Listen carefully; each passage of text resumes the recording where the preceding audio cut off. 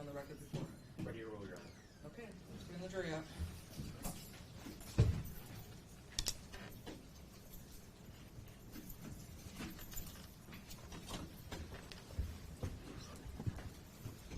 All right, the jury.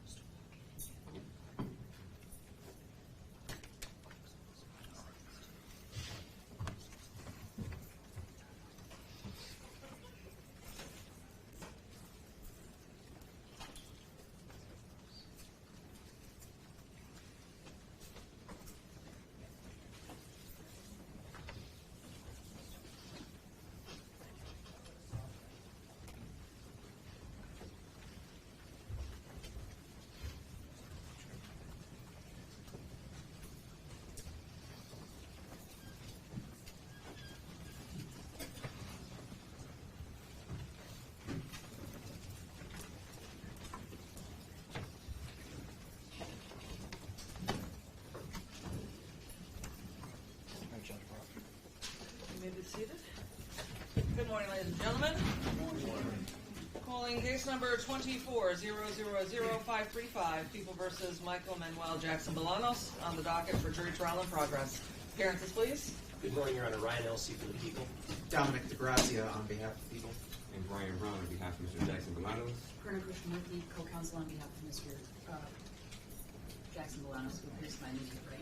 And I do note that, for the record, Mr. Jackson-Bolanos is present. All of our counsel are here, and all 16 of our jurors have returned to us this morning. Good morning, ladies and gentlemen.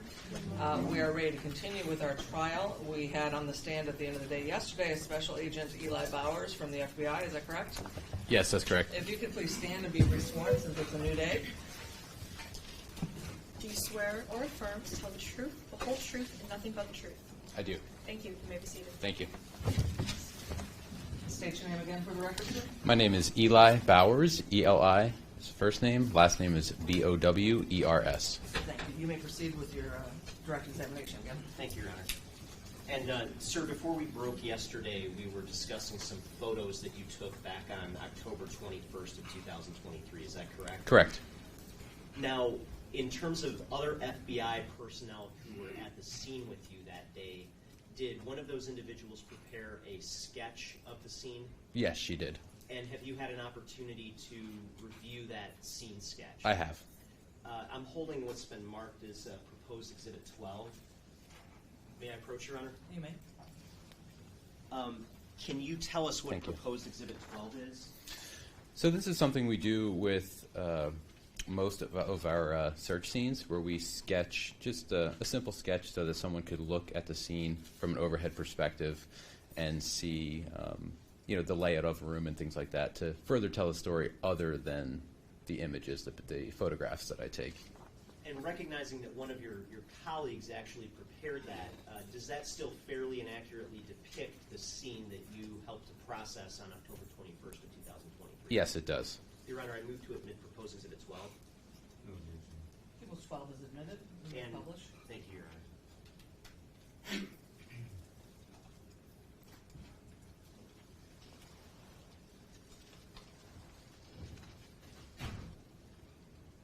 And just taking a look at Exhibit 12, and I'm going to hand you our, we have a different pointer today.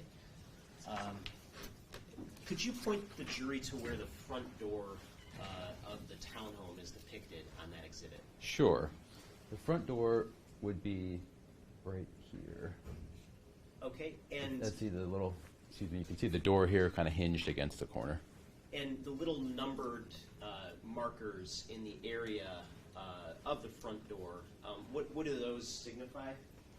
So in this case, and in a lot of cases, we use a sketch to further identify things that were within the area.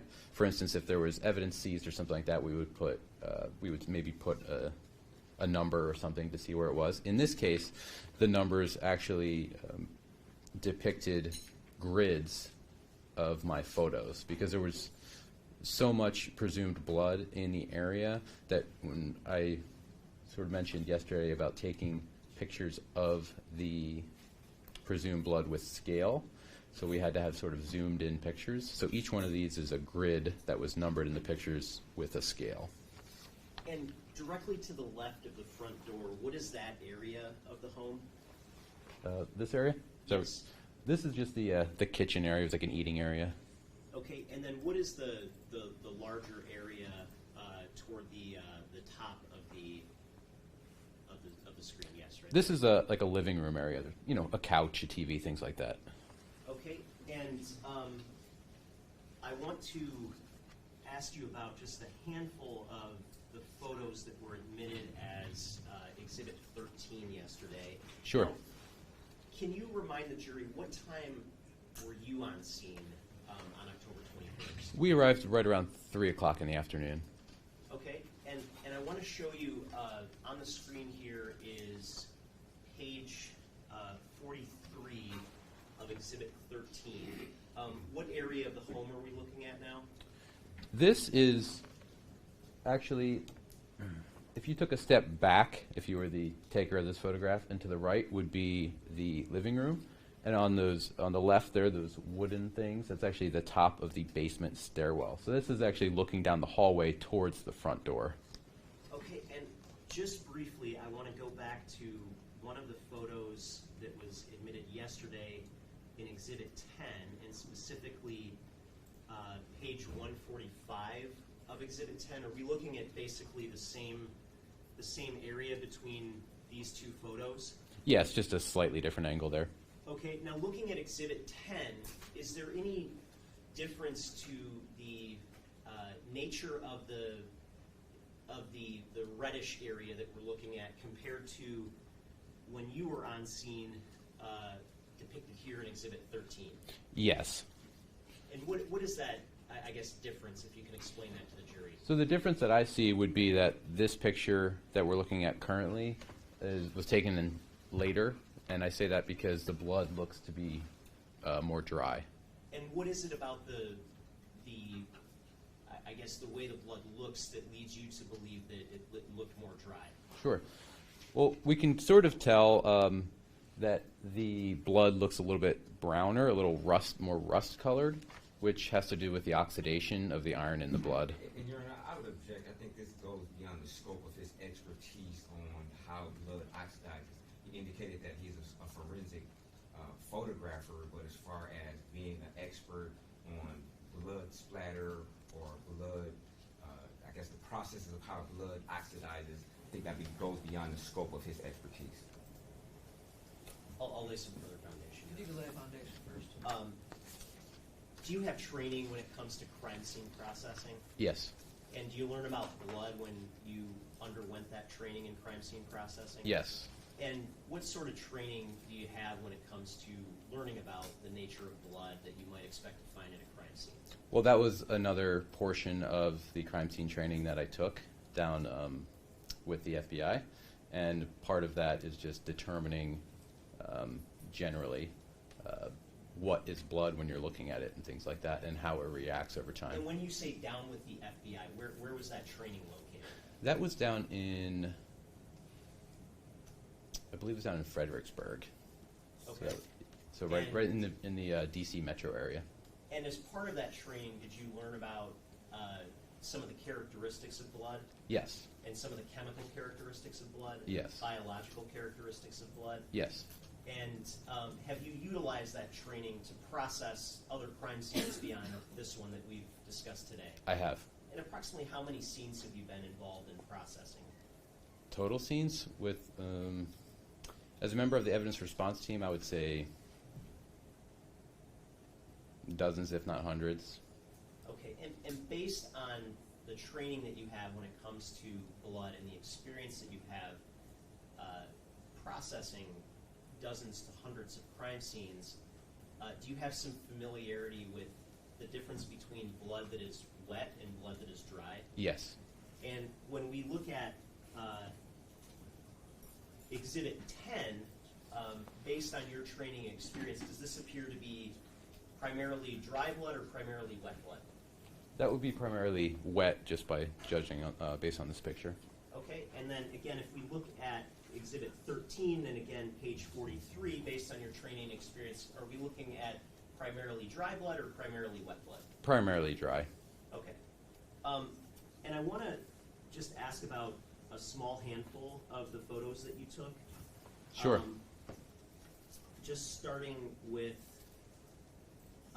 page 4 of Exhibit 13. Can you just describe to the jury, again, just for orientation purposes, where we're looking at here? Sure, that's actually the view heading into the apartment through the front door. You can actually see where I would have been taking that last picture. I would have been looking at myself right there. Okay, and how about page 18? What are we looking at here? And this is a view from the living room facing towards those basement stairs and the hallway. Okay. And how about page 19?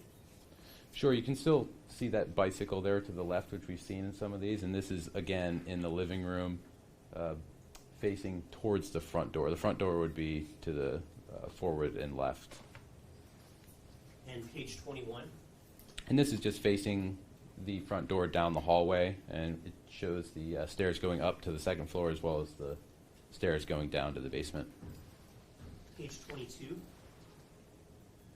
And this is from a similar vantage point, but this is from the living room and taken, we can see part of the kitchen as well. Okay, now inside the living room, was there, obviously we're looking at some suspected blood, is that correct? Yes. Now, other than the suspected blood, did you see any sort of evidence of the room being in disarray? Not in particular. I mean, there were some things moved, which we discussed with the Detroit crime scene, the techs that were there, as for, like the couch cushions and things, but everything seemed to be, minus the blood, seemed to be just a normal lived-in home. There was, there weren't, everything was still on the shelves. There were tables and chairs were still on their feet. Just pretty normal house. Okay. And in the course of your sort of presence on the scene, did you have the opportunity to observe any potential foot impressions? Yes. And can you just kind of describe in general terms the foot impressions that you observed while you're on the scene? Sure. We observed some foot impressions that appear to be caused by a bare foot. There was no like tread pattern or anything like that, and we noticed it in the blood or the presumed blood down that hallway. Okay. And were those, to the best of your recollection, were those impressions oriented in one or both or multiple directions? I remember some in the heading out of the house, but I'd have to look at my pictures again if for any other orientations. Okay. But did you see inside the blood, did you observe any foot impressions that appeared to have any sort of treads or anything consistent with a shoe print? Not that I can recall, no. Okay. Thank you. Nothing further. Yes, thank you. Good morning, Special Agent. Good morning. Now, you indicated that, I guess, one of your objectives when you photograph is to tell a story, correct? Yes. Okay. Now, when you tell the story, are you creating the story or are you reading the story that's already been created? Well, let me explain it this way. I'm telling a story, meaning that someone could be in my shoes behind that camera and seeing what I am seeing on the scene. Okay. Meaning telling my own story with the camera so that Okay. someone could orient themselves to me. Okay, fair enough. Yeah. And isn't it correct when you got to the scene had already been manipulated somewhat? Yes. Okay. Things were changed around, such as the cushions from the couch, correct? Yes. Okay. Such as a purse that was moved to the kitchen table, correct? I don't remember that specifically, but that could be, yes. Oh, what was moved? A purse. A purse. If we can go to Exhibit 13, Slide 8. And you would agree that this is a purse that's depicted on this table, correct? I'm not sure what you're looking at. On this table. You see this brown? Oh, yes, I see it. Okay. It looks to be, yes. Okay. And were you aware that this purse was found on a bench by a bike. No, this is Okay. exactly how the scene was when I got there. Okay, if we can go to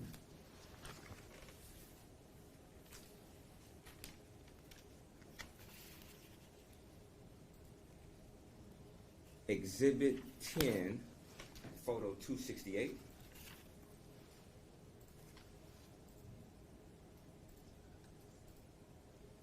Does that appear from your perspective to be the identical purse that's depicted in Exhibit 13, Slide 8? It could be, but I'm not an Okay. expert in that. Or Okay.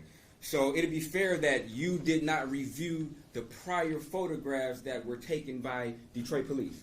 Absolutely not, no. Okay. Now, when you tell a story, isn't it important to know how this story was, I guess, originally written? No, because I'm telling you that the story I'm telling is my story and how I got there, so someone can orient themselves to the scene when I arrive and how we leave it.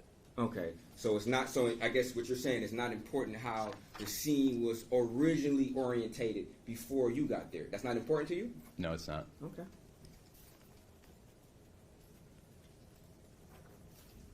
Now, if we could go to Exhibit 10, slide 251. Now, it is your opinion that the majority of this blood that we see here is wet blood? No, you see some wet and some dry in that picture. Okay. But you would agree that the majority of this blood that we're seeing in this photograph appears to be dry, correct? In that photograph, it seems to be, yes. Okay. And just for the record, this is Exhibit 10, slide 251, and you would agree this is the photograph that Detroit police took, not yourself, correct? I wouldn't know who took this picture. Okay, but you just know you didn't take it, correct? Yes. Okay. And in this picture, as far as you know, would have been prior to your arrival at 3 p.m., correct? Yes, my understanding was that they took photos before I arrived. Okay, fair enough. Now, would you agree from your observation that this is a high concentration of blood in this particular area? Yes, it seems to be quite a bit of blood. Okay. And you would also agree, based upon your observation and your photographing this same area, that this particular area had a higher concentration of blood versus any other area in the apartment? Are you talking about the hallway or Yeah. just, the hallway in general, yes. Okay. And would you agree that this appears to be pooling of blood in this particular area, in some areas, especially where it seems to be darker? That seems to be what it is, yes. Okay. And would you agree that in order for blood to pool, well, just the definition of pooling blood, that means it's more blood than maybe a drop or two, correct? Yes. Okay. And would you agree that, in order for blood to pool from an individual, they would actually maybe have to be in this particular area for a particular amount of time? I mean, if the blood was coming directly out of a person, yes, unless it was put into a vessel beforehand and dumped on the floor, that would be the only way to get blood on. Okay, so but you would just to be clear now, Yeah. you would agree that from your opinion that the body may have been laying in this position for amount of time in this area, correct? I would really have no way to tell that.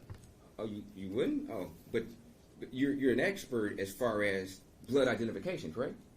Yes, but I'm not an expert in how blood leaves the body. Okay, but you are an expert as far as when blood does leave the body, when it's on the ground and it needs to be photographed. You're an expert as far as determining if it's dry or if it's wet, correct? Well, first of all, I wouldn't call myself an expert in that. I would say that I have just a lot of experience in determining the difference between dried and Okay, wet blood. Well, forgive me, not an expert, but based upon your experience, you're able to give an opinion on, in your opinion, on whether or not this blood is dry or wet, correct? Yes. Okay. And when you make that analysis on when blood is dry or when it's wet, you're determining in your mind or calculating on how long the blood may have been there, correct? Before it dried. No. Okay. But in order for the blood to be dry, you're coming to the conclusion that it was there longer than wet blood, correct? Something to be dry, it would have to be wet first. So yes, there would have to be some time in there. Okay, that's okay. Thank you.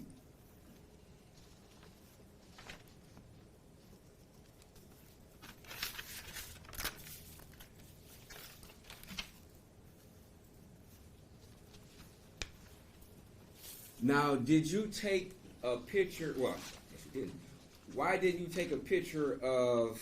If we can go to exhibit number 10.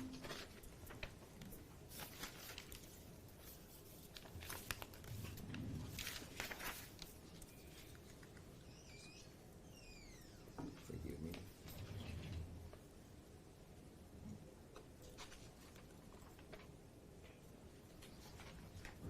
Exhibit number 10, photo 62.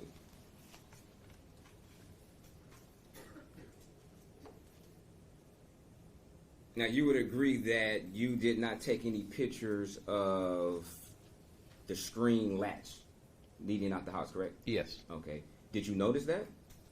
Did I notice it? I don't understand the I question. mean, when you were taking your photos, did you notice this particular object, which is the latch on the screen door? I noticed the latch on the screen door, yes. Okay. Did you notice that it had blood on it? I don't remember. Okay.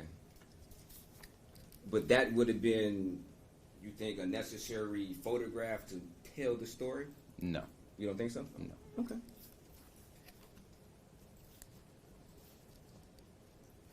Because you would agree that this photograph could tell a story of somebody leaving the house, correct? Maybe covered in blood, correct? So we were asked to take additional pictures. My question is, you would agree that this particular photograph could tell the story of somebody leaving the house with blood on their hands, correct? It would tell the story that there's blood on the latch, yes. Okay.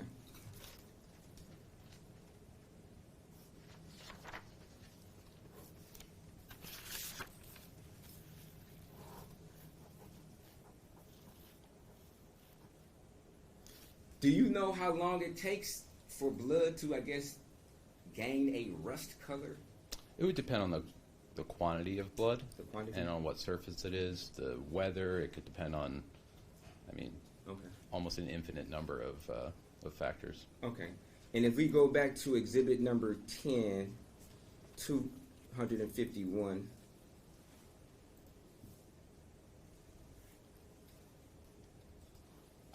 Are you able to determine how much blood this is? No. Okay.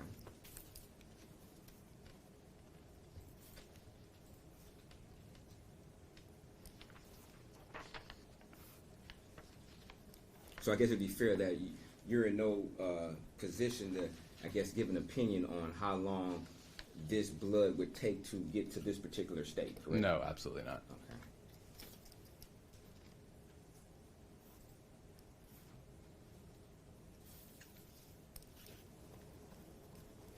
Did you photograph the basement? I believe I just photographed the basement stairs because of the blood that was on them. Okay. Were you aware that there was a sink in the basement? I don't believe so, no. Okay. If we can go to exhibit number 10, slide 304.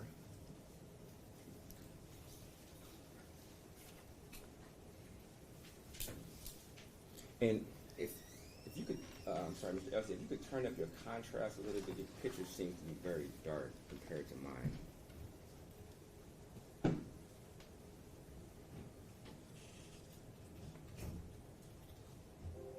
Sorry, it might be, I don't know that I have the ability to control the contrast on that Oh. screen for my, Okay, maybe if I could plug in my laptop, maybe well, I think that the brightness. yeah, I think the brightness would be determined by that screen and not, like the sort of originating screen. Okay. And I'm sorry, I missed the page number. What was that again? 304.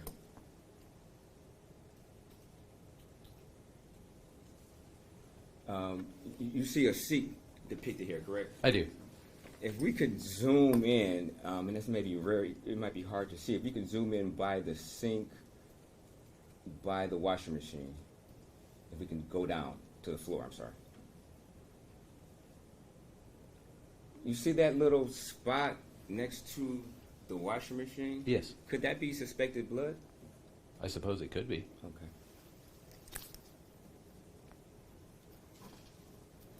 And just to be clear, you didn't take any pictures of this basement, correct? No. And you didn't take any pictures of this sink, correct? No. Okay. And you didn't take any pictures of the bottom of the steps leading to the sink, just to be clear? Correct. Okay.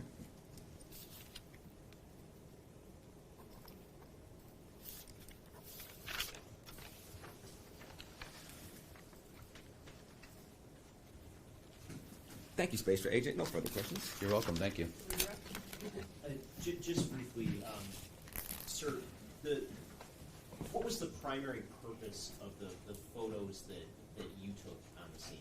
Sure. So the scene had already been searched and photographed by the Detroit Police Department. So the purpose of us taking photographs was to specifically document with scale and our sketch and all the close-up shots of the actual blood, the quantity of blood that was that we could see, the blood splatter, the blood pooling, the blood smearing, all that stuff. So that was our primary goal. We didn't search the rest of the residents. Okay, and if we looked through your photos, just sort of as an example, page 91 of Exhibit 13, would this be an example of a scaled photograph? Correct. Yes. Okay, and what's the scale that I guess is depicted in this photo? Well, so this is a Your Honor, I object. This goes beyond the scope of cross. Well, Judge, with all due respect, I think defense counsel was trying to suggest there was some kind of deficiency in the work that Special Agent Bowers did on the scene. I'm just trying to establish that the purpose was not to re-photograph the entire unit. Objection overruled. I guess, can you just explain the scale that we're looking at in general terms? Sure, that's your our general a forensic photography scale, and that has different markings as far as measurements. And then up at the top in the yellow, we have, if you would zoom in, you would see a number that would correspond with one of the numbers on the sketch. But that scale is used. We capture it in our picture, because then a person in a lab or an expert in blood spatter or anything else would be able to compare the size of the blood with a known quantity, a known unit of measurement on the scale.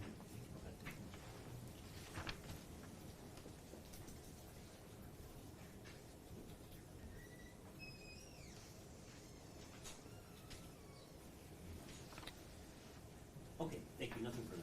Thank you. Any further recross? No cross. Any questions from the jury? I don't see any hands. Thank you. Please give that back to the prosecutor and then come back around behind the bench. You may be excused. Thank you. Next witness. The people call forensic scientist Guy Nutter.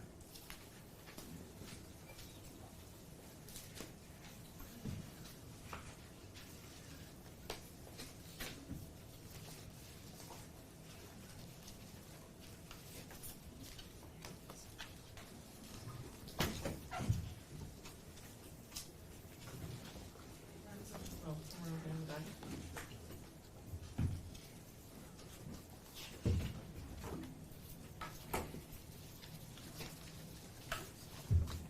Do you swear or affirm to tell the truth, the whole truth, and nothing but the truth? Yes, I do. Thank you. You may be seated. Just settle into the chair. Please pull the microphone directly in front of you. You can hold up just a little bit. You're a little bit taller. And there you go. That's good. And please state your name and spell it for the record. Guy Nutter, G-U-Y, Nutter, N as in Norm, U-T-T-E-R. Thank you. You may proceed. Thank you, Your Honor. Sir, could you tell the jury what you do for a living? Yes, I work for the Michigan State Police in our Forensic Science Division. I'm my title is Technical Leader for Crime Scene and Bloodstain Pattern Analysis. So I oversee our crime scene program and our bloodstain pattern analysts. Okay, and as part of the crime scene program, do you, from time to time, get called upon to help process certain crime scenes? Yes. And do you have any sort of specialized training when it comes to processing crime scenes? Yes. And what does that training consist of? I've been through training in the lab, processing evidence in the lab, for the discipline of trace evidence and footwear and bloodstain pattern analysis, and then also training for going to crime scenes. Not only internal training, but going to conferences and specialized training courses across the country to learn additional techniques. And how long have you been working sort of in the field of crime scene processing? Just over 25 years now. And as part of your role with the Michigan State Police, were you asked to help process a crime scene at 1366 Joliet Place in Detroit? Yes. And what day did you assist with processing that scene? I believe it was October 24th. Okay, would that be 2023? Yes. And when you went to that scene, were you with any other personnel from the Michigan State Police? Excuse me, yes. My partner was Mike Boylan, and then Detective Martinez and Sanchez were there as well. Okay, and what was the purpose of your sort of Michigan State Police team being called out to process this particular scene? Right. We were called out by Detective Sanchez to come look at some of the bloodstain patterns that were present there, to potentially do some chemical processing, and also just kind of walk through the scene and look for any potential other evidence that may still be there. Okay, and in terms of bloodstain patterns, is that sort of a field of analysis that the Michigan State Police Crime Laboratory is equipped to conduct? Yes. And you personally, did you do that analysis in this case? I did not. Was that tasked out to somebody else? Yes. And do you know who that person was? Yes. And who is that? Forensic scientist Joni Johnson. Okay. And during your time at the scene, did you collect or process any evidence at the scene? Yes. And let's start with biological evidence. Was there any sort of biological evidence that you processed at the scene? Yes. And what was that evidence? Yeah, so there was blood on the floor in the entryway, down a hallway, on the wall in the hallway, into the living room, and around the furniture in the living room. There was also some in a stairway that went down to the lower floors. Okay. Did you do anything to sort of process that blood or document it in any way? Right, so we photographed it and just took general notes about it. Did not collect any of the blood stains because they had already, a lot of them had already been previously collected by the other agencies that had processed the scene. Also just examined the blood stains and photographed them in detail for a potential future bloodstain pattern analysis. Okay, and I'm holding what's been marked as proposed exhibit 14, a disc. Is it your understanding that the photos that were taken back on October 24th are contained on this disc? Yes, if it's got our markings and our laboratory number on it, yes. And do those photos fairly and accurately depict your sort of observations at the scene that day? Yes. And would that include photos that would be used for sort of future bloodstain pattern analysis? Yes. Okay. With that, Your Honor, I move to admit proposed exhibit 14. No objection. People's 14 will be admitted and be published. And I'm not going to walk through it because I think it's duplicative of what will be hard to see. But just to let me ask you this: Did you do you have any sort of training or experience in looking for footwear impressions? Yes. And did you? I guess what do you sort of do to look for footwear impressions as a general matter at a scene like this one? Typically, we start with a visual exam. Using our eyes and using light, looking for any types of blood or any types of footwear type impressions. And then if we don't see any, we may process the floor with fingerprint powders to potentially develop them. And then if there's blood involved and there's blood on the floor, like there was in this case, we would look for bloody impressions, shoe impressions, and then potentially process the floors with some chemicals to try to develop those further. And did you use any of those sort of methods to try to find footwear impressions at this scene? Yes. And what sort of work did you do to try to locate footwear impressions at this scene? So started with a visual exam, searched the floor. There were some potentially barefoot type impressions, or at least not shoe impressions, but no indications of actual bloody shoe impressions with the visual exam.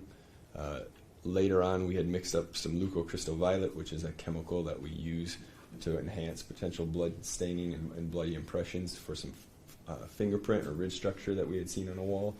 And so I did process an area near the couch and a rug near the entryway with the leucocrystal violet looking for footwear. But part of the reason I didn't process the entire floor is because there have been many, many people through that crime scene prior to me getting there, and I just deemed that I wasn't going to process it any further just because of that. And in the areas that you did process using the chemical, were you able to identify any possible footwear impressions? Not really. There was an area near the entryway where there was some kind of smudging that looked like it could be some type of shoe impression, but the detail was really, really bad, so I didn't bother photographing it or collecting it any further. Okay, and so was it that area? Was there anything useful that could have been developed from that area? No.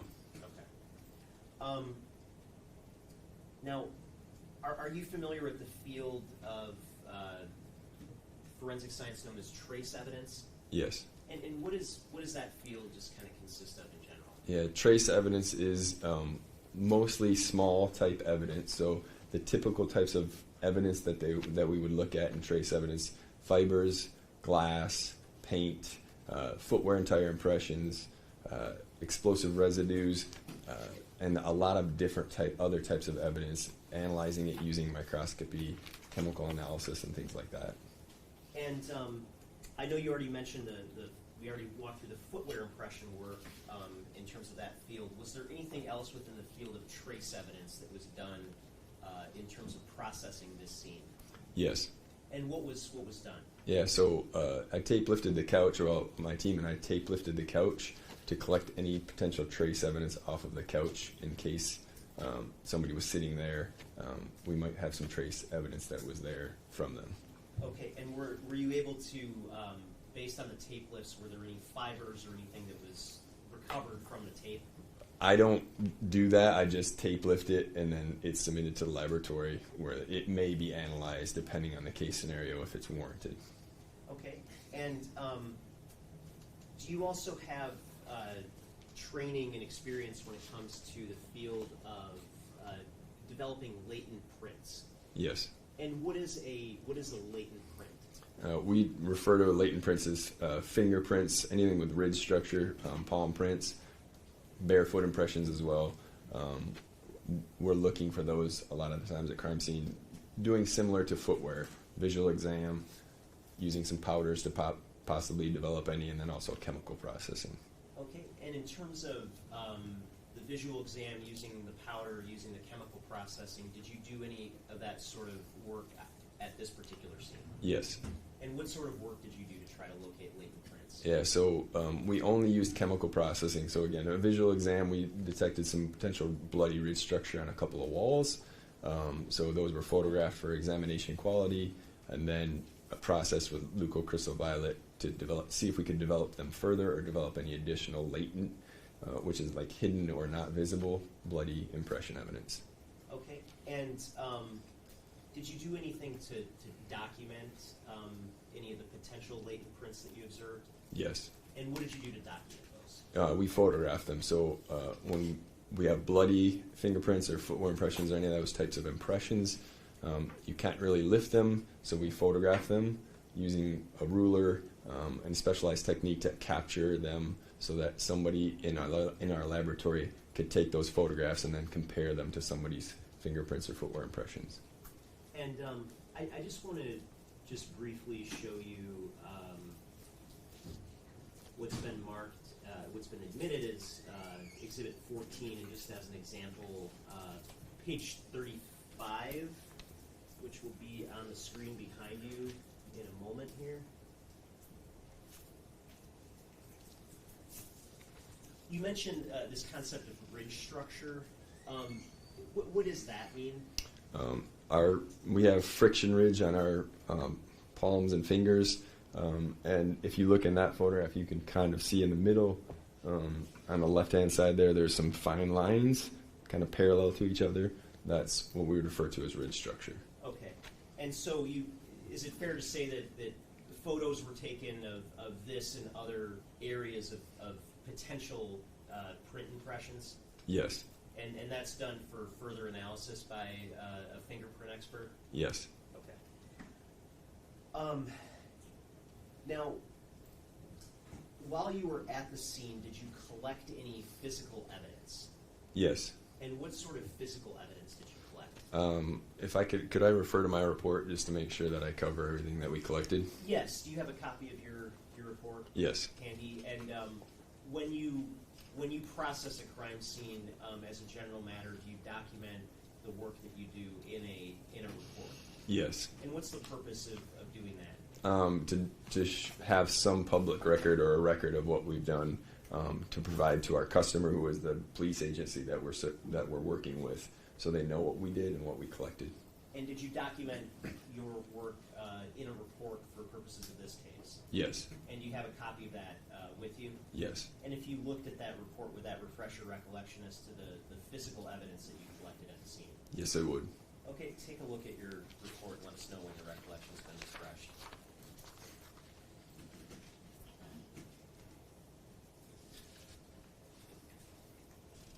Okay. Okay, so do you recall the physical evidence that was collected at this particular scene? Yes. And what was the physical evidence that was collected? I collected a date container, so near the couch there was a plastic container of dates. So I collected the date container. There were some date pits that were also in there, so I collected those as evidence. There was a banana on the arm of the couch that had been partially eaten, so I swabbed the partially eaten portion of it and then packaged the banana as well. Took those tape lifts from the couch to collect any trace evidence off of the couch. The exterior door, so I call it a storm door, that goes into the residence. Upon looking at the window on there was some smudging that looked like it may have some potential ridge structure or even bloody ridge structure. So we collected that window. Near the couch there was a rug. We collected known carpet fibers from there for potential future comparisons. And then the photographs that we took of the latent prints, those were put onto a DVD, and that DVD is then created as evidence as well. And lastly, we created a USB drive of all of our crime scene photographs. Okay, and other than the work that you've already described, was there anything else significant that you did to process this crime scene? Nope. Thank you, nothing further.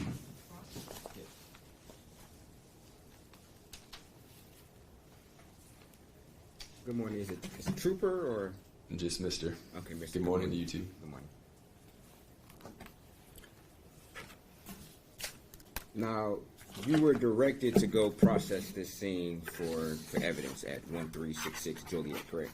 I wouldn't call it directed, but requested. Requested, okay, fair enough. And you indicated that you processed you observed some blood on the steps or stairs leading to the basement? Correct. Okay. You didn't photograph this though, correct? It had already been photographed, and it was captured in our 360 photographs. Okay, so the answer is no? No, we photographed it. Okay. It's not depicted in exhibit number 14 though, correct? You would be able to visualize it in some of the photographs that we took. I did not specifically photograph the specific stairs, but in our 360 photographs, you can visualize the stairs and see the blood staining on them. Okay. If we can just possibly just scroll through exhibit number 14. Okay. Okay. Fair enough. Now, did you process the actual basement? No. Okay. were you ever requested to go process the basement? Not specifically, but I could have had I chosen to. Okay, and you made the choice not to go down there, correct? Correct. Okay. So you don't know whether or not there could have been blood drops in the basement, correct? There could have been, but I would expect the agency would, or our detectives would have told me that there was blood in the basement as well, and I was specifically focusing on the main level. Okay. But if they didn't process the basement either, they probably wouldn't be in a position to tell you there's blood down there, correct? Okay, may I explain a little further? Would that be a fair statement? If they did not process the basement, then they might not be in a position to tell you that there might be blood down there, correct? Correct. Okay, thank you. Now, you also indicated that you didn't do a full processing for foot impressions or shoe impressions throughout the apartment? I didn't use leucocrystal-violet in the whole apartment. Okay, and the reason you stated that is because many people were coming in and out of this apartment, correct?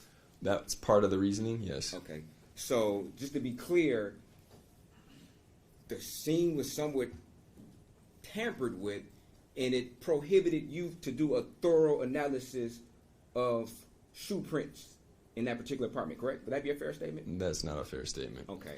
But just to be clear, let's back up a little bit. Just to be clear, you indicated the reason why you couldn't do a thorough or a full analysis in order to determine if there were footprints is because you felt that a lot of individuals were coming in and out of this apartment, correct? That is part of it, yes. Okay. And I guess, from your opinion, their feet would not have been covered when they entered this particular scene, thus giving impressions of shoe prints from individuals which could throw your analysis off, correct? Would that be a good summary? It would, if their impressions were there too, it would hamper the ability to detect any other impressions, yes. Okay, and that's one of the reasons why you did not do a thorough analysis, correct? That is one of the reasons, Okay. yes. Okay, thank you. Now, you also indicated that you did latent prints, correct? My partner did most of the latent prints at this particular scene. Okay. Do you know if your partner was requested to do latent prints upstairs on the top floor? Again, our focus was the main floor of the apartment, so we did not go upstairs because the scene had been previously processed by other agencies. Okay. Were you ever aware that there were allegations that some drawers on the top floor were disturbed? I believe they did tell us that, yes. Okay. Did you take latent prints of those suspected drawers that were disturbed? I did not because we were specifically there looking for the bloody impressions because another agency had already processed the scene for latent prints. So that's a no, right? So that's a no, you didn't do it, just to be clear, right?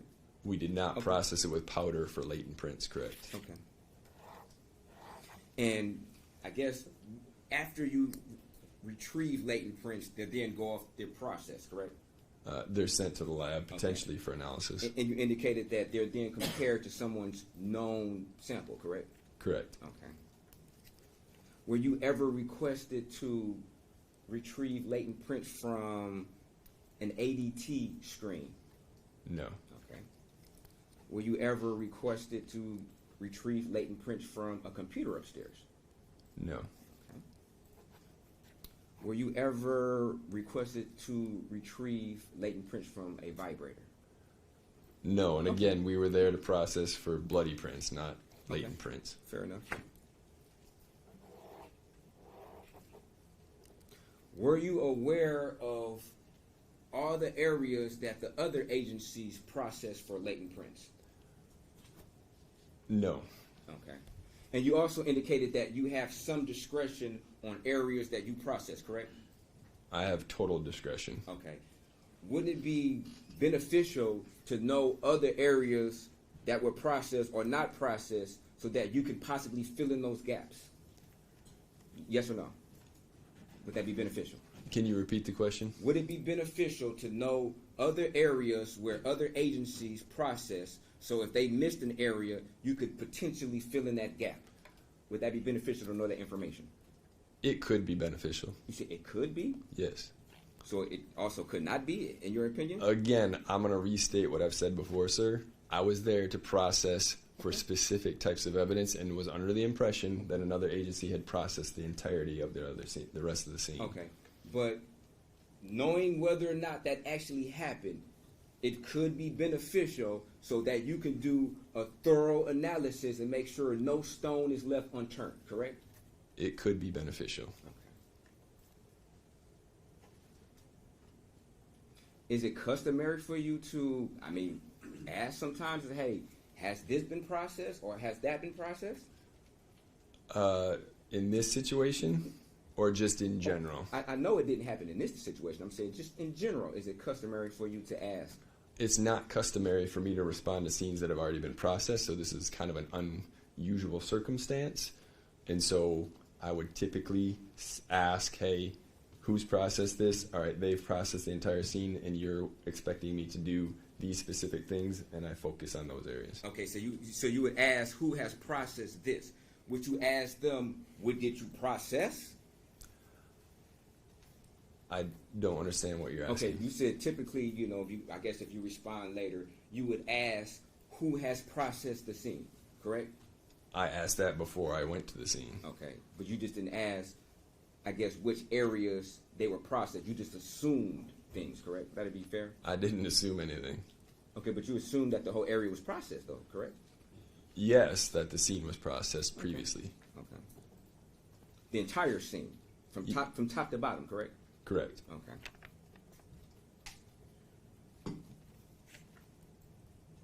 Now, some of these fingerprints on the wall, they were retrieved from the hallway area. And let's go to slide number...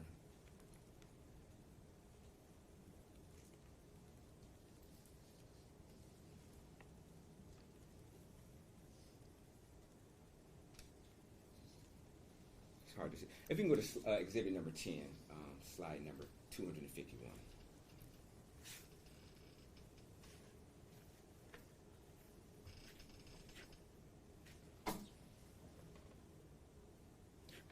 Now, these fingerprints, would it be fair to say that the fingerprints that were retrieved, these latent prints, were on the wall of this hallway that we're viewing right now, correct? Correct. Okay.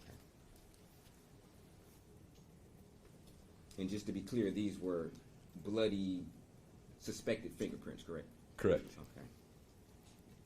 Did you take any pictures of suspected footprints? They're captured in our 360 general photos. Okay.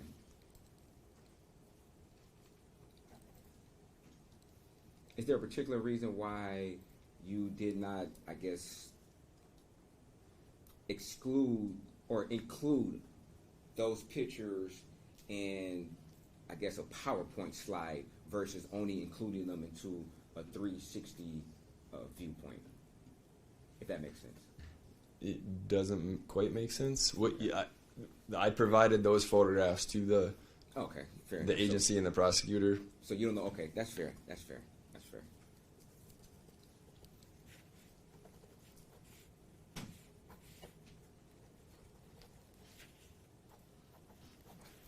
Did you ever receive a cell phone for you to process for either trace evidence or blood? No.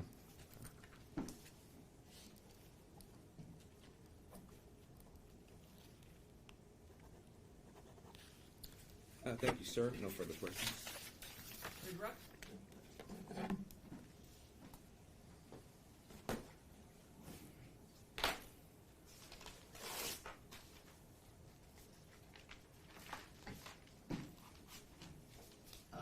Sir, just briefly, are you familiar with the process that's used to swab a surface for possible touch DNA?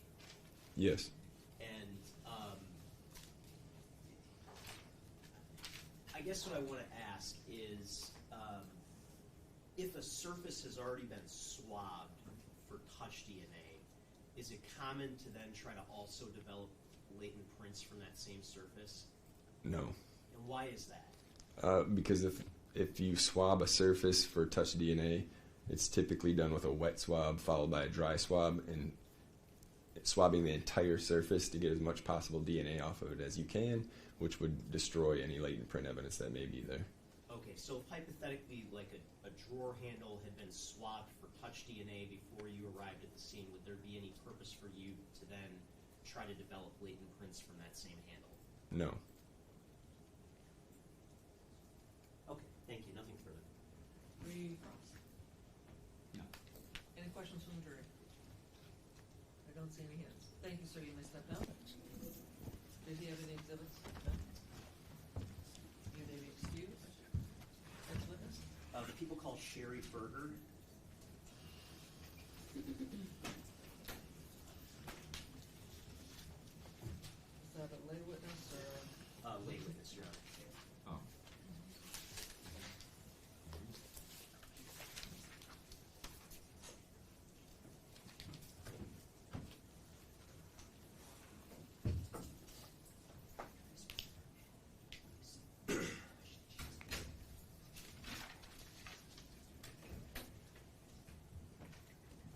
Do you swear or affirm to tell the truth, the whole truth, and nothing but the truth? Thank you. You may be seated.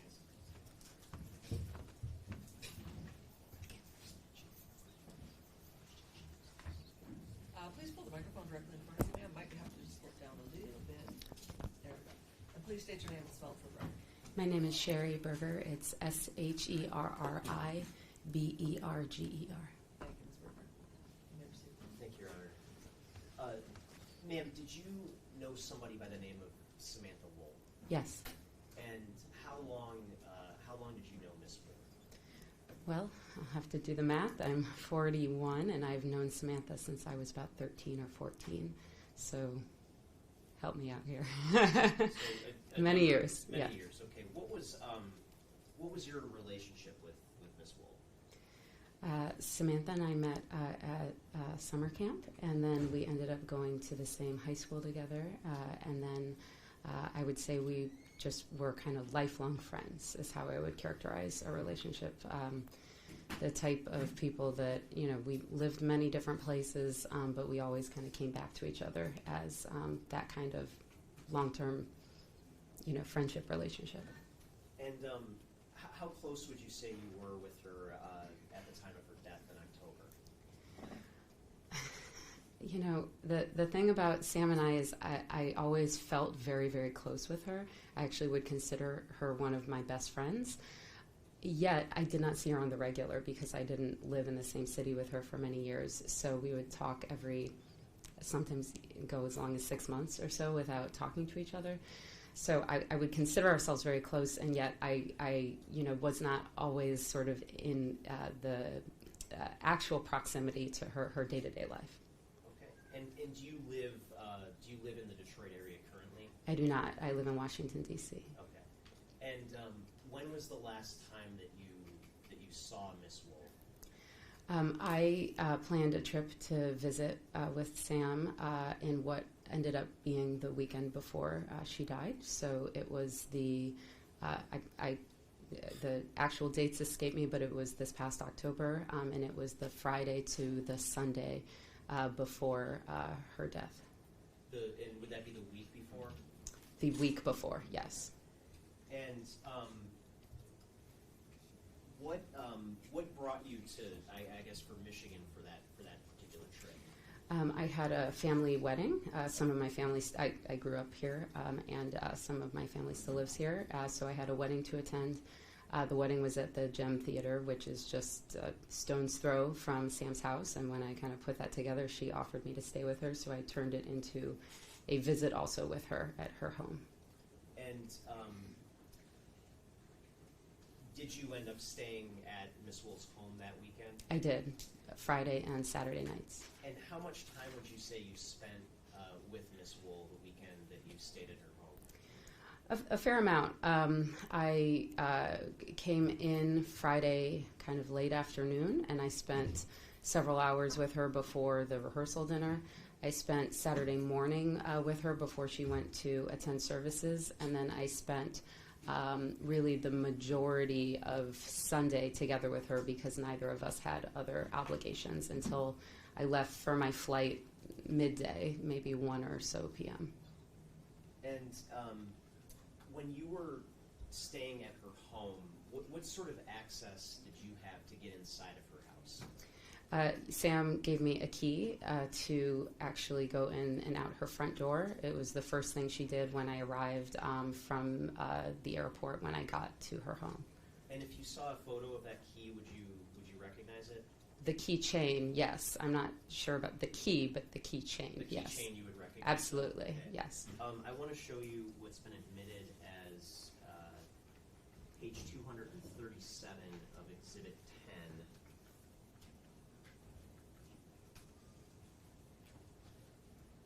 10. Appear on the screen momentarily. Does that photograph look familiar to you? Yes.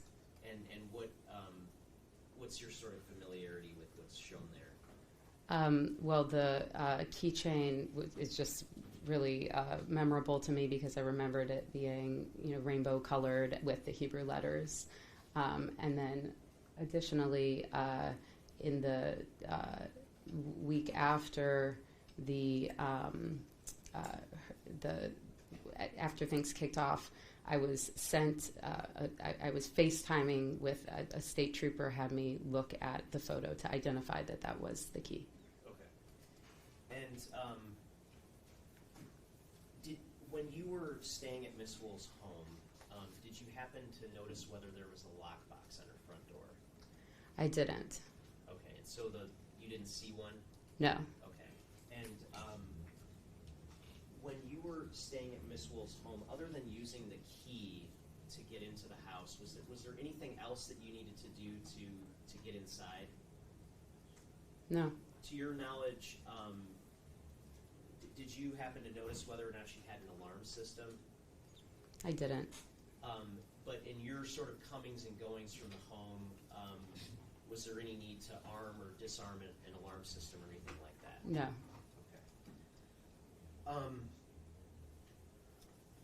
During the time that you stayed with Miss Woll that weekend, how in depth were your conversations with her? I mean, fairly in depth because we were catching up after, our kind of usual many months hiatus, and we spoke at length about, her amazing work at the synagogue and kind of all of the renovation work that was underway there. So kind of professionally, her career, a little bit her love life, friends that she kept in touch with, people from high school, that kind of thing. And again, we can't get into specifics of what was said in these conversations, but based on your conversations with Miss Woll, were there any concerns raised about her safety? No. Were there any concerns raised about any romantic interests or people she was involved with? Not concerns. I knew that she had recently ended a relationship or had left a relationship, and but concerns from a kind of emotional vantage point, around, her desire to still be with someone and find a match, but no concerns in terms of any danger or anything like that, if that's what you mean. Yeah, so did you know her, I guess, to express any concerns about her safety? No. Any concerns about anybody threatening her? No. Any concerns about her having any sort of enemies? No. Any concerns about her having any sort of conflict with anybody? Not conflict, no. I mean, the usual kind of work, challenges in the workplace and that kind of thing, but conflict, no. And you knew Miss Woll for, I guess it'd be 24? I'll take your word for it, yeah. Over 2 decades, yes. Right? And did you get a sense of her personality, obviously, during the time that you were friends with her? Yes. And what was her sort of personality like in general? Eternally optimistic, I guess I would say. I think Sam was just like bubbly to an extent, and her enthusiasm was really infectious and contagious. When I first met Sam, she was wearing purple contact lenses in the 7th grade or whatever, and she was just vibrant and always wanting to help people and kind of share her love of things with others, and that's I don't know, insofar as those are personality traits, those are the things that most stand out to me about her and why I loved her. And when you were with her the weekend before her death, did she seem like she was herself, or did she seem like something was off? Oh, and in spades, and in fact, my kind of overarching feeling leaving that weekend with her, and I think I even said as much to her, was that I really felt she had kind of recently come into her own, and she was really able to do kind of professionally, and was really spreading her wings in ways that I had always hoped for her, and I think she was really kind of self-actualized in a way that I hadn't really seen previously. And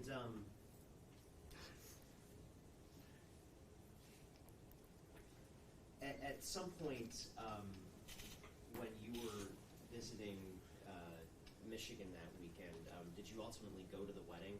Yes. And did you bring the key to the wedding with you? I did not. And kind of after making such a production of me getting the key and having it, I ended up being rather on the late side, returning to Sam's house to get ready for the wedding. So in that process, I had carried the key all day long with me in my, I guess I would call it my day purse, and then I changed into my wedding clothes, and I forgot to take the key out of the purse I had used all day and put it in the kind of fancy, nighttime purse. And so I went to the wedding without the key, actually, as it turned out. And was the wedding on Saturday night? Saturday night. Saturday night. Yeah. Okay. And when did you ultimately leave the wedding and go back to Miss Woll's home that night? I did, yeah. And it sounds like you did not have the key on you physically at that point, correct? Correct. And do you remember approximately what time you got back to her home? I want to say about 12:30 a.m. Yeah. Were you able to still get inside the house?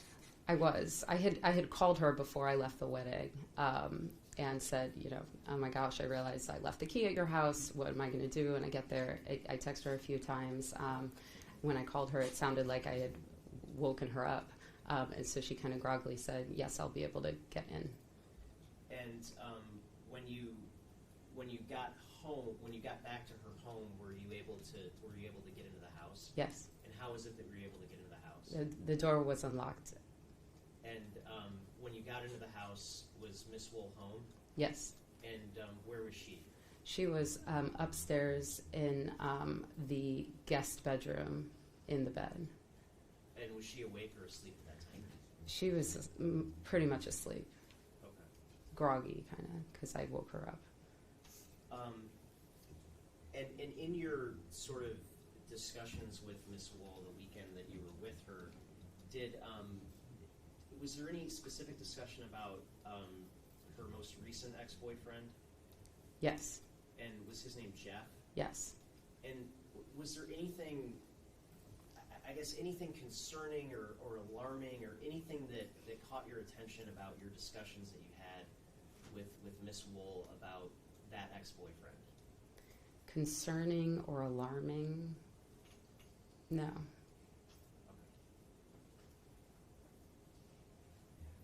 Okay, thank you. Nothing further.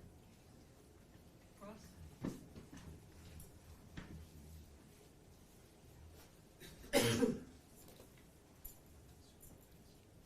Good morning. So, Miss Berger, yeah. Berger, thank you. So, Miss Berger, I heard you speaking a lot about Miss Woll, and you had mentioned the work that she did, correct? Mm-hmm. Now, Yes. Sorry. Can't have Sorry. Yes. it sounded from the way that you were describing it that her work was something she was very passionate about. Very. Fair to say that you would describe her as a strong individual? Yes. Would you describe her as having a fighting spirit? Yes. Okay. what, I just wanted to ask you, what was it that you meant when you said that she was coming into her own? I meant that Sam, I think, for a while, Sam had a tremendous amount of energy and passion and desire to do good, and I think it took her a little while to figure out how best to apply that professionally. Okay. In her 20s, she was sort of bouncing around a little bit, and I really felt she had hit her stride. Okay, that's wonderful. Now, I want to ask you, so you had said that you would come to visit her. Would it be fair to say that that would have been October 13th of 2023? I believe so. If that's the Friday, yes. Okay. Yeah. And when previous to that had you seen her in person?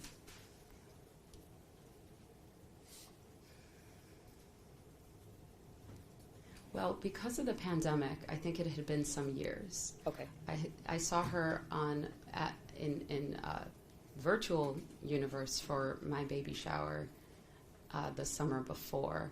But prior to that, it may have been when she had last visited Washington, D.C.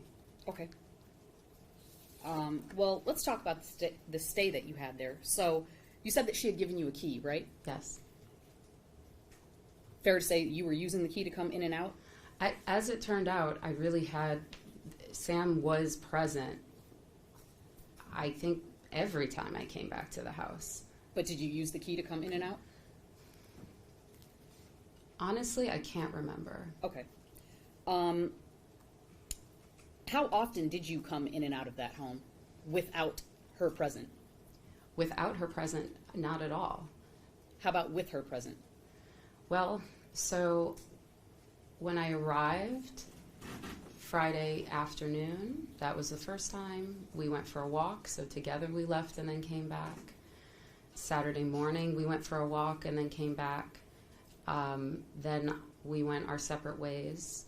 Then I came back to prepare for the wedding, at which point she and a friend were in her apartment or in her home. Then I went to the wedding and came back, and then Sunday morning we were together going, in and out once or twice. Now, you had said that the prosecutor had asked you about that lockbox, right? A lockbox, yes. He asked you about a lockbox. Yeah, Now, your response was that you didn't see it. correct. So, fair to say that, well, I don't want to say fair to say. Let me ask you this. So, was it there and you didn't see it, or it wasn't there? I don't know. You just don't know. Because she gave me a key when Okay. I arrived. Well, let me ask you this, too. So, the prosecutor also asked you about Jeffrey Herbstman, right? Yes. Did you understand that the breakup between Samantha and Jeffrey was not mutual? Sort of. I mean, Did you understand that she broke up with him? that was how I understood it at the time. Did you understand that she had broken up with him multiple times before the final breakup? Not really, although I got a sense that it was sort of a on again, off again kind of a thing. Did you understand that he was unhappy about the fact that they had finally ended things? Judge, objection. I'm not sure how she can testify to Mr. Herbstman's state of mind. Sustained. Okay.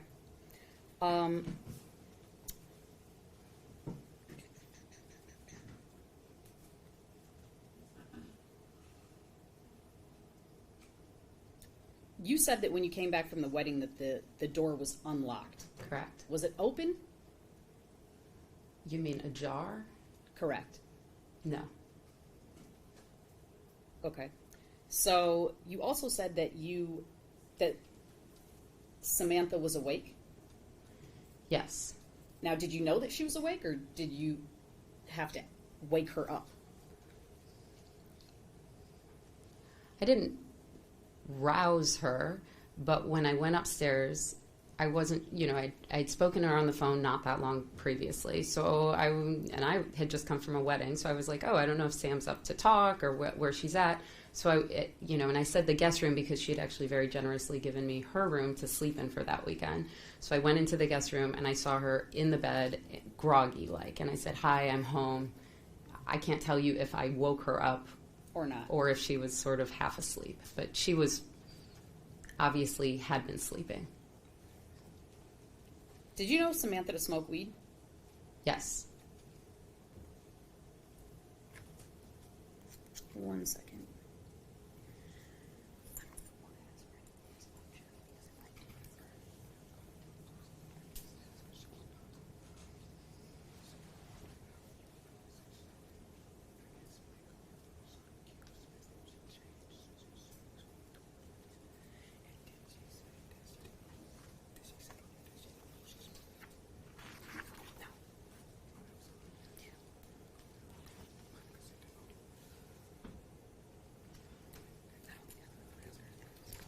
No further questions, thank you. Redirect.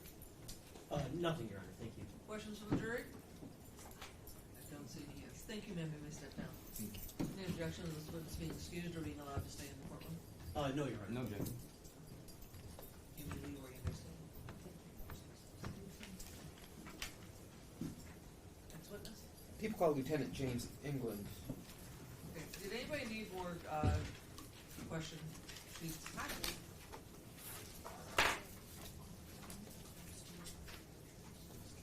You know what, we'll just grab a bunch and put them on the end there. And then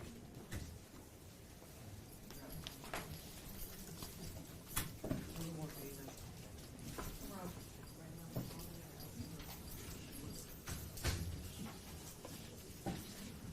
Watch it, watch the door, watch the door. I knew that was gonna happen. Sir, step up here, stop right there, face this young lady. Do you swear or affirm to tell the truth, the whole truth, and nothing but the truth? Thank you. You may be seated. You can swing that microphone out or sit down. Then once you're settled. Well, one of you, please state your name and spell it. for the record. James England, Jamesengland. Good morning, sir. Could you please tell us where you work? Yes, I work for the Michigan State Police at the Northville Laboratory. And what type of work do you do for the Michigan State Police at the laboratory? I'm a supervisor of the latent print unit there. And within the latent print unit, as a supervisor, what type of actual work do you do in that capacity? I process evidence, try to recover latent prints, and I supervise my unit that's also doing the same thing, and I'm trained. And what type of training or education have you received in order to work in the field you're currently working in? So I had a 2-year training program that I went through once I was accepted into the program. So that included internal training, external training. I continue to train now, attending classes and things, workshops, webinars, things of that nature about developing latent prints, looking at them, comparing them, reporting. And how many years have you been doing this type of work for? I'm sorry. I've been a supervisor for a little less than a year. I've been doing independent casework for about 14 years following my 2-year program in training. And can you give a rough estimate of how many cases or latent print examinations you've worked on over the course of those of your career? I don't have an exact number. Generally, I've done anywhere from 250 cases per year to 450 cases per year. Some of those cases there are no prints for me to compare, and then sometimes there might be 50 prints or 80 prints or more to compare on a case. And have you ever testified in court before as an expert in the field of latent fingerprint examination? Yes, I have. Your Honor, unless there's no objection, I would move to admit his testimony as an expert in the field of latent fingerprint examination. No objection. So this witness's testimony will be accepted as an expert in the field of latent print examination.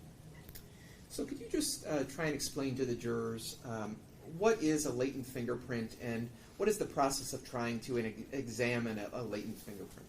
Sure. So essentially what it'll start is we're looking at the skin that's on the palm side of our hands or even the soles of our feet. We call this friction ridge skin. And a latent print is a reproduction of that skin on an object that is touched. Okay. And so what we'll do is we'll inspect items to see if there are prints that we deem are of value for us to compare. We'll do an analysis of those, and then if there's somebody for us to compare that to.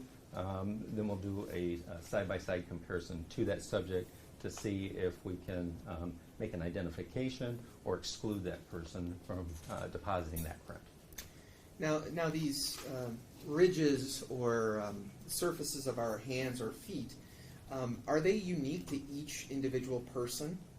Well, that's a theory that we have, and that's what we base it on, is that they are highly discriminating and variable, and that they're persistent. And so we use those for identification purposes. And so if a fingerprint or a suspected print has been lifted or taken a photograph of from a scene, what is the process by which you compare that to a known individual's prints? So what I'll do is I'll analyze the print, and this is done electronically, so I do it on a computer screen. So if there's a print, as in this case, that was submitted to us, I'll go through and do an analysis of that print. So I'm looking at the ridge flow of that print, I'm looking for individual characteristics in that print, and I'm looking to see if there are any what we call a red flag or anything that gives me cause for concern in that print based upon how it looks, the quality of that. Once I have gone through and done an analysis and a markup of that print, I'll then go to a known impression for whoever I'm comparing. I'll do the same thing. I'll do an analysis of it and look at that print. And then I will select features in the latent print itself, and then I'll look at the known print and see if those features are found in correspondence there. If they are in correspondence, I will go back to the latent print. I will select additional features, and I will go back to the known. And so I'm going back and forth, looking to see if there's correspondence in there, or if there's disagreement. Maybe there's not correspondence there. And so eventually I'll evaluate that, and I'll come to a conclusion. It's going to be either identification or an exclusion. We also have an inconclusive decision that we might make, and basically that means is I can't say that print was made by this person, and I can't say they didn't make it. I can't identify them, I can't exclude them. So can you just describe and I apologize if you've already described this briefly, but describe the process by which a print of somebody's body part could be left on an object? Sure. So when we're talking about the skin that we have on our hands, so we have sweat that we exude from our pores in our hands, and we'll pick up oil from our face and our hair and things like that. This will coat those friction ridges, and when you touch an object, you might transfer that material, that sweat or that oil or something, onto that object that's been touched. So are there any factors that could influence whether or not a print from somebody's hand, for example, would be left on a surface? Yes. So if I put my hands down and I dry my hands off and there's no sweat and I remove that and I touch an object, there's no material, there's no sweat, so there's no transfer of that material, so there's no latent print left. Another factor is the manner in which we touch things. So if I put my hand down on this object and I pull it off and a nice smooth transfer, I'm more likely to leave a latent print on there. But if I put my hand down and I smear it across that object, then I'm just smearing that material, and that can destroy that print itself, and so I don't have a print that I can actually compare. Go ahead. Okay. Now, if there is a print that's left on there, if anything comes along afterwards and comes into contact with that, because prints are fairly fragile, that can be destroyed. So if I put my hand down and then I remove it, and then I put my sleeve down and rub across it, I can remove that print that might have been there. I can remove that as well. If I have anything on my hands, like if I'm wearing gloves or something like that, that will can prevent material from actually transferring onto an object. So in wintertime, everybody's wearing gloves and things like that. That will obscure that as well.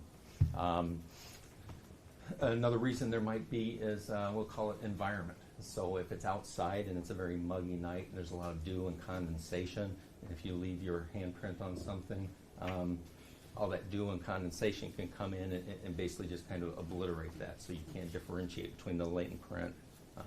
Same thing if it's hot, it might evaporate. So you mentioned that fingerprints are fairly fragile. So whether it's a print could be possibly damaged or affected by the environment, does the Michigan State Police have any standards by which they determine whether or not a fingerprint or a palm print or a footprint is of comparable value? Well, yes, we have a recently released standard operating procedure where we go through and assign a numerical value to those types of prints. That wasn't the case when I did this particular case. This just was released in April of this year. And so ultimately, were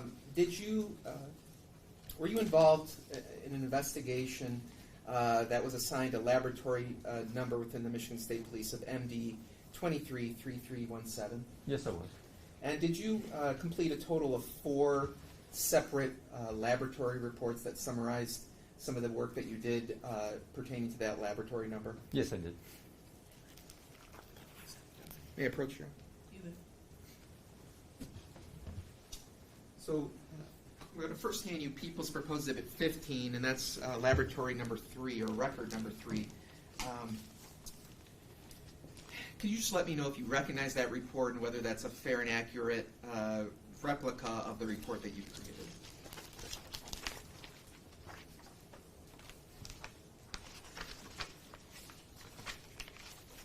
Yes. Right, so that's a fair and accurate copy of your findings? Yes. People move to admit People's Proposed Exhibit 15. No objection? No. People's 15 will be admitted. You may publish if you want to. Or, just for the jury's sake, all of these exhibits that have been admitted, anything that's admitted, will be available for you to look at during your deliberations. And now I've had a People's Proposed Exhibit 16. Is that another report that you created? Yes, it is. And that's a fair and accurate representation of the report that you created? Yes, it is. People would move to admit People's Proposed Exhibit 16. No objection. People's 16 is also admitted. Now I'm showing you People's Proposed Exhibit 17. Could you look at that and let me know if that's a fair and accurate representation of the report you created?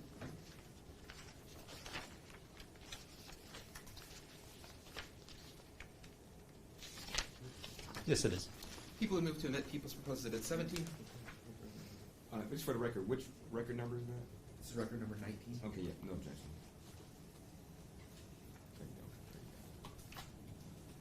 Is it admitted, Your Honor? It is. Okay. Now I'm showing you what's been marked as People's Proposed Exhibit 18. Could you let me know if that's a fair and accurate copy of the report that you created?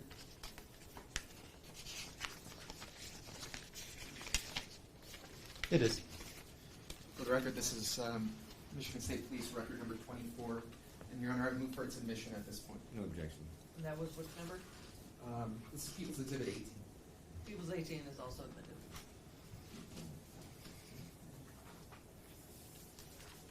All right, so I'm going to start with People's Exhibit 15, which is Michigan State Police record number 3.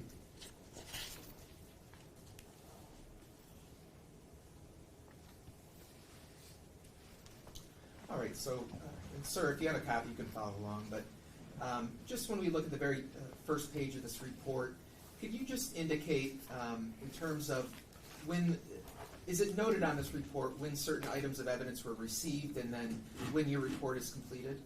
Well, there's a date received date at the top right of October the 25th, and then date complete is when I wrote the report was November the 2nd. All right, and so as we go down, is there a category that's labeled evidence received? Yes. And can you just describe what is meant to be represented in this section of your report? So these are the items that we received either from the agency itself or from our own agency that went out and responded. So we had a couple of doorknobs that were submitted, a plastic container, a partially eaten banana with the peel attached to it. There was a clear window, and then the remainder of those objects are digital images that were submitted on a CD. And so were those items processed to attempt to recover or determine whether there were any latent prints of comparable value from those objects? Yes, they were. And can you just describe, like, what is the process of processing an item to attempt to retrieve a latent print from it? Sure. The first thing we do is a visual inspection. So we want to look and see if there are any latent prints that we can observe, and then we'll go ahead and photograph those. And then we'll use various chemical and lighting and physical processes to try and further develop any additional latent prints. We want to start with the least destructive method and then move forward to the more destructive methods. And then as we develop additional latent prints during our processing, we'll go ahead and photograph those as we go along. So as a result of this processing process that you did, were you able to recover any latent prints of potentially comparable value from these objects? Well, yes. So in total, there were 7 fingerprints and 3 palm prints, and 1 latent print that was either made by a finger or a palm, either collected from these items or from the digital images that were submitted. And can you just describe, and I know, let me ask you this question. To the left of the evidence received column, are these items given a specific item number or label that is specific to the Michigan State Police Laboratory? Yes, that's how we summarize the contents of those containers. And so container 2, and we use 2 and 2A. And obviously, container L1 that actually was submitted from a scene. So that's why there's an L in front of it for our lab response team. The same for the rest of those items, including the images. All right, so if you could just kind of explain to the jurors, and we're not going to go into great detail, but which specific objects were you able to retrieve latent prints from in this lab report? Sure. So on the, I'll go back up. So item 2, there's a silver doorknob there that had a lockbox. So there was a latent print on the inside of that lockbox. The second doorknob that you see, 2A, that also had a latent fingerprint that was developed on that. The plastic container had latent prints as well on that. The clear glass window had 2 palm prints, and there was 1 palm print from the submitted digital images. Now, so do there exist databases that you have access to where you're able to basically submit these comparable unknown fingerprints into that system in order to determine if there are potential specific individuals who can be compared to those unknown fingerprints? Yes, so we have what's called the Automated Fingerprint Identification System and Next Generation Identification. The first one, the APHIS system, that's the Michigan state system. The NGI is the FBI system. And what we can do is we can take a latent print and encode it into that system and launch a search where it will search against known impressions, so impressions that have been collected from individuals, and see if we can develop a candidate list. And then we'll try and, if we find suitable candidates, do comparisons. And so when you ran these potential fingerprints through these databases, and that's summarized in this lab report, were you able to find any potential candidates from those computer database searches? No, there were no suitable candidates. Okay.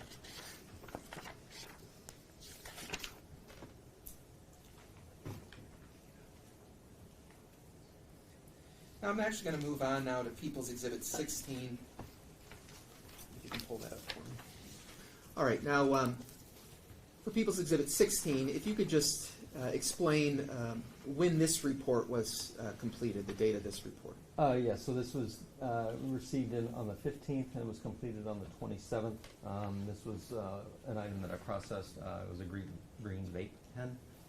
So I processed to try and develop any prints for comparison, and I didn't develop anything that was comparison value. And So is you that said the 15th of what month and year? This was November of 23. so ultimately there was just one item that you attempted to recover a comparable print from? On this case record, yes. And the the end result of that, of your work on that item was what? I didn't get anything of comparison value on that. And that is the sum and substance of People's Exhibit 16 and Lab Report number 12? Yes, it is. Okay. Now moving on to People's Exhibit 17. All right. So can you just describe the date that you received certain items and when this report was completed? Yes. So this request was received January 22nd of this year. I completed it on February 5th of this year. And there was a request from the submitting agency to do comparisons to the two listed subjects to those latent prints that we had on file. All right. And so when you say comparison, so what exactly are you comparing? What to what? So again, I'm going back to those latent prints and doing a side-by-side comparison to the known impressions for those listed subjects. And when you say listed suspects or subjects, who are the two individuals, the identification of these two individuals that you compared in this report? So it's Michael Jackson-Bolanos and Jeffrey Herbstman. And so, essentially, did you have what were purported to be known fingerprint samples from those two individuals? Yes, I had fingerprints for both, and I also had palm prints for Mr. Jackson-Bolanos. And so did you compare those known fingerprints to the fingerprints that were summarized in People's Exhibit 15? Yes, I did. Okay, and so if we go down,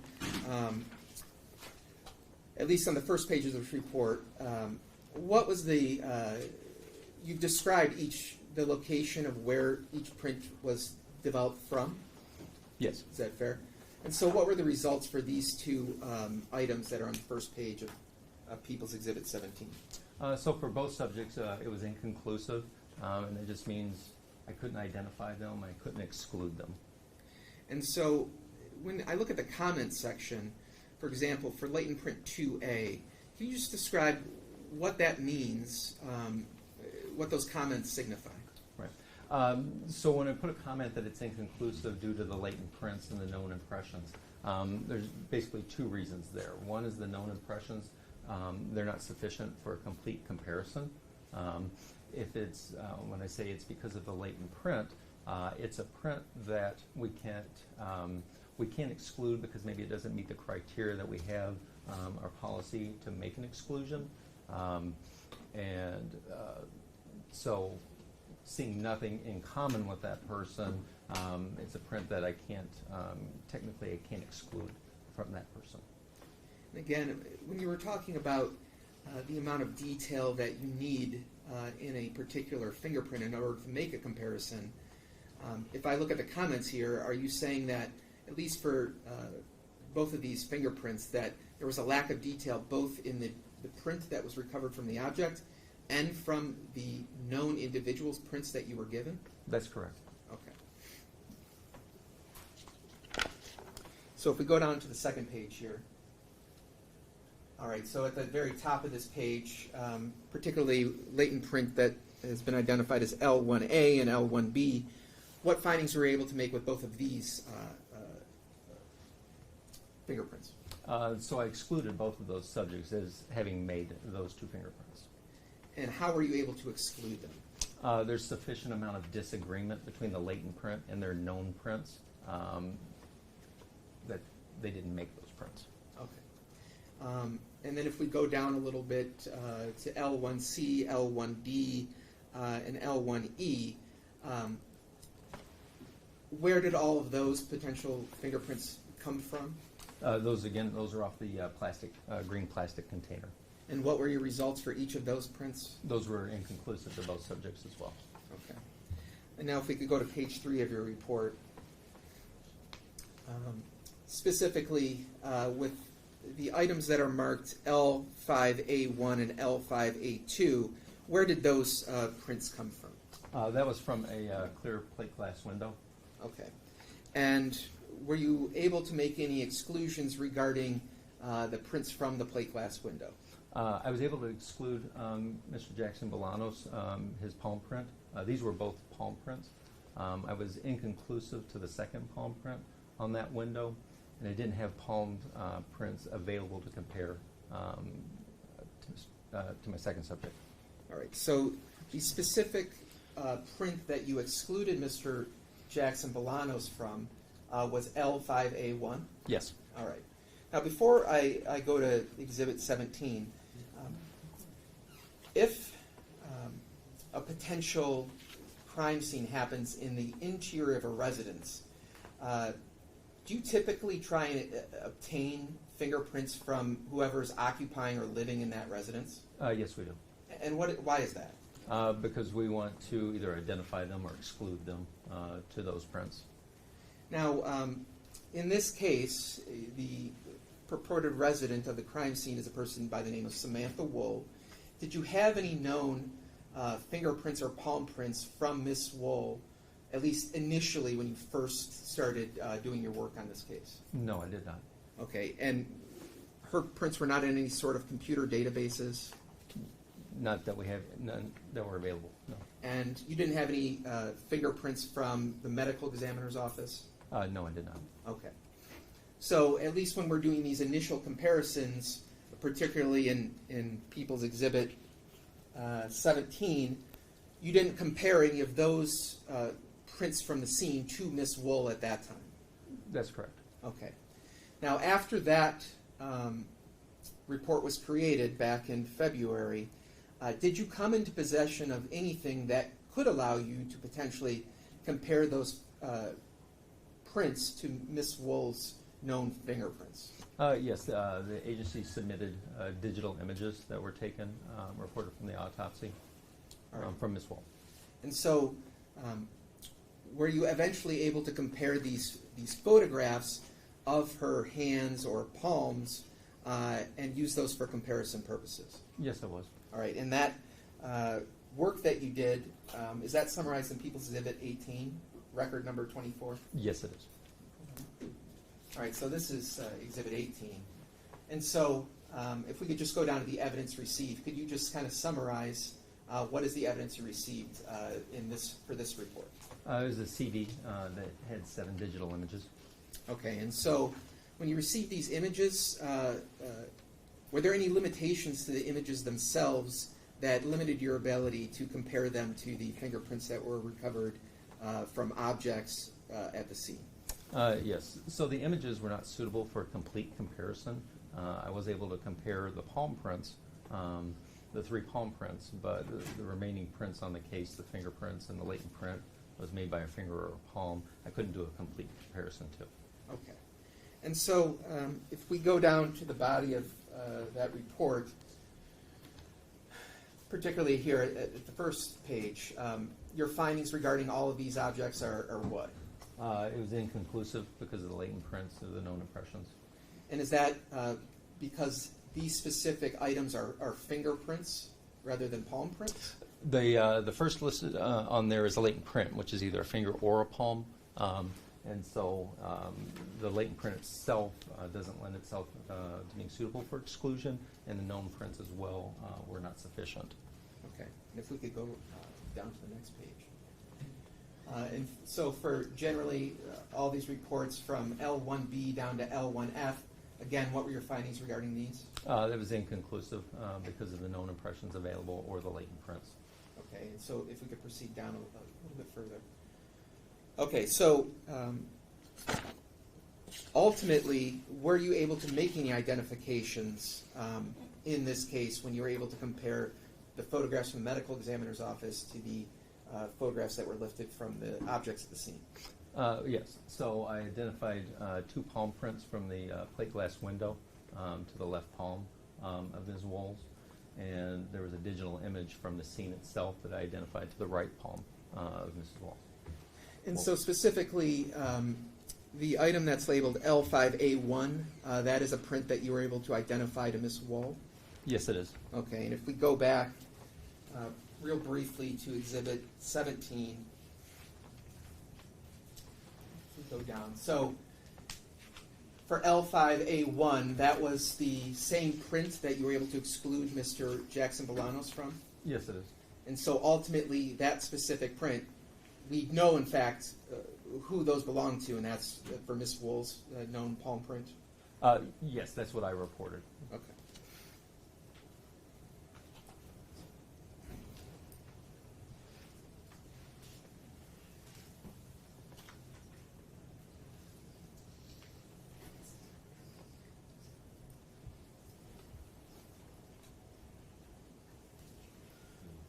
So, earlier you had testified things that can affect whether or not a print is left from a human touching an object, correct? Yes. All right, and so in terms of any potential articles of clothing that they may be wearing or things like that, what types of things could affect whether or not somebody leaves an identifiable print even though they actually have touched an object? Well, if there's a barrier there between the skin itself and the object, that can prevent that. So obviously if somebody had on a set of gloves, that could preclude a print from being left on a surface of an object. Yes. I don't have any other questions, Jeff. Ross? Good morning, Lieutenant. Good morning, sir. Now, you indicated that when the question was proposed to you, whether or not every individual has a unique set of fingerprints, you indicated that's a theory? Yes, because scientifically we can't prove that all fingerprints are unique because we don't compare everybody's fingerprints to everybody else's. Okay, so what type of certainty, I guess, would you have after you make some type of identification that, in fact, that print is unique to that particular person that you're identifying? I'm confident in my opinion. Confident? Yes, sir. Okay. But you wouldn't be able to give maybe a percentage to it or anything like that? It's just... No, that would be making up a number. Okay.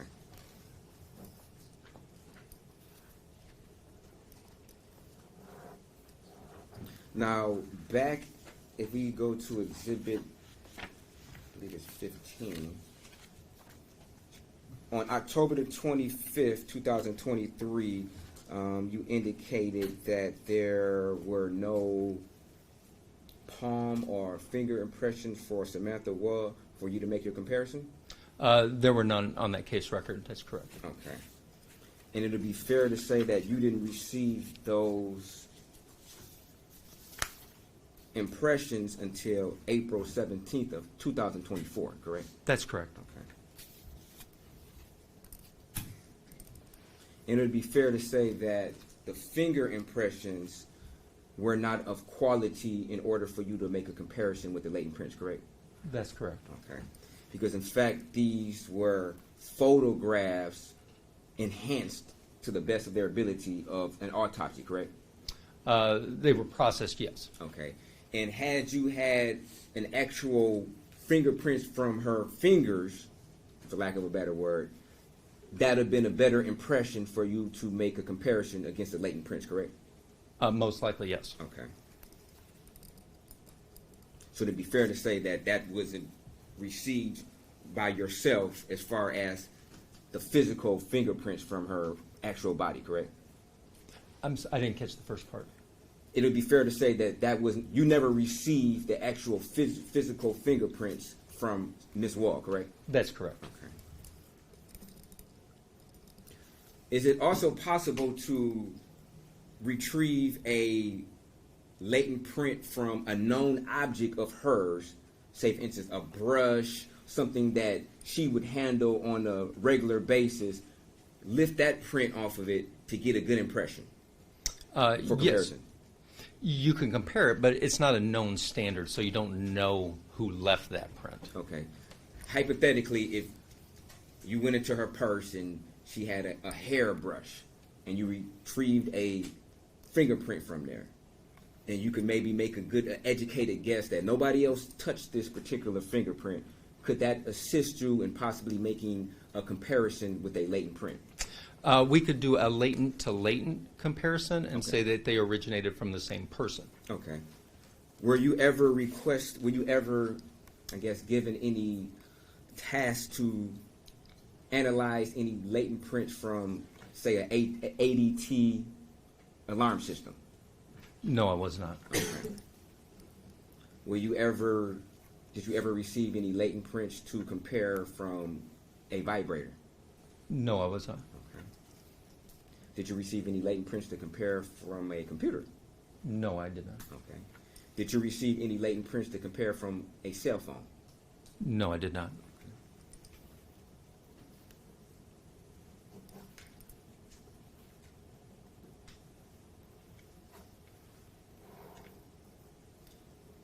At any particular time, did you request latent prints from Jeff Herbsman? From palm prints, I'm sorry. Did you ever request palm print impressions from Jeff Herbsman? Yes, I think in that report where I did the comparisons to them, I'm not sure what exhibit number it is, but Okay. should be my record 19. And did you ever receive those palm impressions? No, I did not. Okay.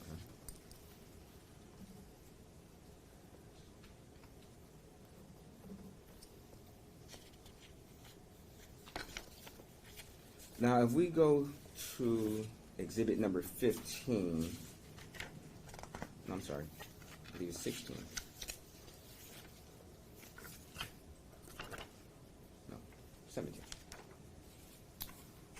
Latent print 2A, where it states it's inconclusive for lack of sufficient quality and quantity of friction ridge detail available in both the latent prints and the known impressions.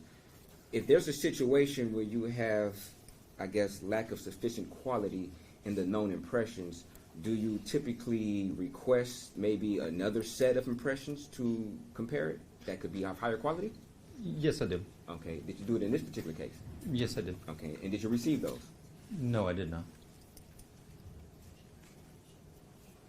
And if you never received such the requested impressions, do you make a second request or you just... No. Okay. And do you ever follow up as to why that particular request was not fulfilled? No, I do not.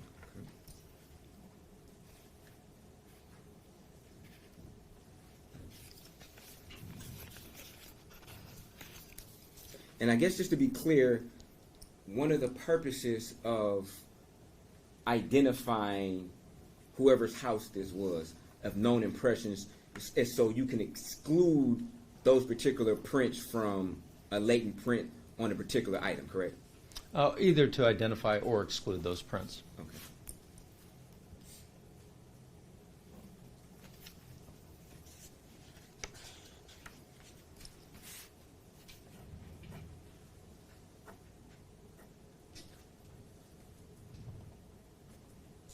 Did you ever receive a request to do any latent prints from any drawers in the house, any dresser drawers, anything like that?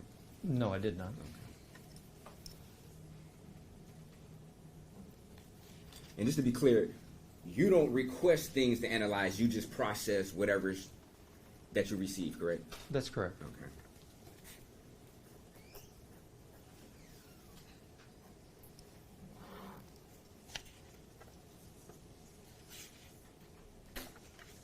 Thank you. No further questions. Questions from the jury? Write down. Counsel approach.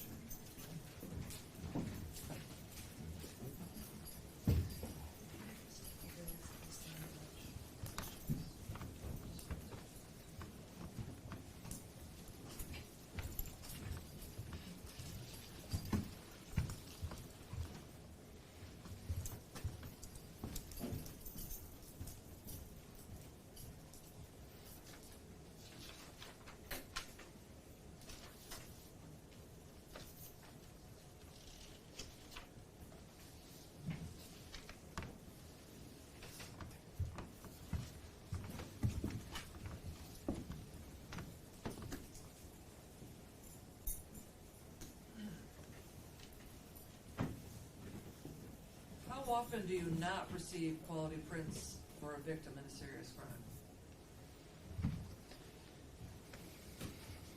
It's fairly often.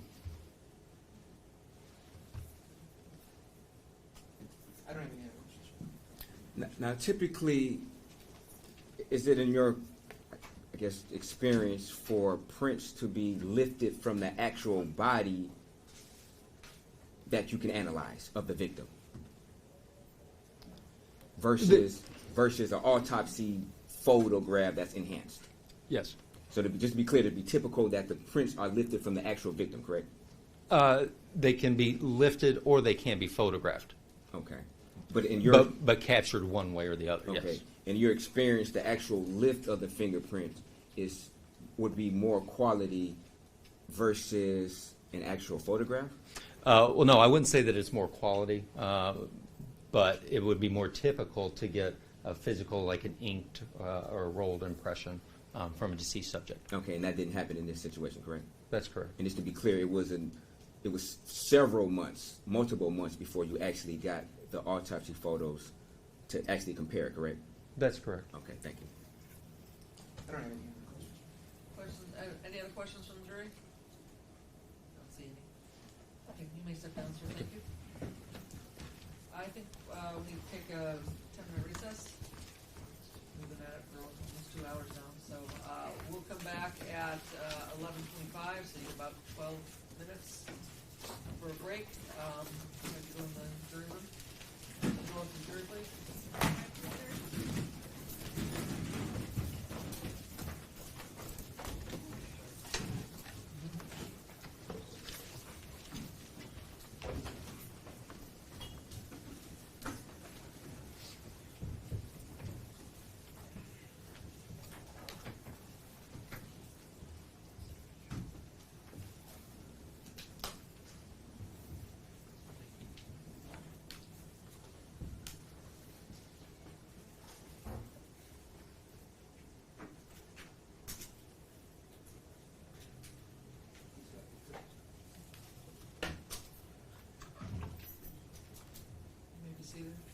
We're off the record in this case until after the break.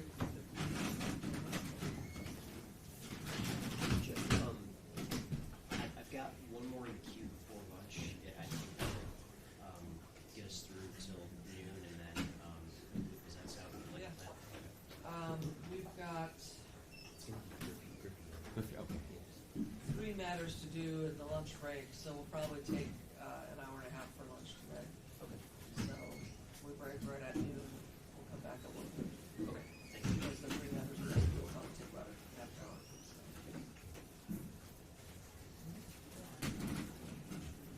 Sir, did you cut the camera? Yes. Because I see a red light on.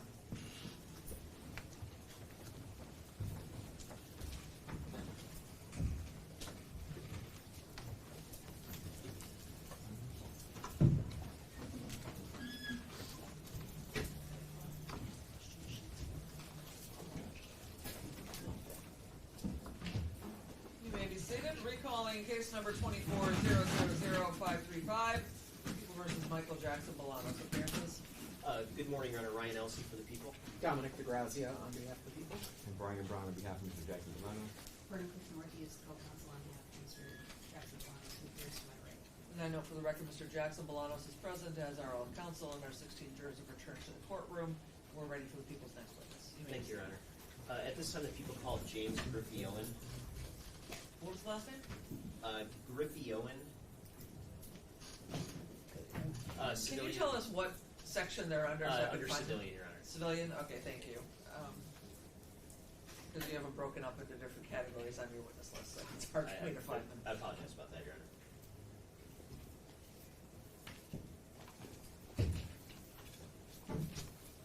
What's going on behind the bench here, sir?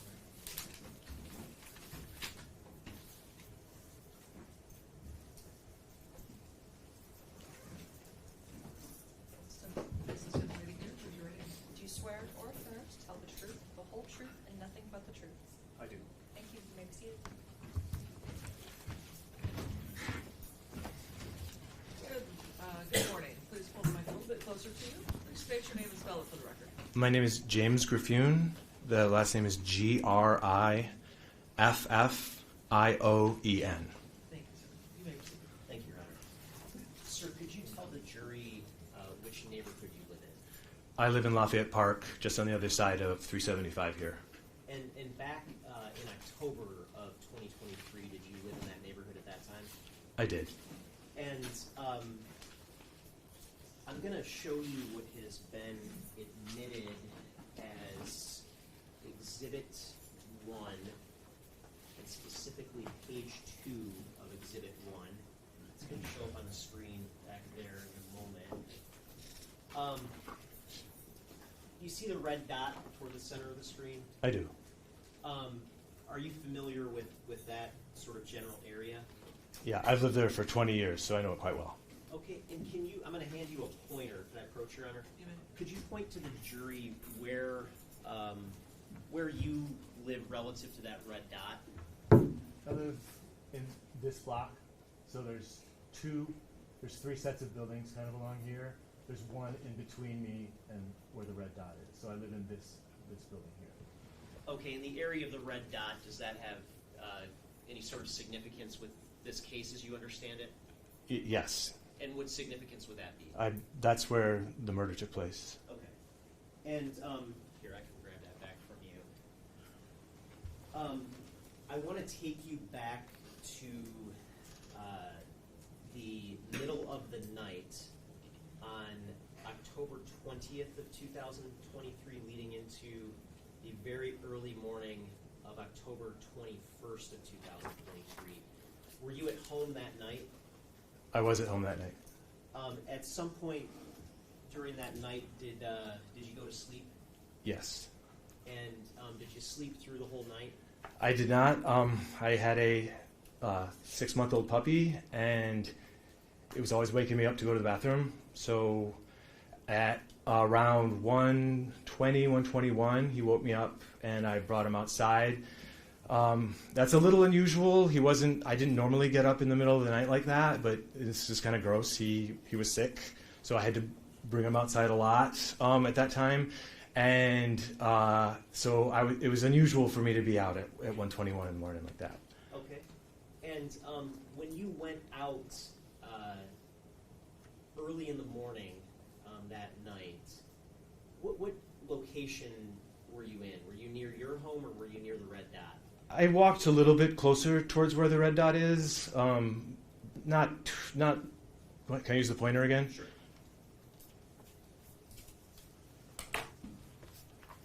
So as you can see, the neighborhood's kind of like a park. So there's not streets really in that area. So I just kind of walked from here, kind of, there's a playground right here. Just kind of walked him around so he could do his business in the bushes, kind of around there. And so I got maybe about this far. Okay. And when you were in that area that morning, did you hear anything or see anything that caught your attention? The neighborhood was very quiet at that. The neighborhood itself was very quiet at that time. I didn't see anybody, didn't hear anybody in the neighborhood, but I could hear what seemed to me an unusual voice that sounded like it was on a PA system, like a megaphone, or and I didn't know if that was. I don't know if that goes on every night in my neighborhood at 1:28 or at 1:21, and I'm usually asleep. But I did hear like an amplified woman's voice on like a megaphone or a PA system. Okay. Now, was there anything going on in the surrounding area at that time that was sort of out of the ordinary? Well, that night I did not know that there was anything unusual or going on in the area. We have this there's a soul food restaurant that has a party bus that kind of drives around and lets people drink wine around as they drive around, and I know that has a PA system, so I thought it might have been that. But a couple nights later, I was driving home kind of like around midnight, and I noticed that the strikers at Hollywood Casino or Greektown Casino were out at night, and there was a woman with a megaphone shouting into the megaphone. It was the same kind of like, there was no urgency in the voice at all. It was just kind of like a bored, repeated statement the night that I heard it. And that was exactly what the lady with the megaphone was doing outside Greektown Casino. I guess because people go to the casino at night, they strike at night. So that's kind of what I determined it to be. And where's the casino located relative to your neighborhood? The casino itself is it's on Monroe, which is Can I point again? So sorry. I'm just gonna let you hold on here this time. I think this it's on Lafayette. So like this, it's over here, the casino, but the striking workers were outside the parking garage, kind of yelling at people who were going into the parking garage, like don't come to the casino, we're striking, or whatever they were shouting. And the parking garage is, I think, right here. So just across. Just is that, across is that 375. I-375 that we see kind of going diagonally? It is. It is. And one thing to note about our neighborhood is we can never really tell where a sound is coming from because we have this really tall building here, and then over here there's these really tall apartment buildings. And there's another one up here, and like if there's a concert at Comerica Park, over here to our west, it can sound like it's off to the east because the sound bounces off the building. So it's really hard to tell where sound is coming from normally. Okay, now the voice that you heard when you were out with the dog in the middle of the night on October 21st, was there anything distressing about that voice, or I guess can you unpack that a little bit more? Absolutely not distressing, and it was like calm and I would say bored. Like there was an element of it that was like dun dun dun dun, like don't go to the casino, kind of like that kind of a thing. Like it sounded repetitive. And could you hear the words from the voice? Any words like made out? I honestly I can't say that I did. Like I might have been able to guess what some of the words, but I don't want to guess up here on the stand about anything specifically. Did it sound like there was a violent confrontation happening? Not in the slightest. Now, at some point, did you contact the police after? Let me backtrack. Sure. When you woke up the next morning, was there a police presence in your community? Yes, I went for a run at like 8:30 the next morning and saw the police out there in the yellow tape. Okay, and at some point, did you come to learn that there had been a murder? Yes. And after you learned that there had been a murder in your community, did you contact the police? Well, I saw a couple of detectives sort of standing there, and I didn't know what the police knew, and I didn't know. I just wanted to. I went up to them and told them that I'd been out at 1:30 or around 1:30 in the morning, and that at that time I didn't hear anything that would indicate a murder was happening. I didn't hear screaming or anything like that. The neighborhood was quiet, but that I did hear that sound, and I didn't know if the police would be interested in hearing about a amplified voice coming from bouncing off the bill. I had no idea, but I wanted to give the police as much information as I could, just to see if it wasn't my job to put together the information. I just wanted to give them what information I had about being out at that time. Okay, and when you spoke with the police, do you remember telling them that you were pretty sure that this happened at 1:38 a.m.? Yeah, I think that's the time I told the police. And again, I'd woken up by a whining dog. I looked at my watch. I walked outside, and I thought it was 1:30. But I now know that it wasn't 1:30 because. And how is it that you were able to determine what time you actually woke up that night? I'm a runner, and I'm a super nerd about my watch. Like I'm obsessed with my watch. It keeps. What type of watch do you have? It's a Garmin Forerunner 245, and it keeps track of every time I move. It keeps track of every minute that I sleep. It's kind of crazy how much it keeps track of my heart rate. And I'm obsessed with the data. And I have an app on my phone where I can look at it and read how many hours did I sleep last night? What time did I wake up for this or whatever? So it literally tells me when I wake up and when I'm moving. And at some point, did you? Let me ask you this: the data that your watch collects, is that data stored? Yes. And do you have a way to recover or look at that data once it's stored? Yes, it's stored. As far as I know, it's stored forever. It's on the cloud and it's in the Garmin app, and I can go back and look and see what exactly how many calories I had 2 years ago on July 21st. Like it's that much level of detail.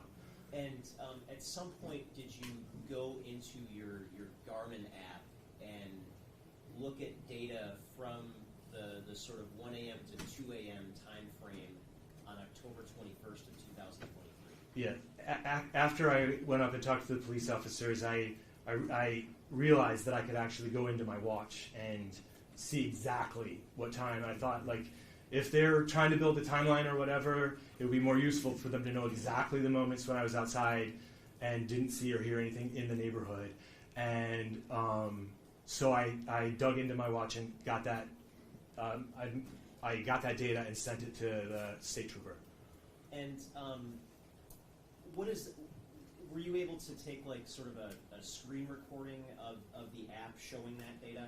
Yes, I created like a very 4-second screen recording that starts at the moment my dog wakes me up, the brief period where we're outside, and then it tells me the exact moment I've fallen back asleep.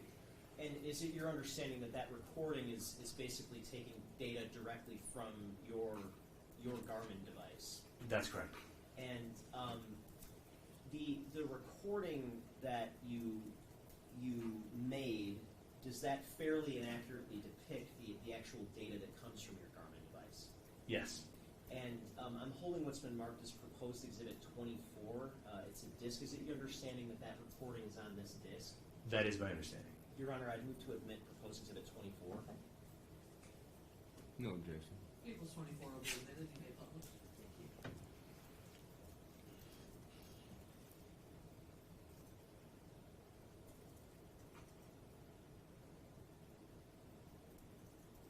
And could you just sort of explain, in these sort of opening moments of the video, what are we sort of looking at here? So it divides my sleep up into 3 kinds of sleep: REM sleep, where I guess you're dreaming; light sleep; and deep sleep. And it, in the moments of, let's see, the color, so it's like divided by colors up here. And it also, you can't really tell on this screen, but it also tells you when you were awake in the middle of the night. Okay. And I'm going to press play at the 2-second mark.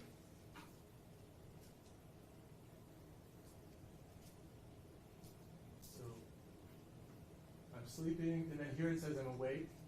Started at 1:21, and it goes to let's see. So stopping at 11 seconds in, this is what's the time reflected here? 1:19 And a.m. what's the sort of data reflected here? It's telling me I'm asleep. Okay. And I'm going to play just once, It jump goes a pretty little forward, fast. but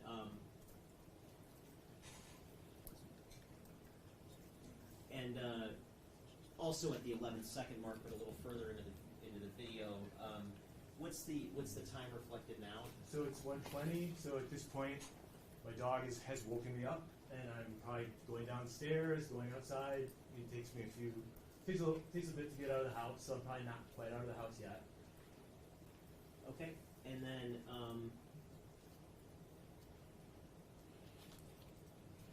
we're at still at the 11-second mark, but now what's the time reflected? 1:21, 1:22, 1:23. It's saying I'm awake, and it's basically detecting motion from my arm as I'm walking. So it's telling me that I'm awake at that time. Okay, and then moving forward at the 12-second mark in the video, what's the time reflected here? 1:25. And what's the sort of data reflected at this point? It's my watch is telling me that I'm still awake at that time.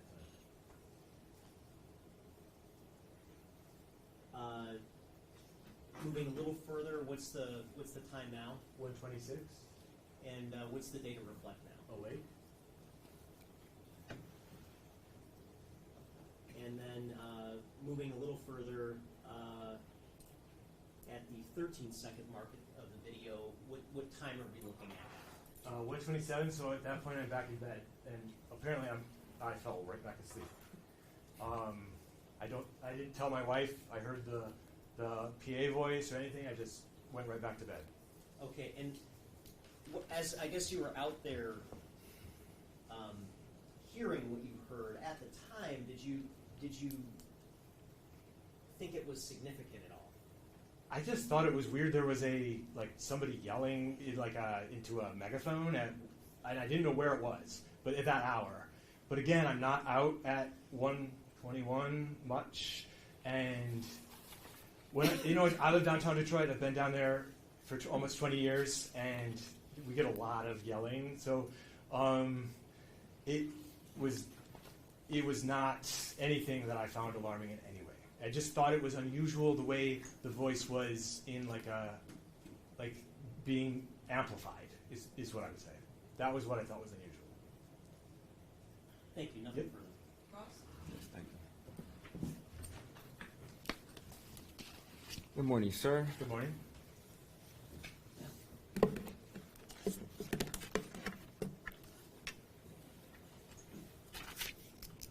Now, just to be clear, you indicated that you believe you went outside at approximately 1:20-ish.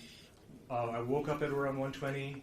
I was probably outside, put my shoes on, that sort of thing. 1:21, 1:22, 1:23, Okay. 1:24. So you went from being awake at 1:26 to REM sleep at 1:27?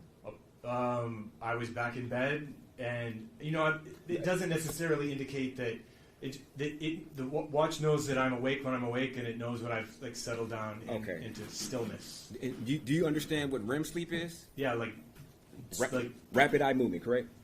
yes. And you would agree that that's a deep sleep, correct? I don't know that it is actually. You don't know that? I have a different category for deep sleep. REM sleep, I think, is a little more liminal. Okay, so you think rapid eye movement sleep is basically what, nodding off or something?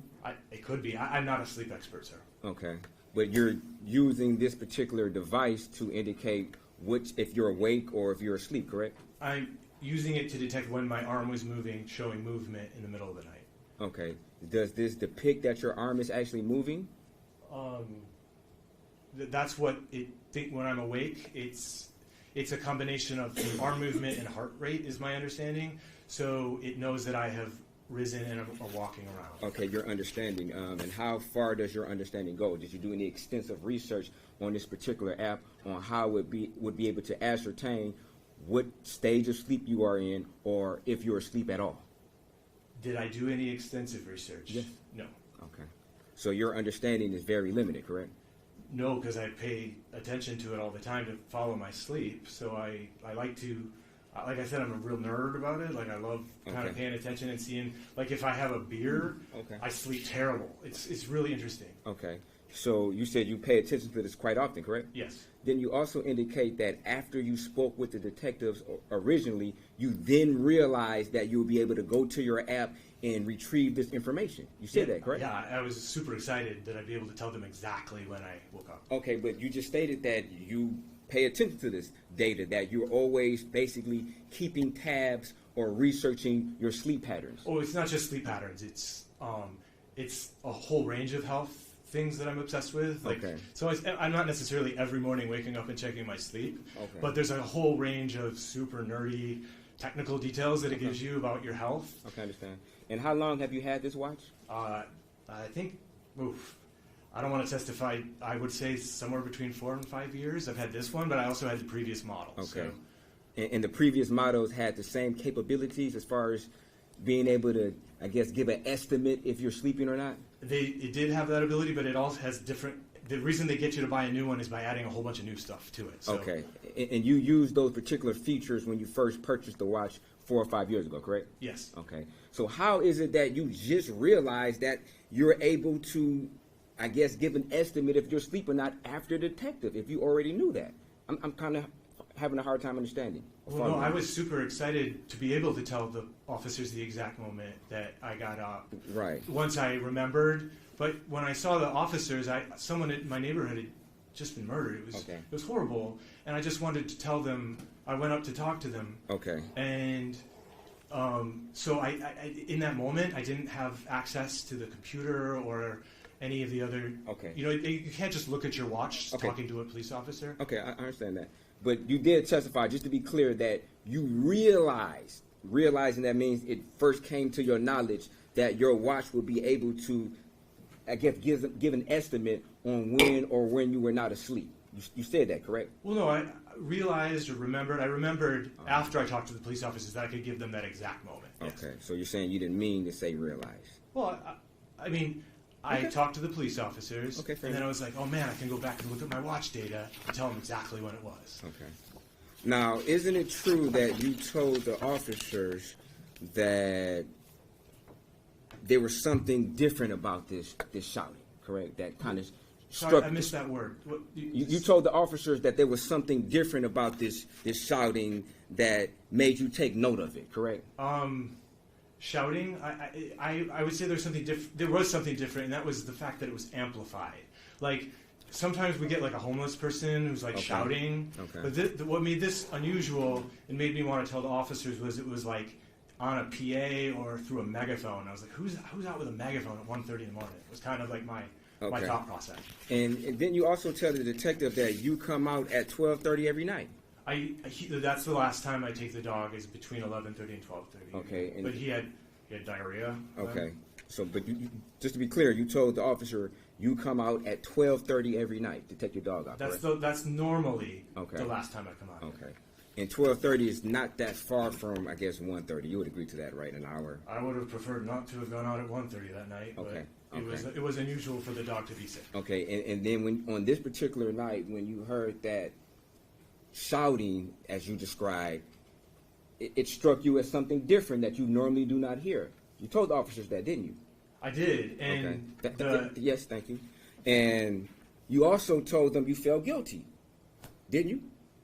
No. You didn't? You didn't say you felt guilt and you felt callous the last 24 hours? You didn't say that? Callous? Callous, yes. That you've been feeling callous the last 24 hours.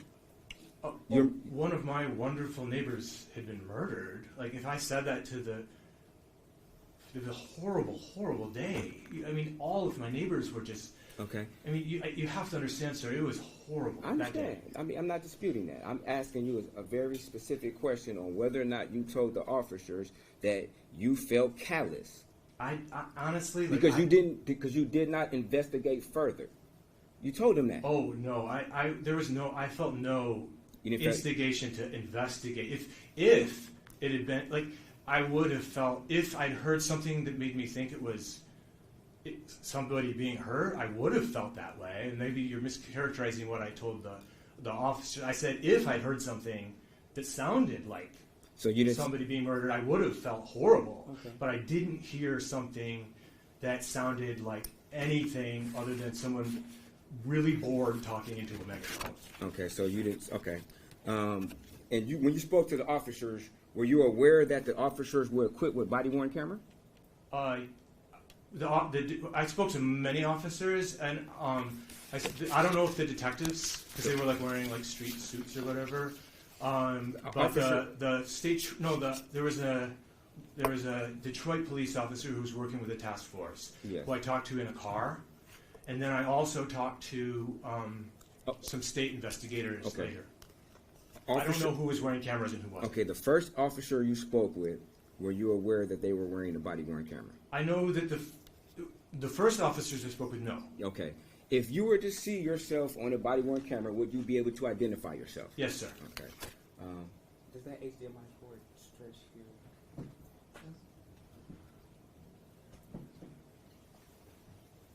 Excuse me.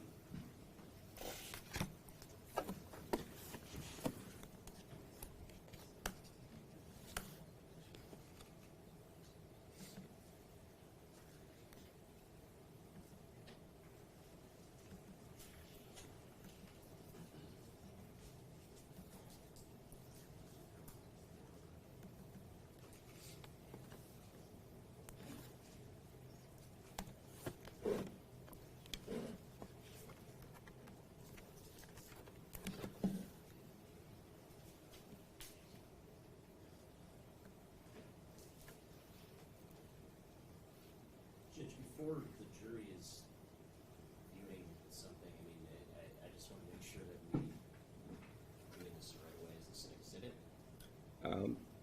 Defense proposed Exhibit A. Okay, we use numbers, but, I thought they're using numbers. We're using letters. Oh, okay. Well. we always use numbers. Defense or prosecution, either. Okay. What number is he on? I'm not sure. No, defense one. Defense one. Oh, okay. Well, defense proposed Exhibit 1. which is a body-worn camera of an interview by the witness. Who's body on camera? From Latasia Whaley, officer Lastasia, last name Whaley. You're familiar with this? Yeah, sure. Are you objecting to it? No, you're This was not the first officer I talked to. Well, Okay, he said that this was the first officer. Okay. it'll be admitted, and you may play the And may I publish it? you may play the relevant portion. Okay.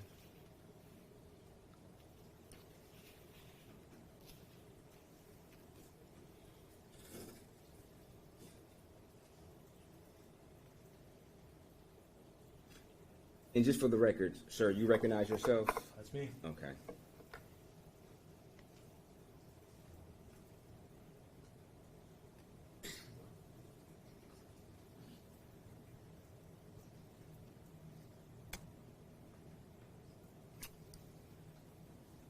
Oh, you do this thing, or Yes. you just go back inside? No, I the mean, apartment, I might have, this is where I've been or after the screen, about Yeah. how much longer did you stay outside? a couple of minutes, and again, it wasn't like I felt incredible guilt about this thing the last 24 hours. Like, I wish I would have gone down there, but I didn't. Like,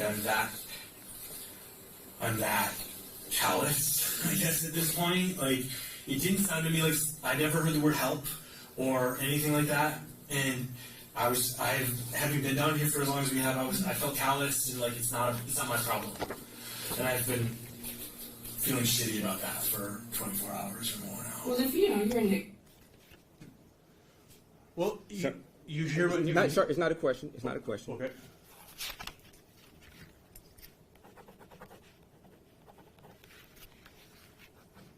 Now, isn't it also true that you told her that your neighbor's walls are incredibly thin? Yes. Or the walls are incredibly thin in this apartment complex, correct? Yes. And you assume if something was going on, then her neighbors would have to deal with it and not you, correct? Have to deal with it? Yeah, or respond to it. Well, I can't hear through walls that are 3 buildings away. Okay. But you told the officer that another one of the reasons why you didn't want to deal with it is because the neighbor's walls are so thin, if there was something happening in her apartment, you expected the responsibility to be on them and not yourself. Sir, I see what you're doing. Sir, yes or no? Did you say that? Sir, yes or no? Did you? No, that's not a mischaracterization of what I said. You can play what I said, but that's a mischaracterization. You didn't say that? Okay.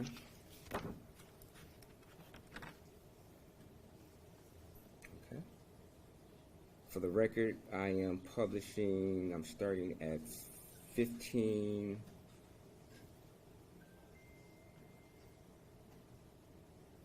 If I can get to 1504. I might have to play right before that. It's no joke what the amount of noise that passes through these walls. They're about this thin. So we are up in each other's business all the time in this neighborhood. So my assumption is not only just it's not my problem, is if somebody were to need help, I'm all the way down here and there's like, I've got 140 neighbors like that are way closer, but I'm also like, now I'm thinking like, well, nobody's up at 1:40 in the morning, Sir, isn't it true that you told the officers that if something's happening, it's not your problem? That's not what I meant. I hear what you're trying to do with that statement, but that is absolutely not what I meant. Sir, it's yes or no? Sir, isn't it true you told the officers that if something was happening there, it was not your problem? That's not what I meant. It's not. My question is, did you say That's my answer. Okay. But you said it, though, correct? I said that under most circumstances. Okay.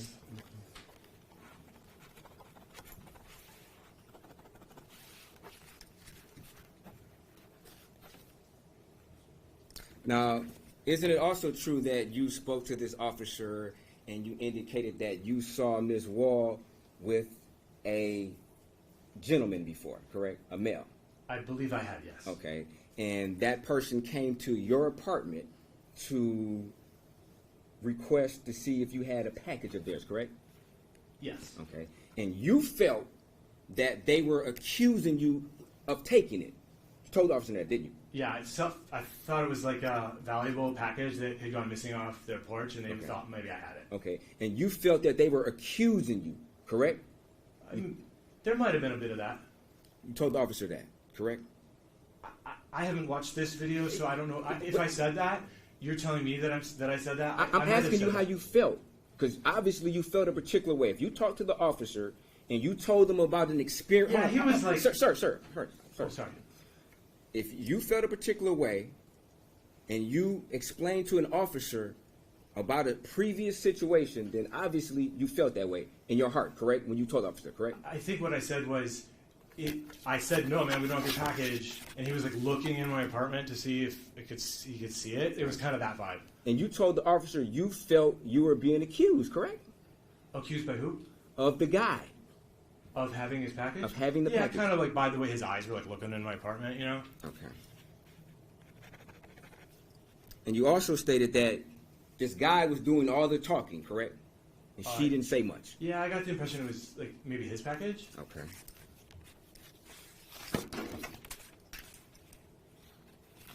And you also made a comment saying that she seemed, in your opinion, she seemed small as if she didn't say anything. She wasn't saying anything, correct? Ooh, I don't know if I can answer that. I haven't watched this video, so you're telling me what I said in the video. I'm telling you how you felt. I'm not asking what you Okay. said. Well, you did just ask what I told the officer. Okay, you felt that way then. You felt that she was. Yeah, like she didn't say anything. Okay, and you felt the guy was, I guess, doing all the talking a little bit more aggressive than she was, correct? Yeah, I got the impression it was like a electronic. He was like he had like a package that he wanted, like some electronics that like Okay. he thought should have been delivered.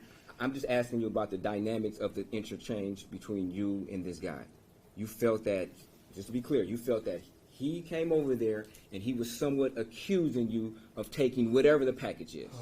I mean, just to be clear, man, like this is like way before the murder, like a long time before that. Okay. So my memory of it, I'm just letting you know, my memory isn't that great. So I don't want to say anything that's wrong. But you're asking me what my memory is of it, and my memory is the guy did the talking, and that he thought I had his package, Okay. and maybe I brought it in either intentionally or unintentionally. Okay. And she wasn't saying anything, correct? No, I don't remember her saying anything. Maybe like hey or hi. I can't really remember. It was a long time before this. Okay. It was a long time before today and a long time before the murder. Okay. And you also felt that this particular shouting was coming from Lafayette area, correct? Well, my assumption was it was that I talked about in my direct testimony. I talked about this drinking trolley where like people drink and drive. Sir, my question is. Well, that's what I thought it was, Okay. which is then that's parked on Lafayette. Yes, Okay. it's parked over by the. You didn't indicate at this interview that you thought it came from the casino. You didn't say that, did you? No, because I didn't know that the strike had just started. Okay. But you didn't say it sounded like it came from that particular area, did you? Well, sir, yes or no? No, but like I said on direct, sound travels real weird in our neighborhood. Okay, but my question is, you didn't tell the officer sound travels weird in your neighborhood, did Well, you? I'm sure I did. If I'm almost positive I did. You're positive? I'm you did almost. not. I mean, Okay. I would have said that. I mean, maybe I didn't, but. You didn't, sir. Objection. Okay. Is Mr. Brown Okay. testifying now? I in fact, I'm sure I told at some point in the many interviews I did with police that the towers around the neighborhood, like there was a concert at Comerica Park, and we could hear it coming from the east. It was Okay, crazy. sir. Okay, sir. Thank you. Okay. Thank you.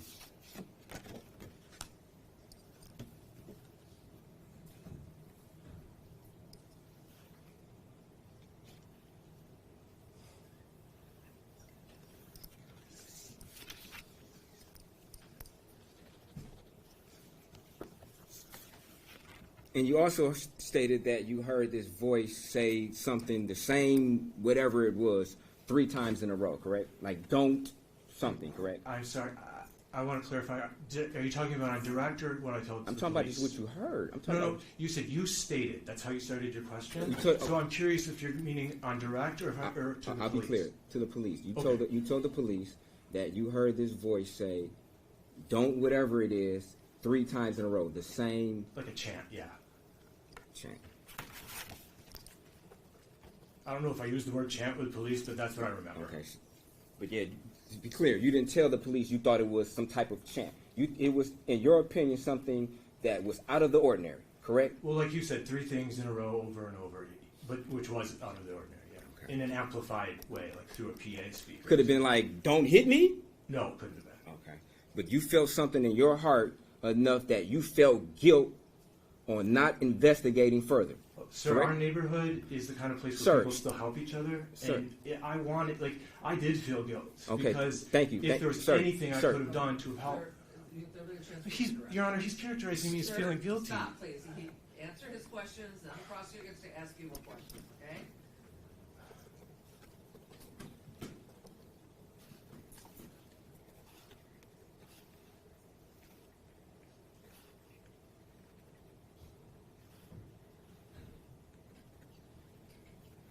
And you also told the officer at a different time during that interview that we just saw that you felt guilty and you were hoping that the murder didn't happen around the time you heard the scream. You said that, didn't you?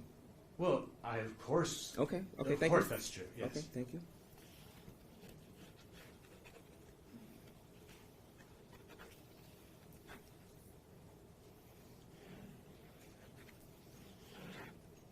And you also stated that this voice sounded like someone was mad.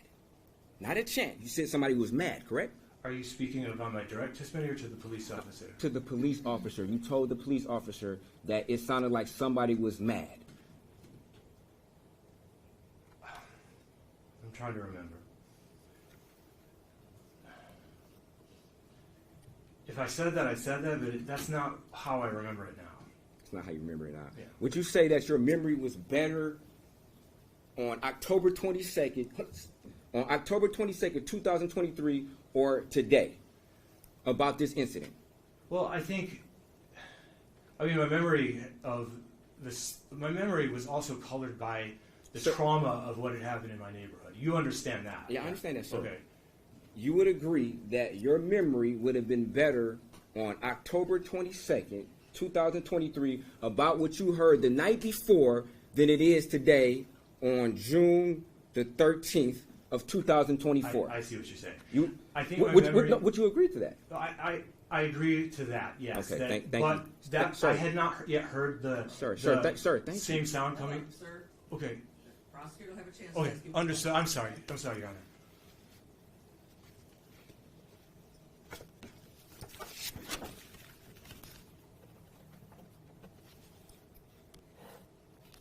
Now, you never, when the officer recontacted you, Trooper Stockmeyer, you never indicated that, hey, I want to supplement my report and tell you that I didn't feel guilty during that time. I was mistaken.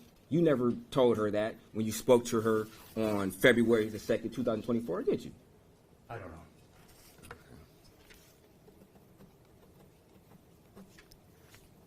You didn't tell her that, oh, I didn't mean to tell you that I felt callous about not investigating. You didn't supplement your report, did you? I don't know. Okay.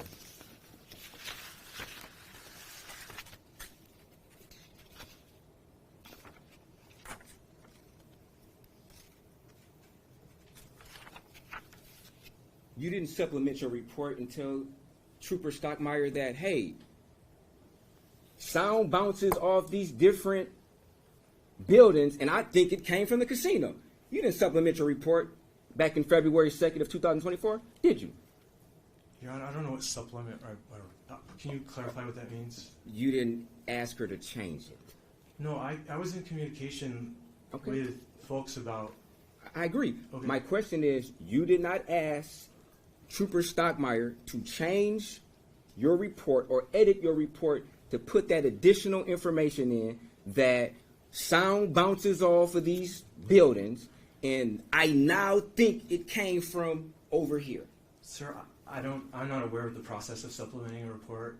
I don't know what that. I don't even really know what that means. Okay, but you know what change means, though, correct? I Change know the report. change, Okay. but I talk to the police officers when they come to talk to me. Okay. And I wasn't aware that there was a process of supplementing a report. Okay. But I did communicate with them about things like the time on the watch. Okay. The time on the watch. You never communicated to them that, hey, I didn't mean to tell you that I was not callous or I did not feel guilty for the last 24 hours. You didn't tell them that, did you? I'm really uncomfortable with the way you're characterizing me as being I'm just callous asking and you a guilty. question. I'm just not comfortable answering the question the way you're characterizing my emotions. Okay, I'm asking you a question. You never told Trooper Stockmeyer that you made a mistake when you told Police Officer Whaley that you felt callous. I feel like you're making something here for your closing argument and not asking me a question. Like, this is Okay, like a characterization of Sir, it's not for you. I don't want to be rude, but it's not for you to interpret what my intent for asking the question. If you know the answer to the question, please answer the question. I don't understand your characterization of my emotional state Do you and understand- how I should supplement it to the police. I don't understand how that process works. Okay, but do you understand my question, though, sir? No, I don't. Okay. You do understand that at some point in time, you told Police Officer Whaley, as a matter of fact, on October 22nd, 2023, that you felt guilty for not going down there. We can agree to that, correct? I heard myself. Yes. Okay, yes. So my question is, you never told Trooper Stockmeyer on February 2nd, 2024, that you made a mistake when you spoke to Police Officer Whaley on October 22nd in regards to you feeling callous or guilty for not going down there and investigating that sound. I disagree with that. By that point, I heard the. Okay, sir. Okay, you answered the question. So just follow up. So you said you disagree. So I are disagree you? with your So are you saying that you told Trooper Stockmeyer, in fact, that you made a mistake when you told Police Officer Whaley that you felt callous or guilty? Is that what you're saying? I feel like I need a map of this question. Like I'm just like I'm sorry. I just you're telling me Sir, that I should have gone to the police officer. I'm asking you, did you? I'm not saying what you should have done. I'm asking you, did you tell Trooper Stockmeyer that you made a mistake about telling Police Officer Whaley that you felt guilty and callous for not investigating that sound? Yes or no? To this Sir, day, yes or no? I can't answer that question. I don't understand that question. I just don't understand what you're saying. Okay, I'll break it down. Did you ever have a conversation with Trooper Stockmeyer Yes. about whether or not you felt guilty or callous that night? Yes or no? Trooper Stockmeyer, the state trooper. Yes, the state trooper. No, I did not have a Okay. conversation with her about feeling guilty. Okay, thank you.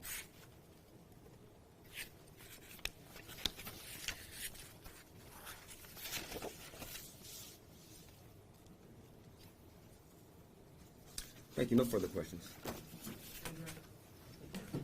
Just quickly, sir, when you were with Officer Whaley in the car with her on October 22nd of 2023, and you made the comment about feeling guilty, what was going through your head at that Oh my God, it was so emotional at that time. Like, we just found out that, like, a beloved member of our community had been murdered. And, like, everybody felt horrible. And we all were asking ourselves. Objection to what everybody felt or what everybody was saying. You can't say what other people. Okay, I'm sorry, Your Honor. I'm sorry. I didn't feel guilty about about taking my dog out to the bathroom. I just felt like if there was anything I could have done to help this poor person, there was just this overwhelming sense of emotion in those moments, and I think if I felt like I was frustrated up here, it's because I didn't really feel like I had guilt. I just wish that this had never happened and that I could have done something to help. I didn't feel like I really could have helped, but I wish that there had been something I could have done to have helped her. At the time you heard what you heard on October 21st of 2023 at around 1:24 a.m., did it sound like it was somebody getting hurt? No. Did it sound like it was somebody getting murdered? Absolutely not. Did the voice sound to be a male voice or a female? It was an older female voice. Sitting here today, do you still feel guilty for not going down and checking out what you had heard? I mean, that morning? guilt is like, I use that word casually with a police officer on a very emotional day. And opposing counsel used it very. It felt like I was being attacked for it, but I didn't. I don't feel guilty. I just still feel really bad that this happened to my neighbor. That's why I told the police officers about what I heard that night, because I wanted to help in any way that I could. Thank you. Nothing further. Yes, thank you. So, sir, you stated that you used that word just loosely, the word guilt. You just use that word just loosely if you don't feel that way? I think you are mischaracterizing Sir. the way that I used it. Okay, sir, I'm asking you a question. Do you use that word loosely, yes or no? No. Okay. Do you use the word callous loosely? Yes or no, sir? Yes or no, sir? Did I use the word callous loosely? Yes. I don't feel that I was being callous that Sir, night. sir, that's not my question. My question. I understand, but I want you to understand that this is Sir, hard for I want me. you to understand. Just answer my question, please. I don't want to be rude. I'm just answer my question. Did I use the word callous loosely? Yes. No. Okay. Do you use the phrase "it's not my problem" loosely? Can we play that again? Because I'd Sir. like to explain Sir. why. Sir, yes or no, do you use the phrase "it's not my problem" loosely? When I'm talking about how it usually feels to hear stuff in the neighborhood, that is usually how I feel. So you usually, that's okay, thank you. No further Usually we don't have people murdered in our neighborhood. No further questions, thank you. Anything further? No, Your Honor. Anything from the jury? Write down, counsel approach.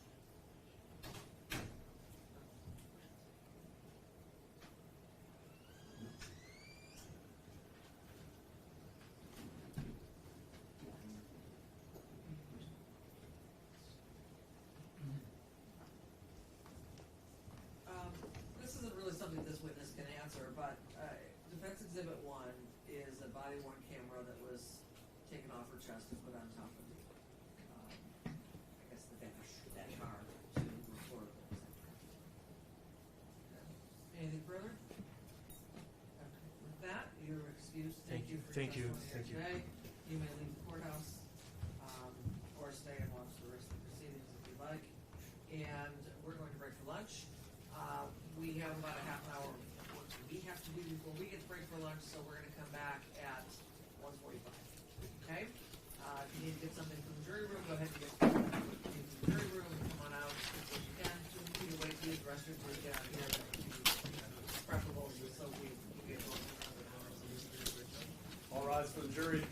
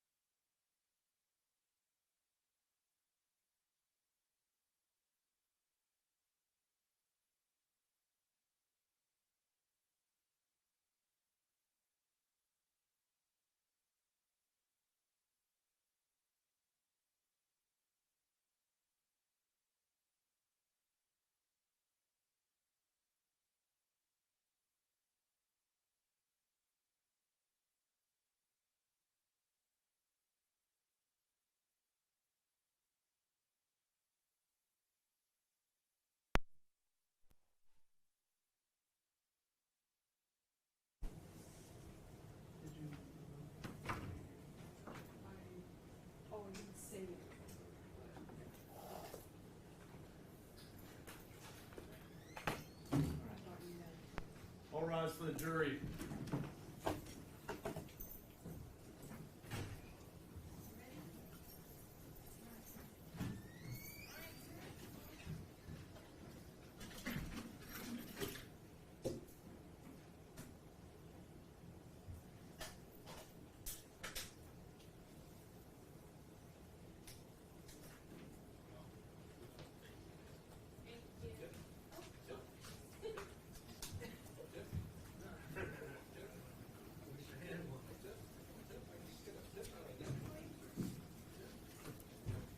Here you go with your own. Oh, thank you.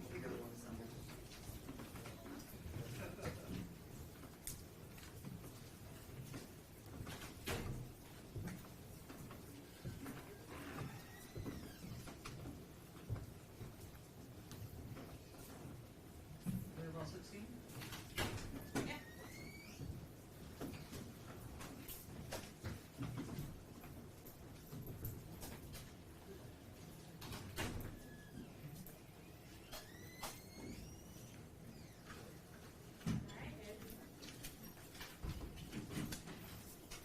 Oh, we need to put the books back on their chairs. I did that. Oh, you did? Yes, they're there. Oh, they're just laying down, okay.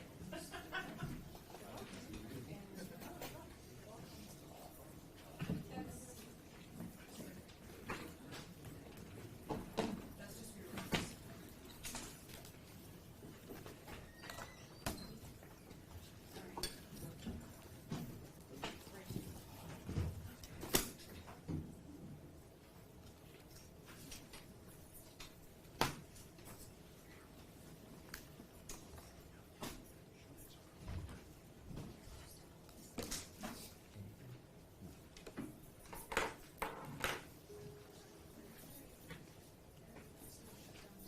We're gonna shut that down now.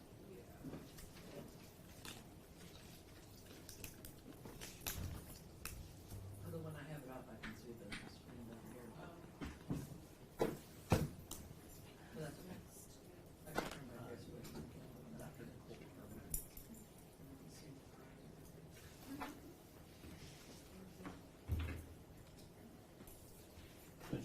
Next week, witnesses on Emmy, she's listed in like the final section under other witnesses and so on. You can use a civilian or MSP trooper or under your category, so I have a clue where to find them. Okay. Civilian witness or whatever.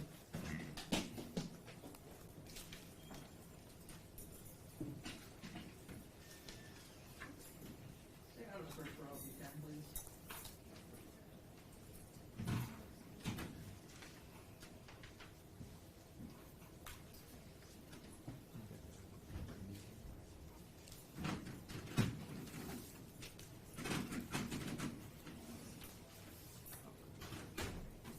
Candy?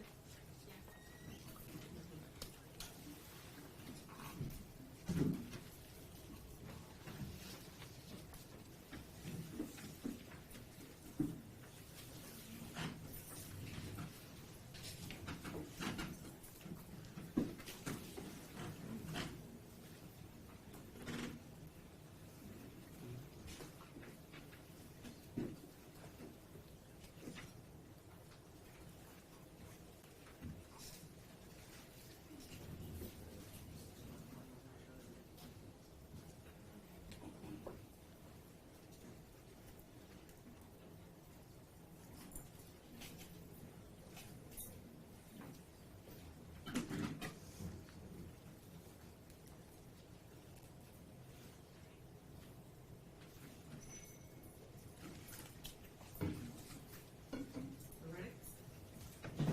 All rods for the jury.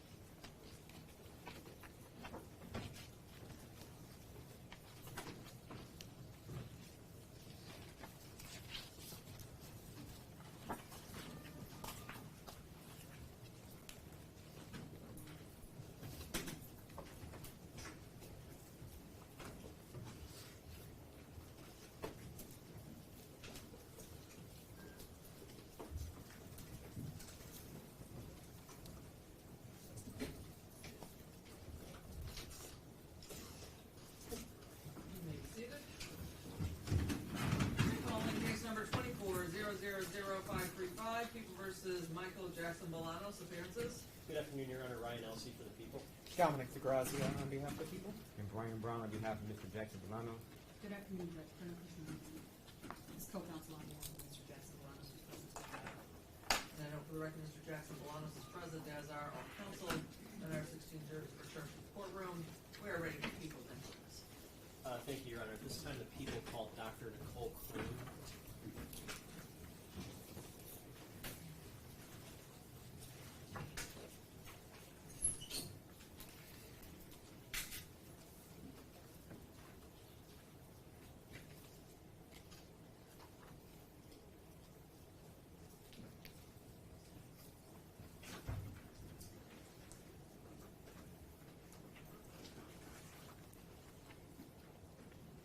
You swear or affirm to tell the truth, the whole truth, and nothing but the truth. Thank you. You may be seated.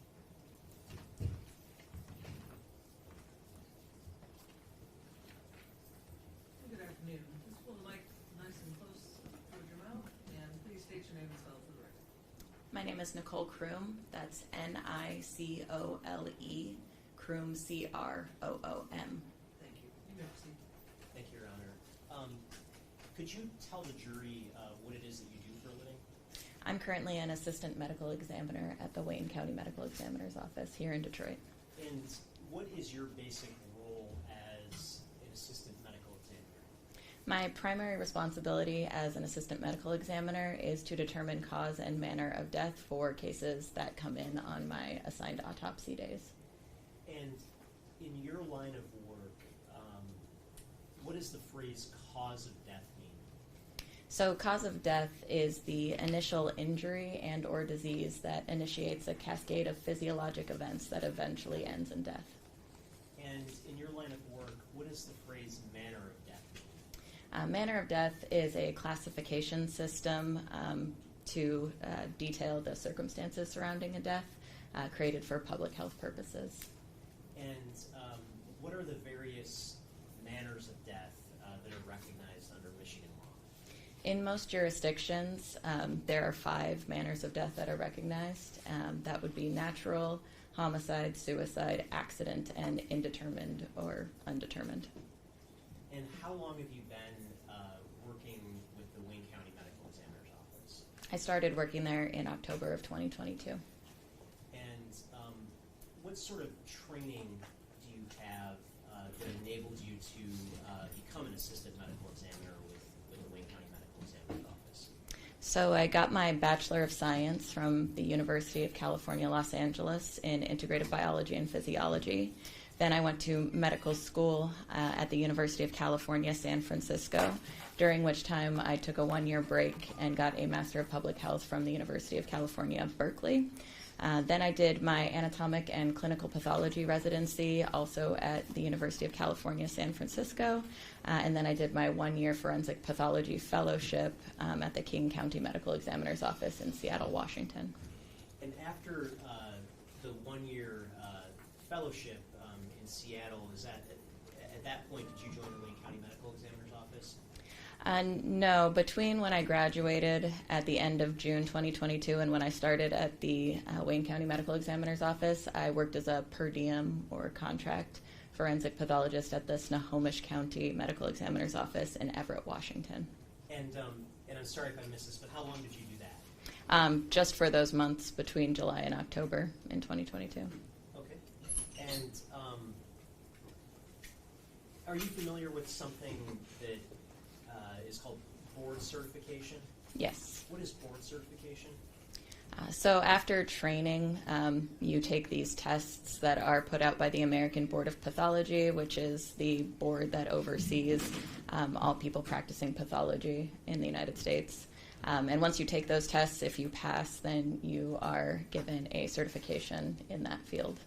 And did you take the board certification test for a particular field? I took board certification tests for anatomic pathology, clinical pathology, and forensic pathology. And did you pass the board certification for those fields? I did.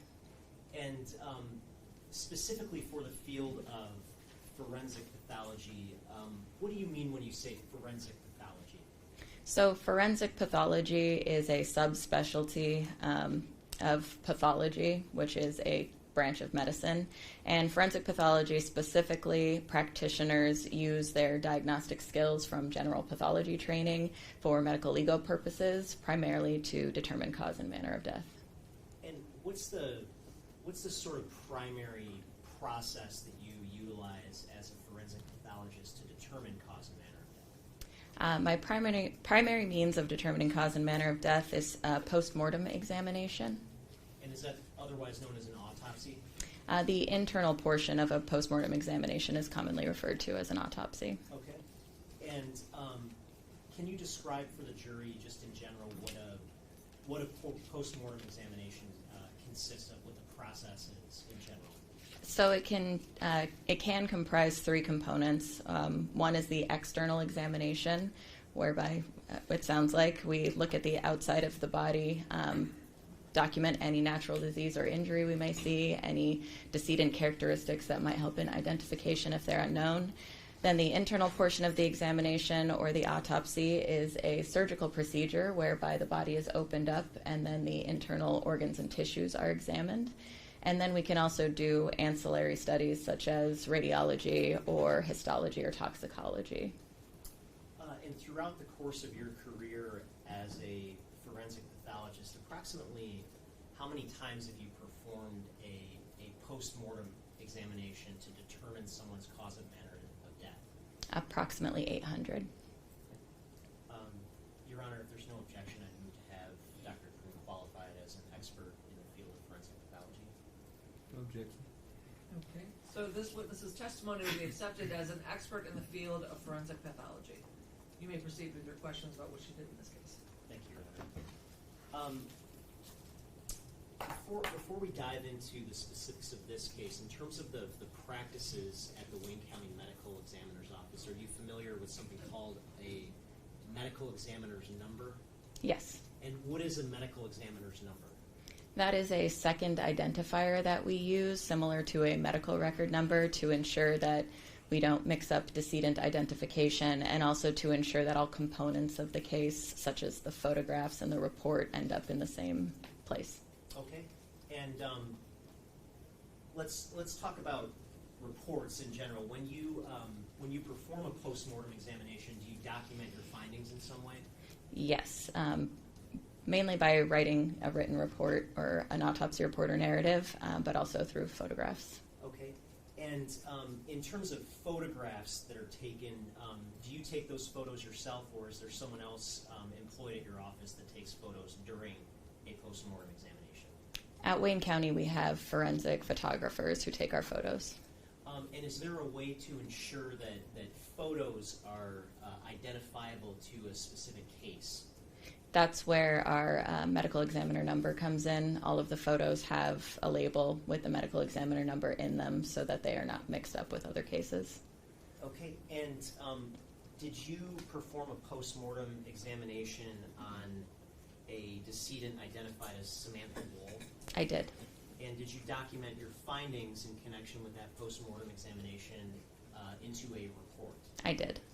I'm holding what's been marked as proposed exhibit 21. May I approach, Your Honor? You may.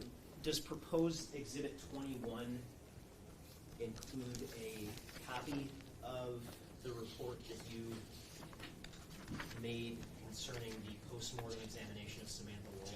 Yes. And does that also include some drawings that were made in connection with that examination? Yes.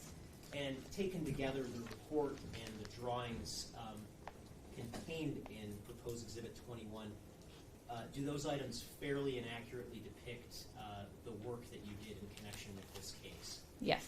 Your Honor, I move to admit proposed exhibit 21. No objection. People's 21 will be admitted and you may publish. Thank you, Your Honor. And in preparation for your testimony today, did I send you a subsection of autopsy photos to review? Yes. And that selection of photos, were those of the autopsy of Samantha Woll? Yes, they were from the time of the postmortem examination. Okay. And I guess just to clarify, it'd actually be before the autopsy, correct? during the external examination? Correct. And do those photos fairly and accurately depict your observations when you did the examination of Ms. Woll? Yes. And I'm holding what's been marked as proposed exhibit 22. Is it your understanding that those photos are on this disc? Yes. I move to admit proposed exhibit 22, Your Honor. No objection. People's 22 is admitted, and you may publish those as well. Thank you, Your Honor. If anyone does not wish to see these photos from the autopsy, you may want to leave the room at this time if you don't feel you can handle seeing them, okay?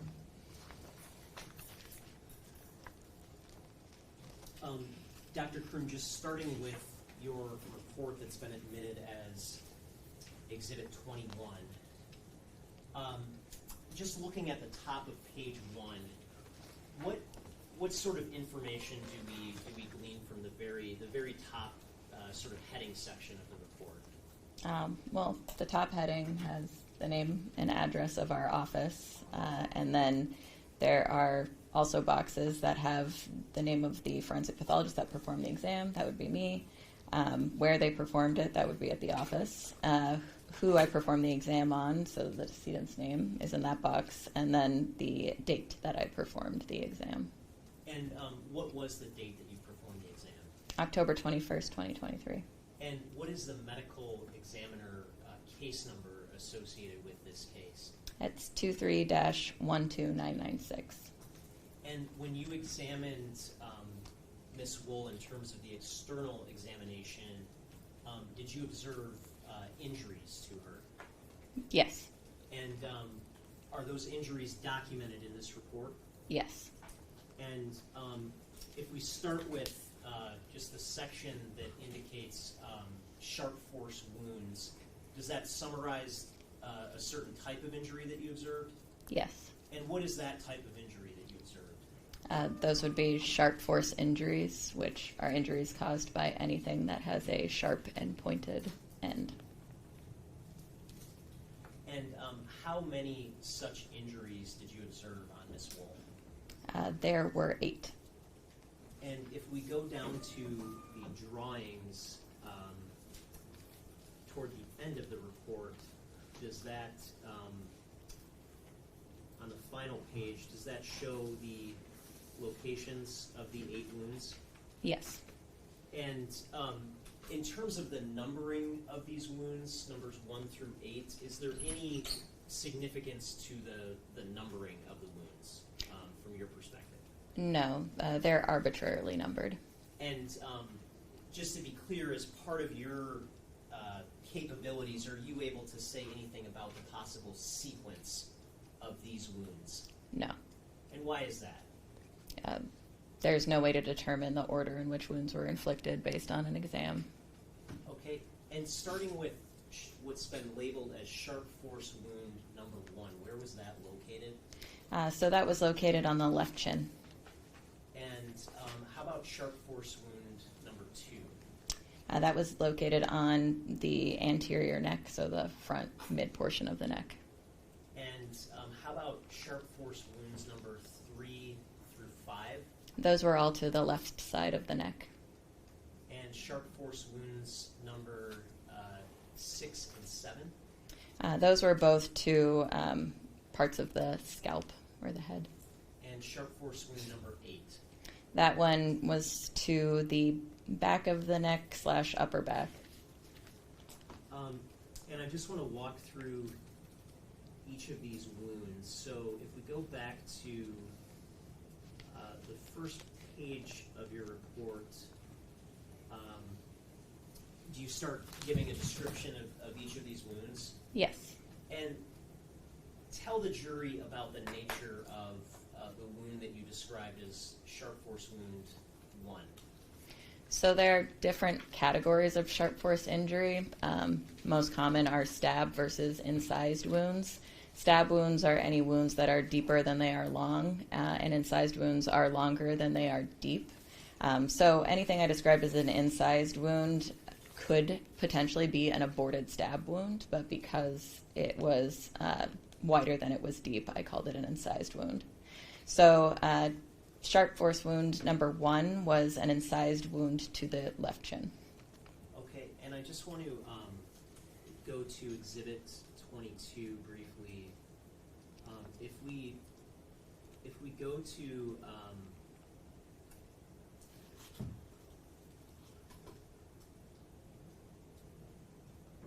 if we go to page 23 of Exhibit 23, I'm sorry, Exhibit 22, are you able to see sharp force wound number 1 in this image? Yes. And of the 2 wounds depicted in this image, which wound is sharp force wound number 1? That would be the one that's higher up in the image, the one that's on the chin. And how deep was that specific wound? That wound was approximately 0.2 inches in depth. Okay. And if we go back to your report, Exhibit 21, for purposes of sharp force wound number 2, tell the jury about sharp force wound number 2. So that was a stab wound on the midline anterior neck, so again, the middle front portion of the neck.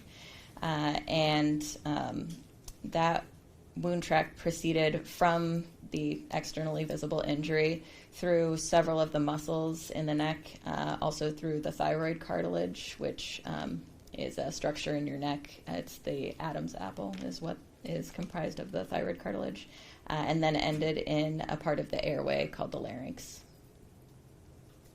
Now, did that particular wound, let me ask you this first, how deep was that specific wound? That wound was 2 to 3 inches in depth. And did that particular wound have contact with any sort of, or impact on any sort of significant parts of Miss Woll's circulatory system? Yes, it didn't penetrate any of the major vessels in the neck, but many of the branching vessels were severed due to the injury. Okay, and when you say major vessels in the neck, what are the major vessels that are in the human neck? There's the internal and external jugular vein, which drain the majority of the blood from your head to your heart. And then there's the carotid artery, which brings the blood from the heart up to the brain. And you said those major blood vessels were still intact? Yes. And were they penetrated at all? No. Okay. But smaller blood vessels were hit? Yes. Okay. And if we go to Exhibit 22, and specifically page 1 of Exhibit 22, are you able to see sharp force wound number 2 in this photo? Yes. And where is that wound located? It's located just above the label in this photo. Okay. And if we go back to your report, Exhibit 21, can you tell the jury about what you observed in connection with the wounds that you've noted as sharp force wounds number 3, 4, and 5? Yes. Sharp force wounds 3, 4, and 5 were clustered together on the left side of the neck. The most superior wound, so the one closest to the... Somebody's phone is going off.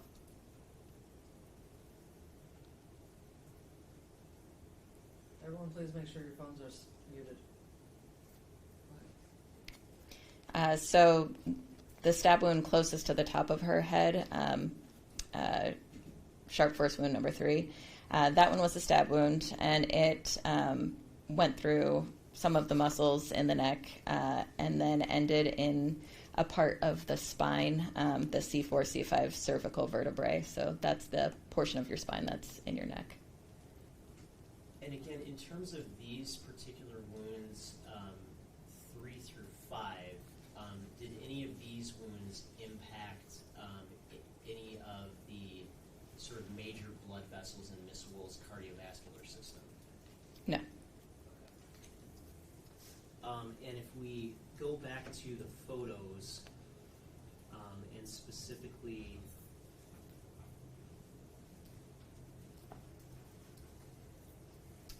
page 27 of Exhibit 22, are sharp force wounds 3 through 5 visible in this photo? Yes. And what was the depth of these particular wounds? So the wound at the top of the image is sharp force wound number 3, which was a stab wound, and that one was 4 to 6 inches in depth.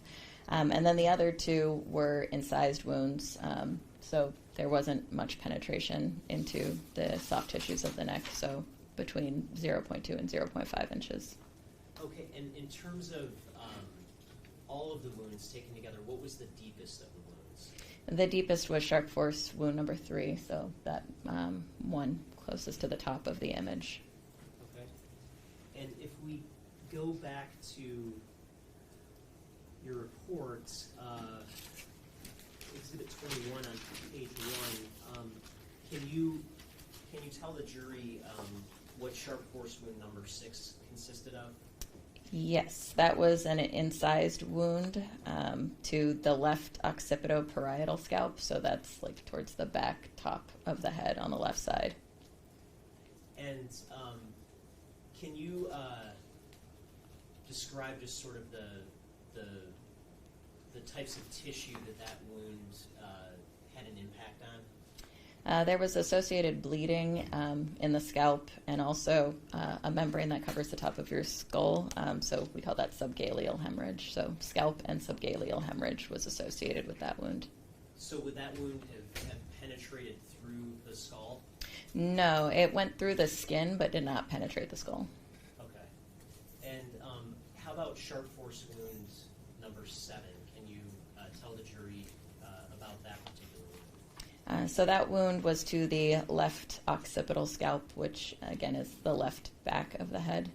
And that wound track went through the skin and then perforated the left occipital bone, so it's the bone underlying that part of the scalp, and then ended in something called the epidural space, which is a space that's around your brain. And so did that wound go through the skull? It did. Okay. And in terms of wounds 6 and 7, how deep were those two wounds? Wound 6 was also superficial, so 0.3 inches. And sharp force wound 7, that would be about 2 centimeters, which is closer to 0.5 to 0.8 inches. And if we go back to the photos on Exhibit 22, and in particular page 28, are you able to see sharp force wounds 6 and 7 Yes. in this photo? Yes. And where are those wounds located? So sharp force wound number 6 is more towards the left side of the photo. And then sharp force wound number 7 would be the one right below it to the right in this photo. Now, to the extent that those wounds are exposed, were they like that when you first received Miss Woll's body? No. To document the injuries better, we will shave the area around the wound if there's hair present so that we can see the wound better. And do you also clean the area surrounding the wound? Yes. Okay. And in terms of the final sharp force wound, going back to Exhibit 21, can you describe for the jury what sharp force wound number 8 is? So that was an incised wound to the left back of the neck. So, yeah. Okay. And again, if we go back to Exhibit 22, page 28, is that visible in that image? Yes. And where is that particular wound? That would be the injury that's right above the label, the one that's furthest to the right in this image. Okay. And so in terms of the breakdown again, what's the breakdown between incised wounds and deeper wounds here? How many were incised wounds? How many were deeper wounds? So 2 of the wounds were deeper. a third wound is kind of intermediate, the one to the head that went through the skull but did not penetrate the protective membranes around the brain or the brain itself. And then the rest were incised wounds. And in terms of your examination of Miss Woll, did you see evidence of other injuries on her? There were some blunt force injuries as well. And can you describe what those injuries were like? So she had bruises on her forehead as well as near her left eye. And then she also had bruises on her right elbow, left wrist, right thigh, left thigh, a couple on the left thigh, left leg, and right leg, as well as clusters of bruises on both of the knees and on the left big toe. And then there were abrasions or scrapes on the left elbow and bilateral knees. And in terms of these additional bruises or abrasions, were any of those significant in terms of your overall conclusions or finding in connection with this postmortem examination? No, all of those injuries were superficial, so they would not have directly contributed to cause of death. Okay. And I just want to go through a couple of more of the photos. So if we look at Exhibit 22, page 2, can we see any injury in this image? It's a little difficult in this lighting, but there is a contusion on her forehead. Okay. And the next page, page 3, is that a kind of a close-up of that? Yes. And if we go to page 4, what do we see here? These are more bruises. Okay. And Maybe, could you give her the pointer to point, since it is a little hard with some of these? Sure. There is a pointer right underneath you. You can Just because some of that is hard to see. If you could go back to the forehead one. going back to page 2. Can you point to the jury where the forehead contusion is? Yes, it's right here. Okay. And again on page 3, can you point it out on that page? Yes, it's right here. Okay. And then page 4, you mentioned, obviously that's more visible, correct? Right here. And how about page 6?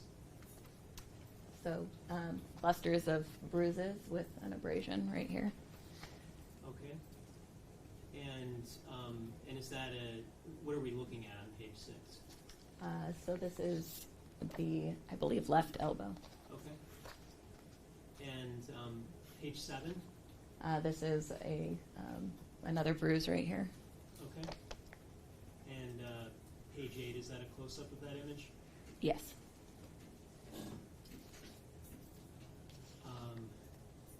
Page 9, was there any bruising or injury apparent on her hands? No.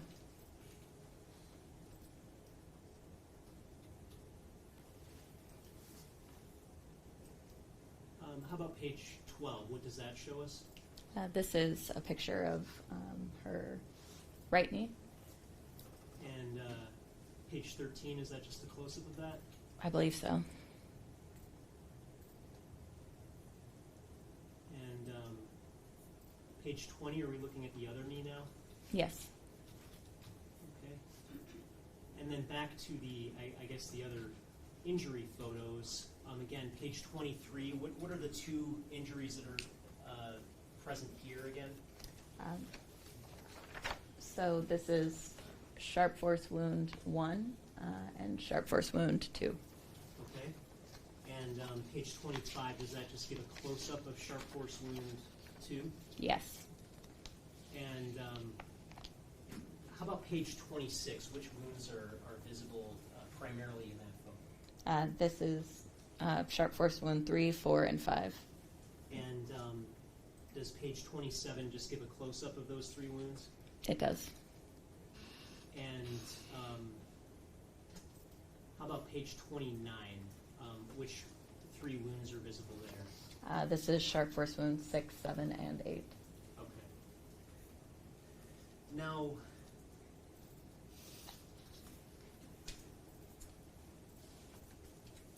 are there types of stab wounds where, based on the nature of the wound, you would expect blood to spurt out forcefully from a wound? Yes, typically wounds that involve an artery would be expected to have a spray because arteries are a high pressure vessel. Okay, and in terms of these 8 sharp force wounds observed here, did you see any wounds that would, in your sort of training and experience, make you expect to have seen significant spurting of blood? No. Okay, and why is that?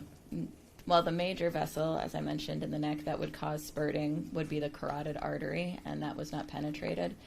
So the vessels that were penetrated by the weapon would be smaller branching vessels. So some of those would have been arteries, but since they're a lot smaller in size, I wouldn't expect them to have the same kind of spurt as a carotid artery penetration.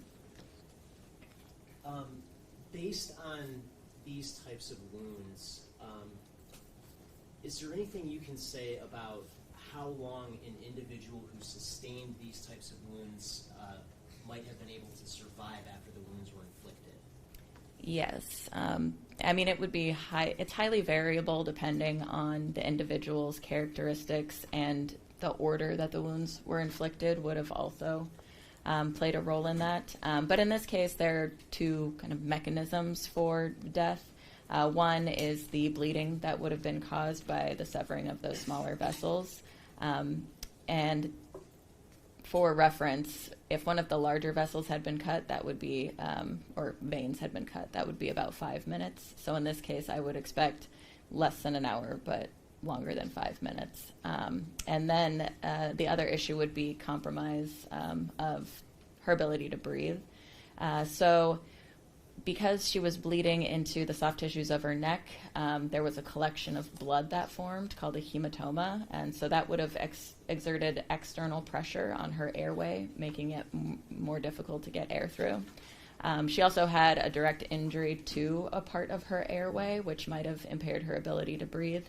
And then the wounds were also associated with something called hemoaspiration, so that's where blood goes down the airway and into the lung and essentially causes like drowning, but blood instead of water.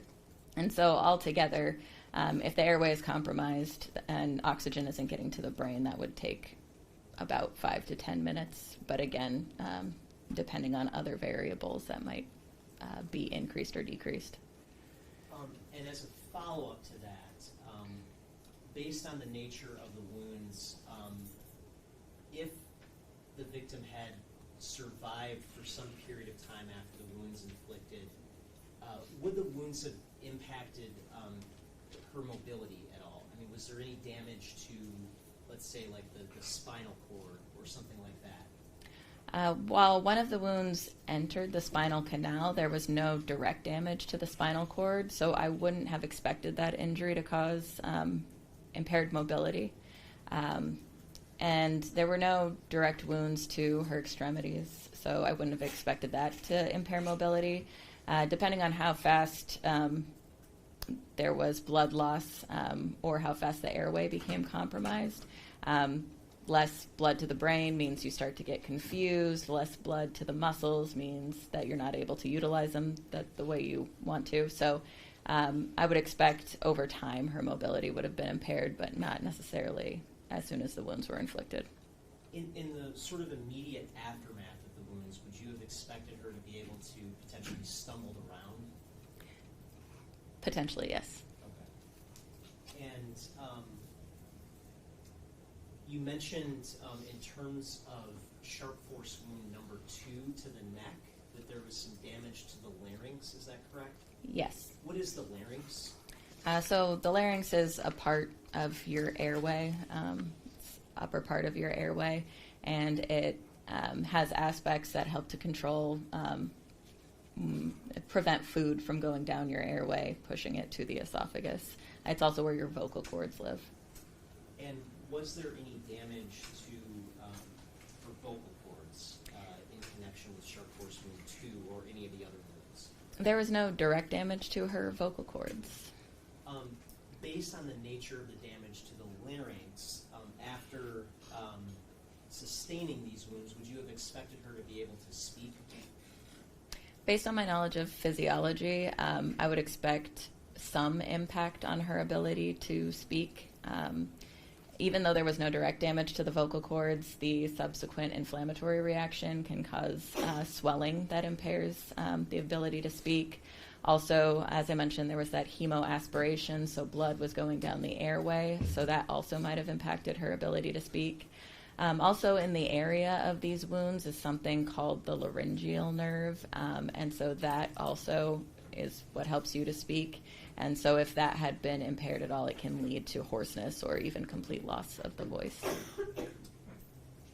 Based on the nature of these wounds, is there anything definitive that you can say about the type of sharp object that was used to inflict these wounds? Nothing definitive. And what are sort of the limitations at play that restrict you from being able to say anything definitive about that? The main issue being able to say anything definitive about that is how elastic human tissue is. Save for bone, the organs and tissues are pretty stretchy. If somebody plunges a knife into a body, for example, it can cause distortion of the tissues, making the wound track longer than the actual blade is. Also, if a weapon isn't plunged all the way into the body, that can make it appear as though the weapon is shorter than it actually is. And are you familiar with wound characteristics that differ based on whether a sharp force instrument has a straight blade versus a serrated blade? Yes. You can't always tell the difference between a sharp force injury inflicted by a non-serrated knife versus a serrated knife. Sometimes in cases where a serrated knife is used, you can see abrasions or those scrapes around the wound, and they'll be patterned similar to the striations. But in this case, I didn't see anything like that. And so would these types of wounds be more consistent with being the result of a straight-bladed sharp force object or a serrated sharp force object? Again, you can't really tell without those abrasions pointing definitively to a serrated knife, but in this case I would say there's no evidence that a serrated knife was used. And similarly, are you familiar with differences in wound characteristics based on whether the sharp force object has a one-sided blade or a two-sided blade? Sometimes you can see on the wounds that one end of the wound will be blunt and the other end will be pointed, but I didn't see those characteristics consistently across these wounds, so I would not be able to say whether or not the weapon was double-edged or single-edged. Okay. And in terms of the bruising that you observed,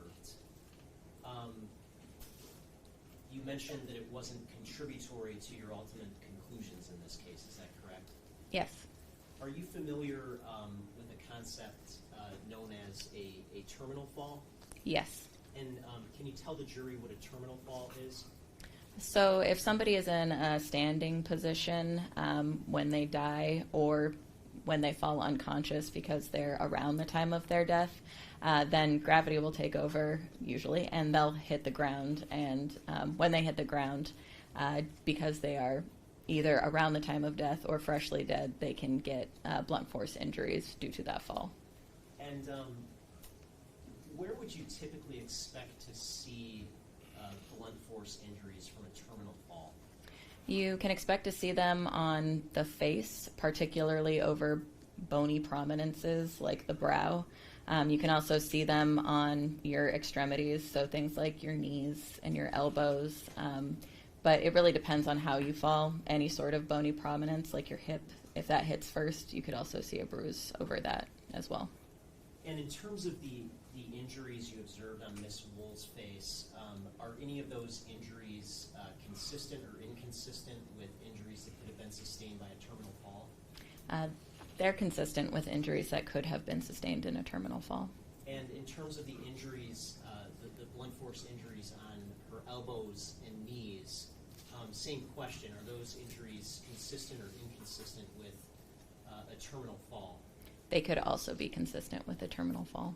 Did you see any injuries on her consistent with her having sustained a significant beating from blunt force? No. And in terms of your analysis in this case, did you reach a final opinion as to the cause of Miss Woll's death? Yes. And what was the cause of her death? Multiple sharp force injuries. And in terms of your analysis in this case, did you reach an opinion as to the manner of Miss Woll's death? Yes. And what was the manner of Miss Woll's death? Homicide. Thank you. Nothing further. Cross-examination. Good afternoon, Doctor. Good afternoon. Sorry, Judge, there's one issue I forgot to ask about. Okay, since he hasn't started yet, I'll let you finish. I'm very sorry. Doctor, are you familiar with, as part of the process of a postmortem examination, is blood collected at the morgue? Yes. And what's the purpose of collecting blood during a postmortem examination? Usually it's to look for any toxicological findings that may have contributed to death, but we can also take blood samples for things like DNA analysis. Okay, and what's the general process for collecting a victim's blood at the Wayne County Medical Examiner's office?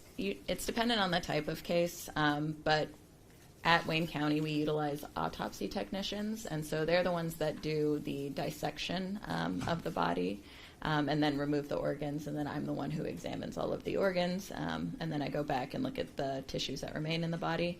But while the autopsy techs are doing the dissection, they will collect blood samples. Usually we try to get it from one of the peripheral vessels, so the ones that are going to your leg, but in cases where there's been a lot of trauma, for example, we might have to take blood that's been collected in a cavity somewhere or directly from the heart. And when the blood is taken, how is that stored for future use at the Wayne County Medical Examiner's office? So as soon as the sample's taken, a label's put on it, and then it is packaged into FedEx boxes. And then those FedEx boxes are sent to the reference laboratory that we use for toxicology testing. And when that blood is taken and labeled, would that label contain the medical examiner's office number for the specific case? Yes. And as far as you know, was that process followed here for securing some of Miss Woll's blood? Yes. Okay, thank you. Nothing further. You sure? Yes.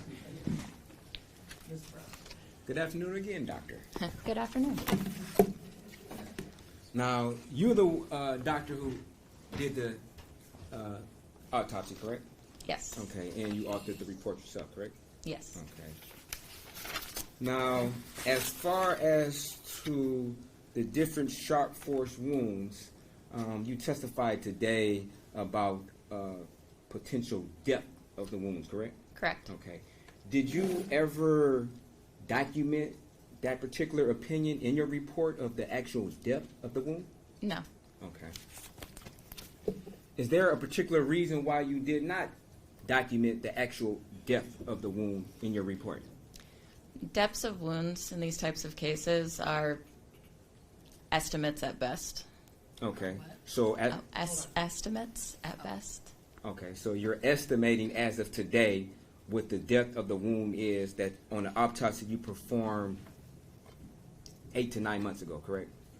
Correct. Okay. And how many autopsies have you done since then? Oh, since then? Yes. I don't know. Ballpark.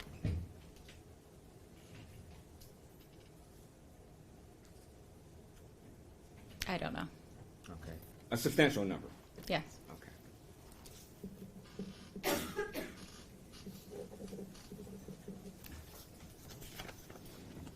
So when you're just looking at these pictures, you're just looking and you're trying to remember what the death was, or are you just guessing, or help us come to some conclusion on how you're coming to this opinion? In preparation for my testimony, I was asked about approximate depth of the wounds, and so that's when I approximated the depth of the wounds based on what structures were penetrated by the wound tracks. Okay. And you were asked these questions today, correct? No. Okay.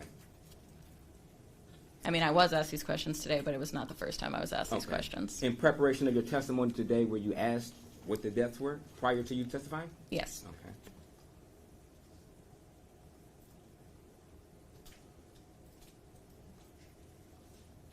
And prior to your testimony today, as of today, were you asked any questions on whether or not the respiratory system was compromised today? Prior to today Prior or today? Today, Yes. prior to your testimony, were you asked any questions about whether or not the respiratory system was compromised? Yes. Okay.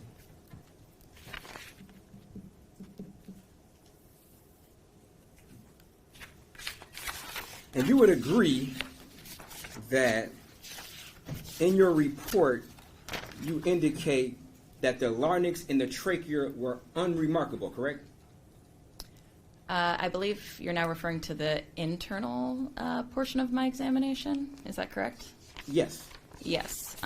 So there's a paragraph just after the heading of internal examination. The last sentence of that paragraph is, except for the above previously described injuries, the internal systems were as follows. Since the larynx penetration was described in the injury section, I did not repeat that description in the internal examination portion. Okay. But just to be clear, when you indicate that something's unremarkable, that means that it's not impacted, correct? Yes. Okay.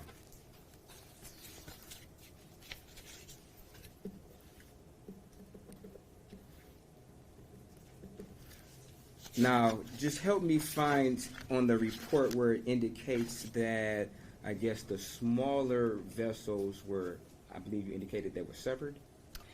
Yes. I mean, when we're doing a dissection, the smaller branches of vessels are not traceable. And so, based on the presence of hemorrhage, you can deduce that vessels were severed. Okay. But that's not documented in your report that you believe that certain vessels are severed, correct? Correct. Okay. As a matter of fact, today, when you're testifying, it's the first time you ever gave that opinion that you felt that vessels or smaller vessels were severed in this body, correct? No. Okay. So just to be clear, you never indicated in your report you felt that vessels were severed, correct? I never said that directly, yes. Okay. And as a medical examiner, your way of communicating your opinion is through your report, correct? Primarily. Okay. And the purpose of your report is to be, I guess one of the objectives of your report is to be as detailed as possible, correct? Correct? Yes. Okay. And the reason to be detailed is this is a very in-depth process, and you may not remember every single step or finding you may have done for an autopsy that preceded any testimony you may be given in court, correct? Yes. Okay.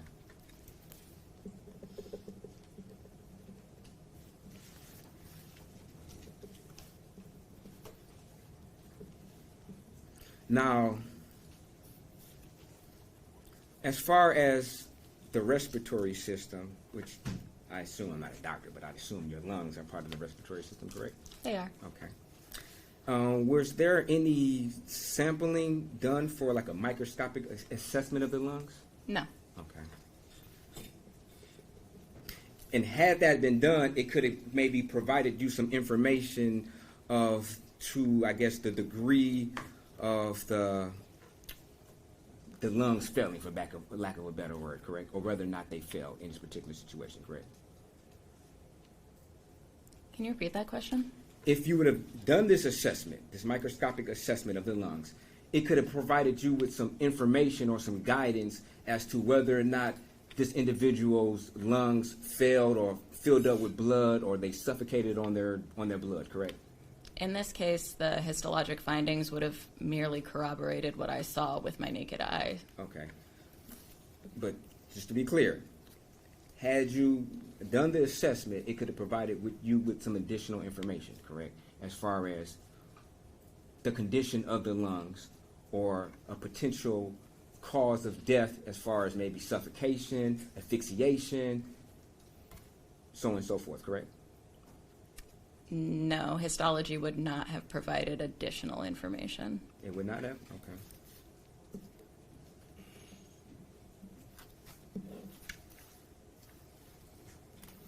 Would it provided you with maybe the process or the time of the onset of the victim's respiratory function compromise, any compromise of the respiratory system? Histology is to look at anatomy, and that would be physiology, which is the function, and you can't study physiology once somebody is no longer functioning, aka dead. Okay, so if you get a microscopic assessment, it wouldn't give you some type of clarity of possibly what happened? No.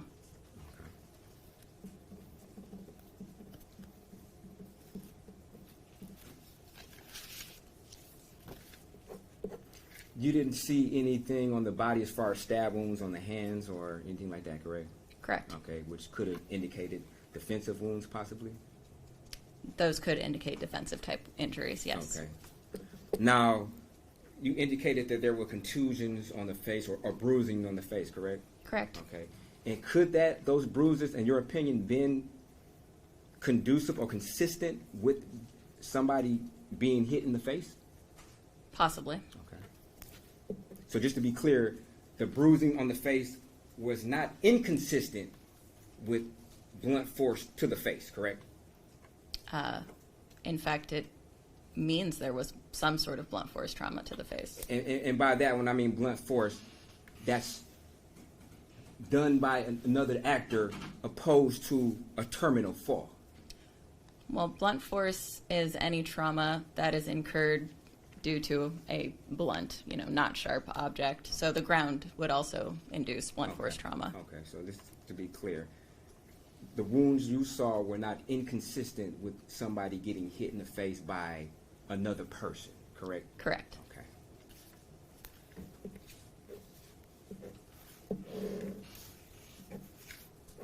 And you also indicated that you couldn't say definitively whether or not these wounds came from a single-sided sharp item or a double-sided, correct? Correct. Okay. Because you said the wound patterns weren't consistent enough for you to make that determination? Correct. Okay. And correct me if I'm wrong, you also indicated that there was not enough information to definitively say whether or not the wounds were done with a straight edge sharp item or a serrated sharp item, correct? Okay.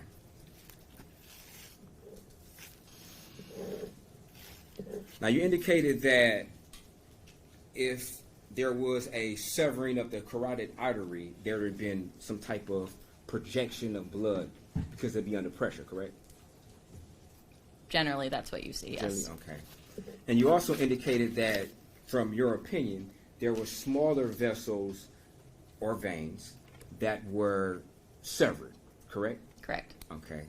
And you also stated that they might not have the same type of spurt as if the carotid artery was severed, correct? Correct. Okay.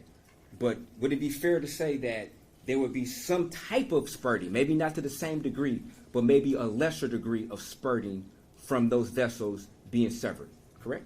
Possibly.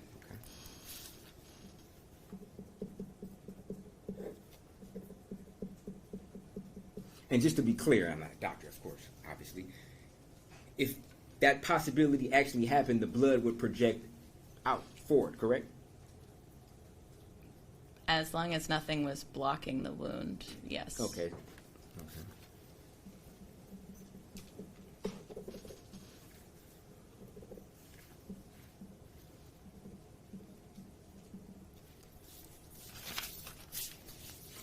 Now, you try to make an assessment as far as how long you think it could have been possible for a person to, I guess, live after sustaining these wounds.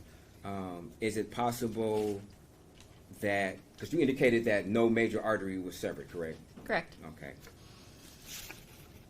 Is it possible that an individual could live maybe an hour and a half or so after the wounds were? Generally, I would expect less than an hour given these types of wounds, but I only see patients that have these wounds who are already dead, so a live people doctor who sees these types of injuries in survivors would be more apt to answer that question. Okay. So as far as you don't know if it's possible or not for a person to sustain these wounds, possibly fall down, pass out for an hour and some change or more, get up, and stumble outside. Could that be a possibility? Highly unlikely, but a possibility. Okay. It's not against the laws of physics or possibilities, correct? Correct. Okay.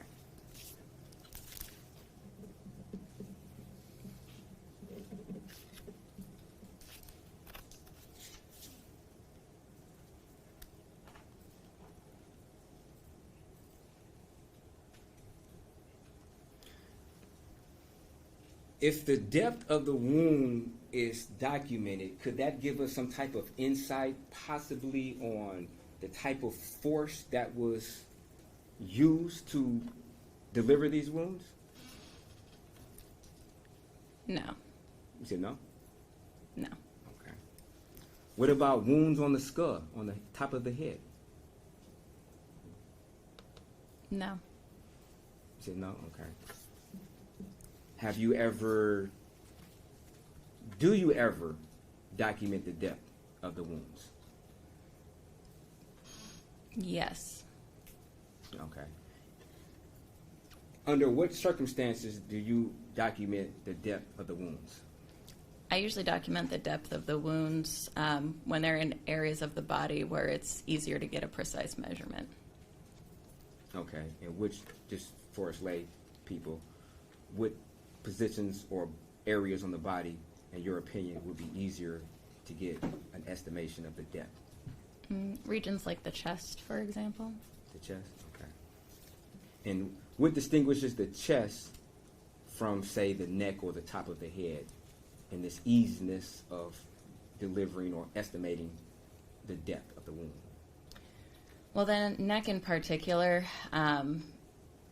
it's pretty elastic versus the area of the chest. You have the ribs that are a little bit harder to deform. Okay. The head is not as elastic as the neck, correct? You would agree? Correct. Okay. And would you agree that the head is a hard object, sort of like the ribs, or maybe harder?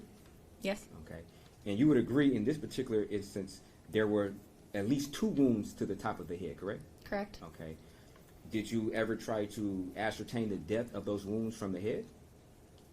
Yes. Did you? Did you document those findings? Not in this narrative. Okay. So you measured it, but you just didn't document it. I just want to be clear. Yes. Based on the wound tracks, I developed an estimate, but at the time of the autopsy, I did not specifically measure the depth of the head wounds. Okay. So you're just estimating based upon your memory or looking at the picture, correct? Yes. I mean, the labels have rulers, so yes. Okay. But the labels have rulers to give you some estimation on the width of the wound, correct? Correct. Not the depth of the wound, correct? Yes. Okay. So just to be clear, when one is looking at the pictures and they see the width of the wound, that can't really gauge somebody or give them any type of approximation on what the depth of the wound is, correct? Correct. Okay. So how are you coming up with this estimation then, if that's the case? Yes. So I misspoke. So general anatomic structure, the scalp is a depth of 1 centimeter. So that is how I came up with that estimate. Okay. Do you know whether or not this wound penetrated the scalp and went into the brain? It did not go into the brain. Okay.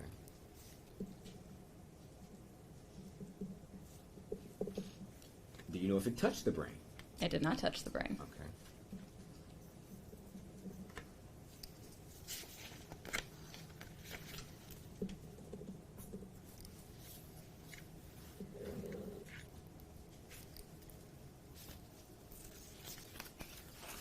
Do you ever review the toxicology reports?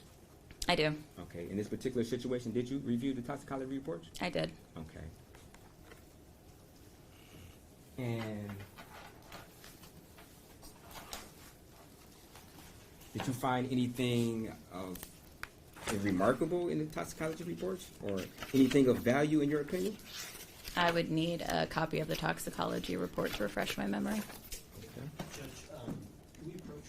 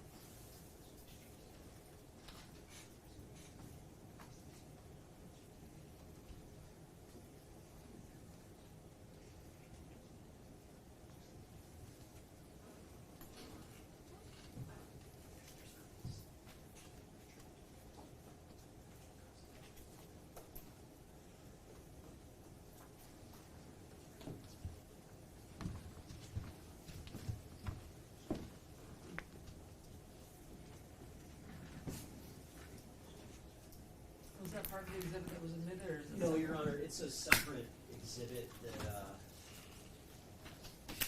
will get it. It's marked as proposed exhibit 23, and I guess I'd move for its admission if there's no objection. No objection. Okay. My hand Tables is 23 is admitted.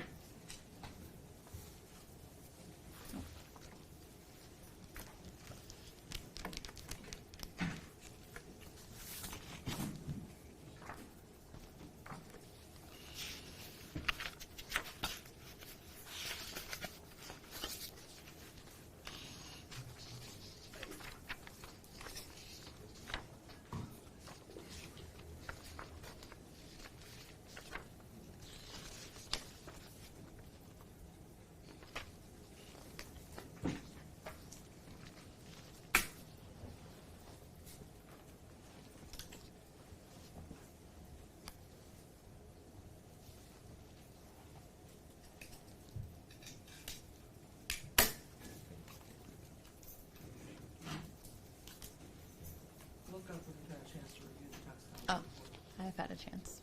Okay. And just to be clear, are you looking at the report that was issued on March 22nd, 2024? Yes. Okay. Did you find anything of particular value in the toxicology report? There were several substances present, but as to their relevance to this case, I would defer to a toxicologist. Okay. Are you familiar with, if I butcher this name, the gamma hydrobutyric acid, if I'm probably mispronouncing that? I'm familiar with it. Okay. And what is that? It's more commonly known as GHB, which is most known for being a substance that is used as a, quote, date rape drug. But it's also a substance that is endogenously produced by the body. Okay. So what you're saying is that from this report, there was a presence of what you classified as the date rape in her system? Judge, Hold on. can we approach again? Yes.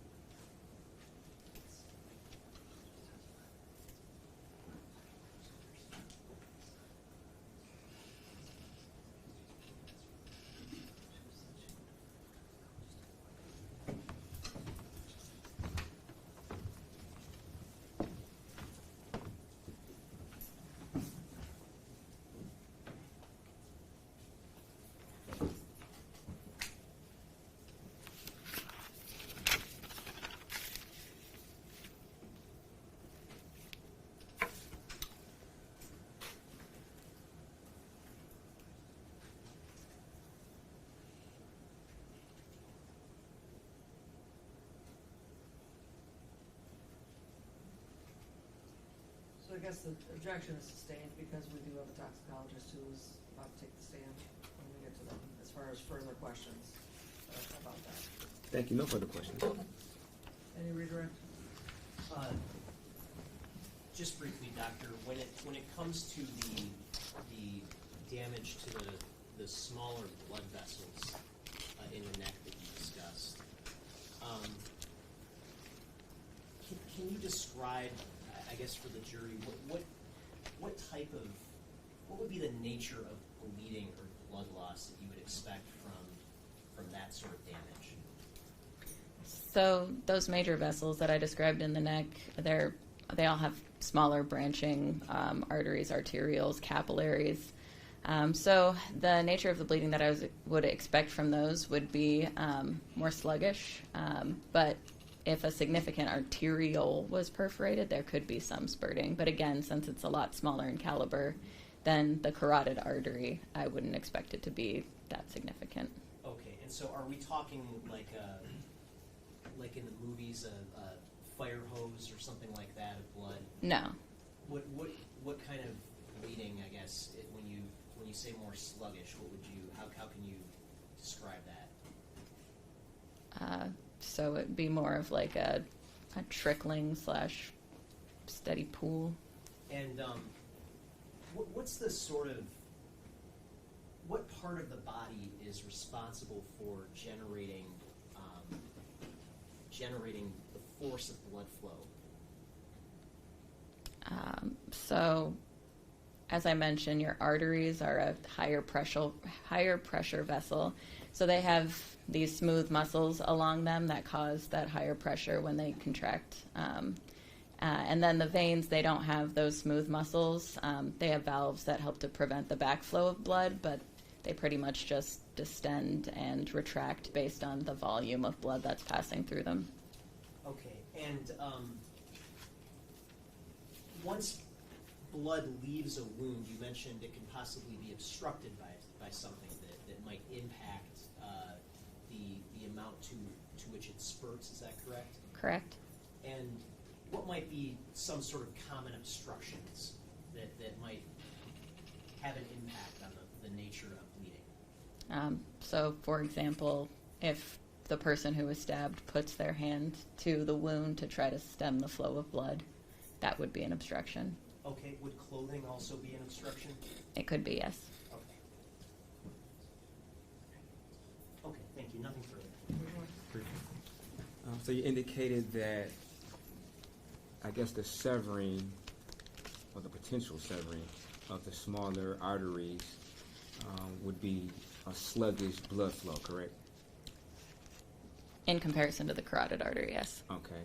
And by sluggish, that could also prolong the time that person would maybe otherwise die in comparison to severage of the carotid artery, correct? Yes. Okay. Thank you. No further questions.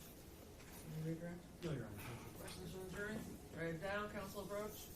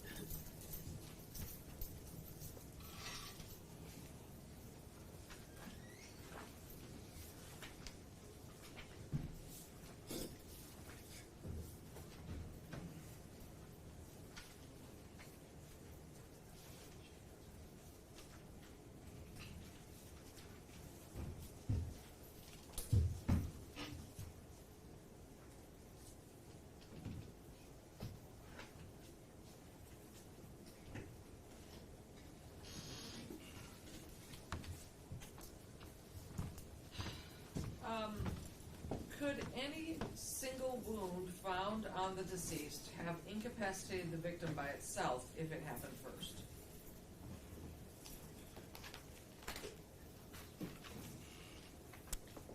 Possibly.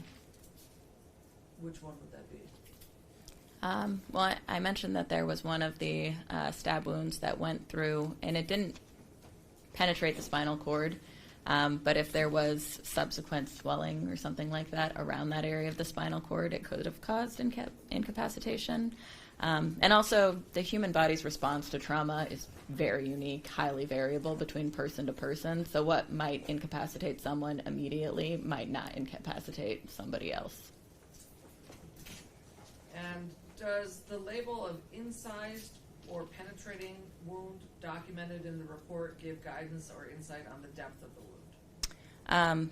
So the incised means that it was longer or wider on the skin than it was deep. So the indication there would be that whatever the measurement of the width was, the wound was not as deep as that. It was shallower.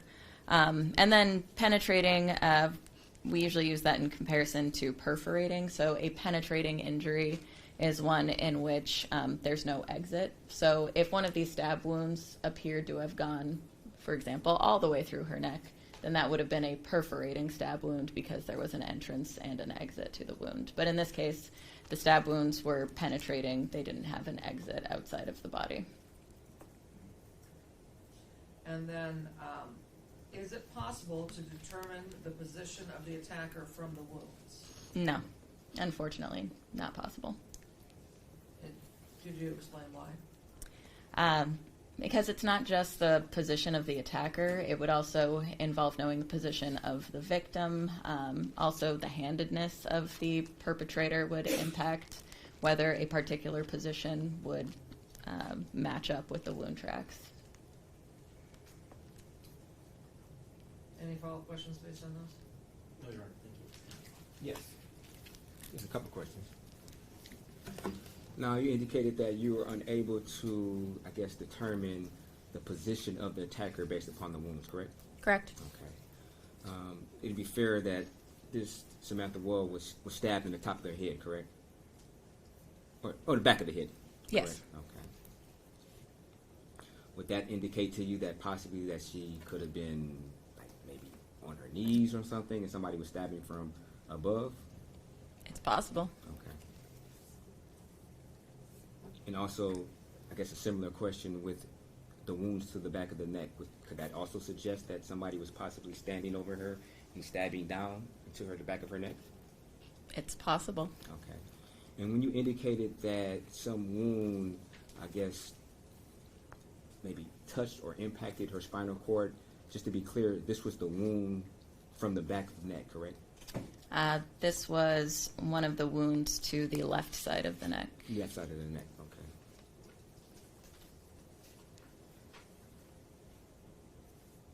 And it did not directly impact the spinal cord. Okay.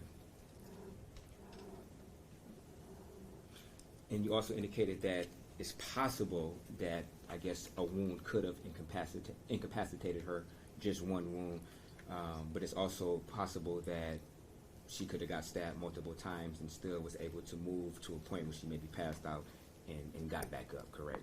Correct. Later on. Correct. Okay, thank you. No further questions. Any further questions? Any other questions from the jury?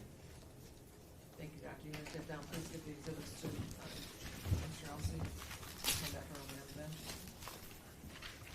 Does the jury need a 10-minute break, or can we go through to 3:45? Okay. You're good or no? No. You need a break. Okay. We're going to take a 10-minute recess, come back at 3:22, and hopefully get some or all of the next witnesses done.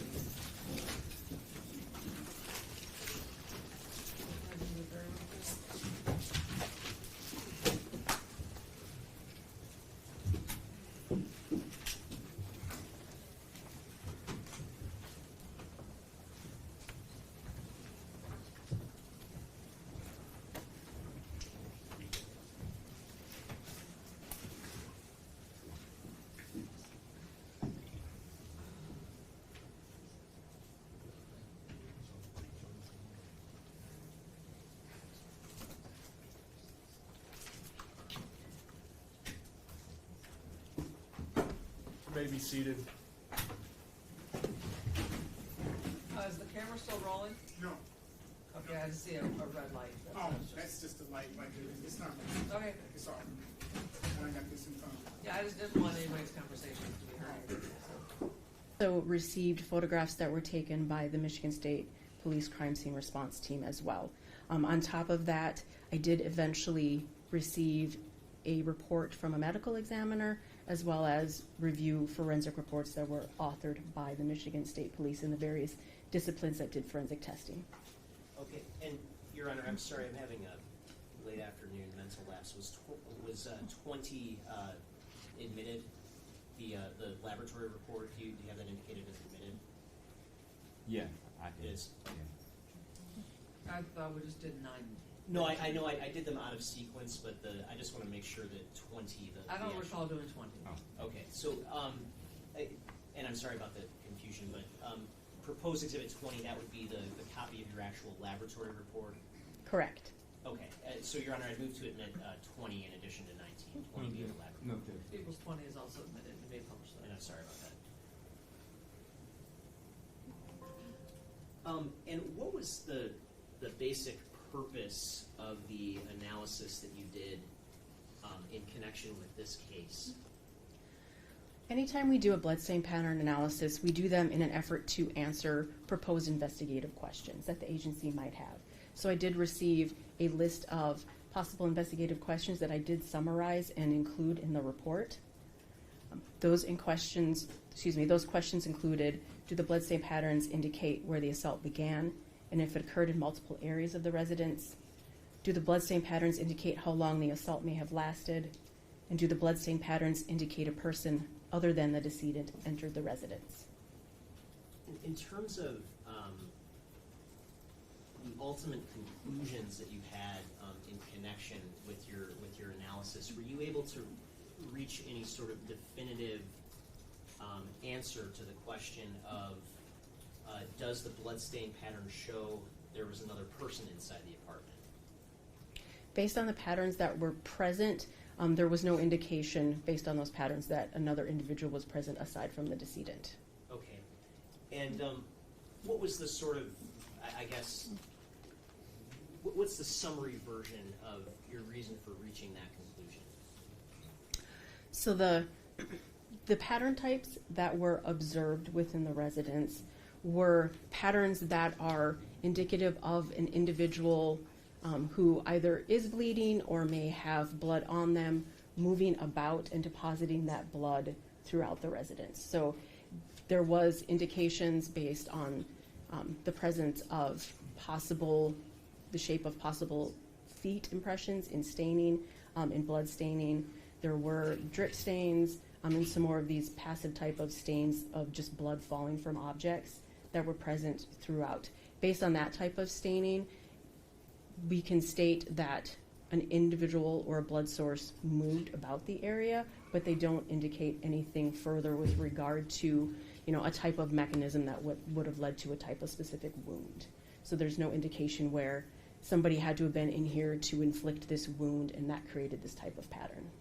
Okay. And in terms of the question of whether we can tell the sort of origin of the assault, the place where the assault began, were you able to answer that question?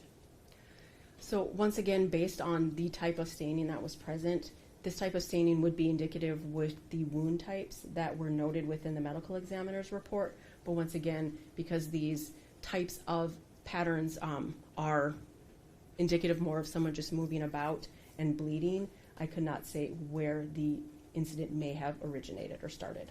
And so would that mean, in terms of the location inside or outside of the home, or just inside of the home? The location in general. So there was more blood within the residence than outside of the residence, which indicated that there was movement within that residence for an extended period of time to lead to that amount of blood. But in terms of where this incident would have started, I cannot state if it occurred outside or inside.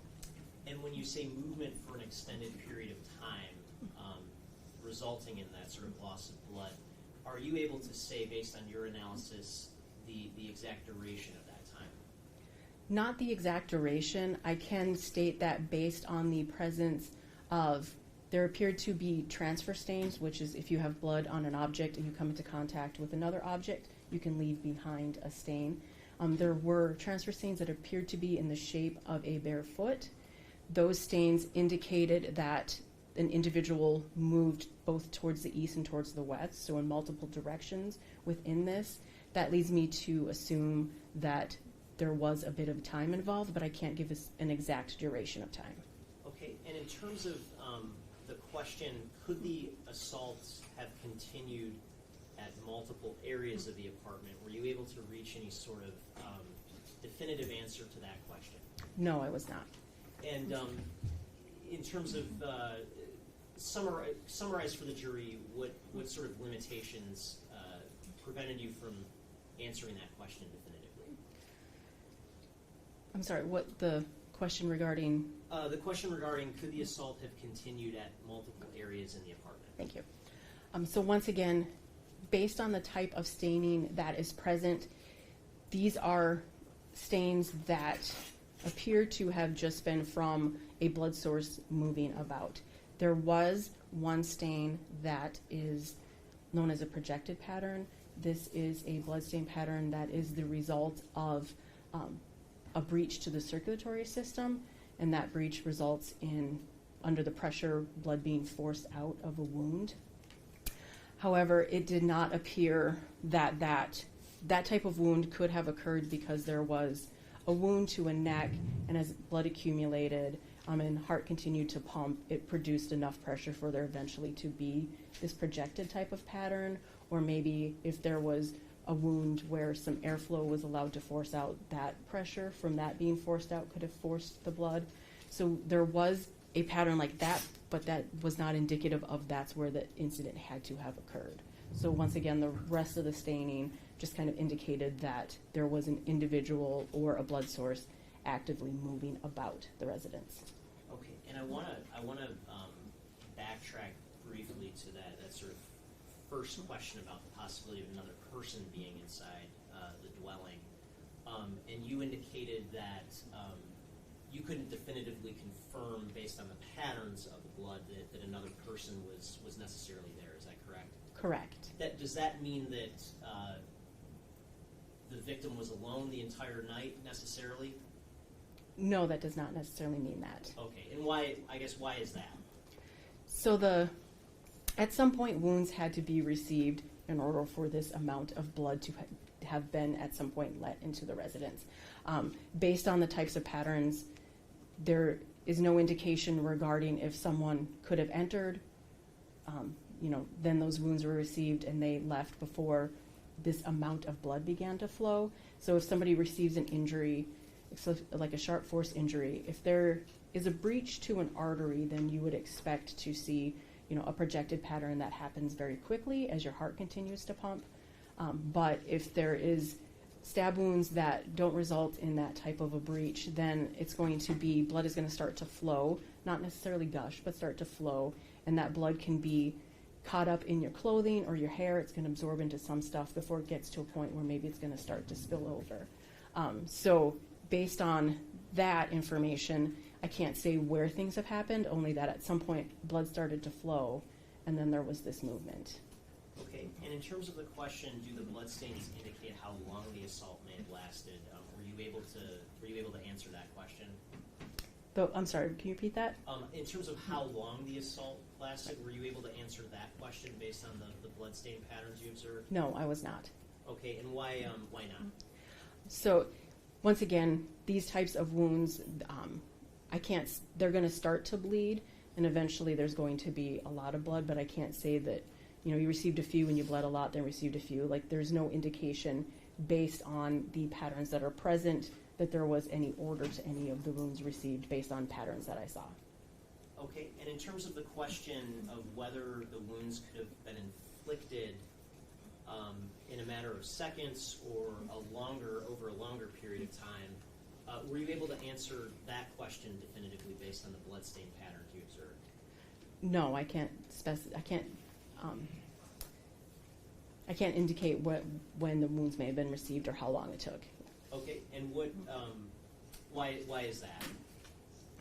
So once again, because these types of patterns that we're seeing are from blood eventually accumulating and starting to fall, there is no indication So once blood accumulates and starts to fall, I can't say from which wound it started to fall, or if there was 1 or 2 wounds and then more wounds.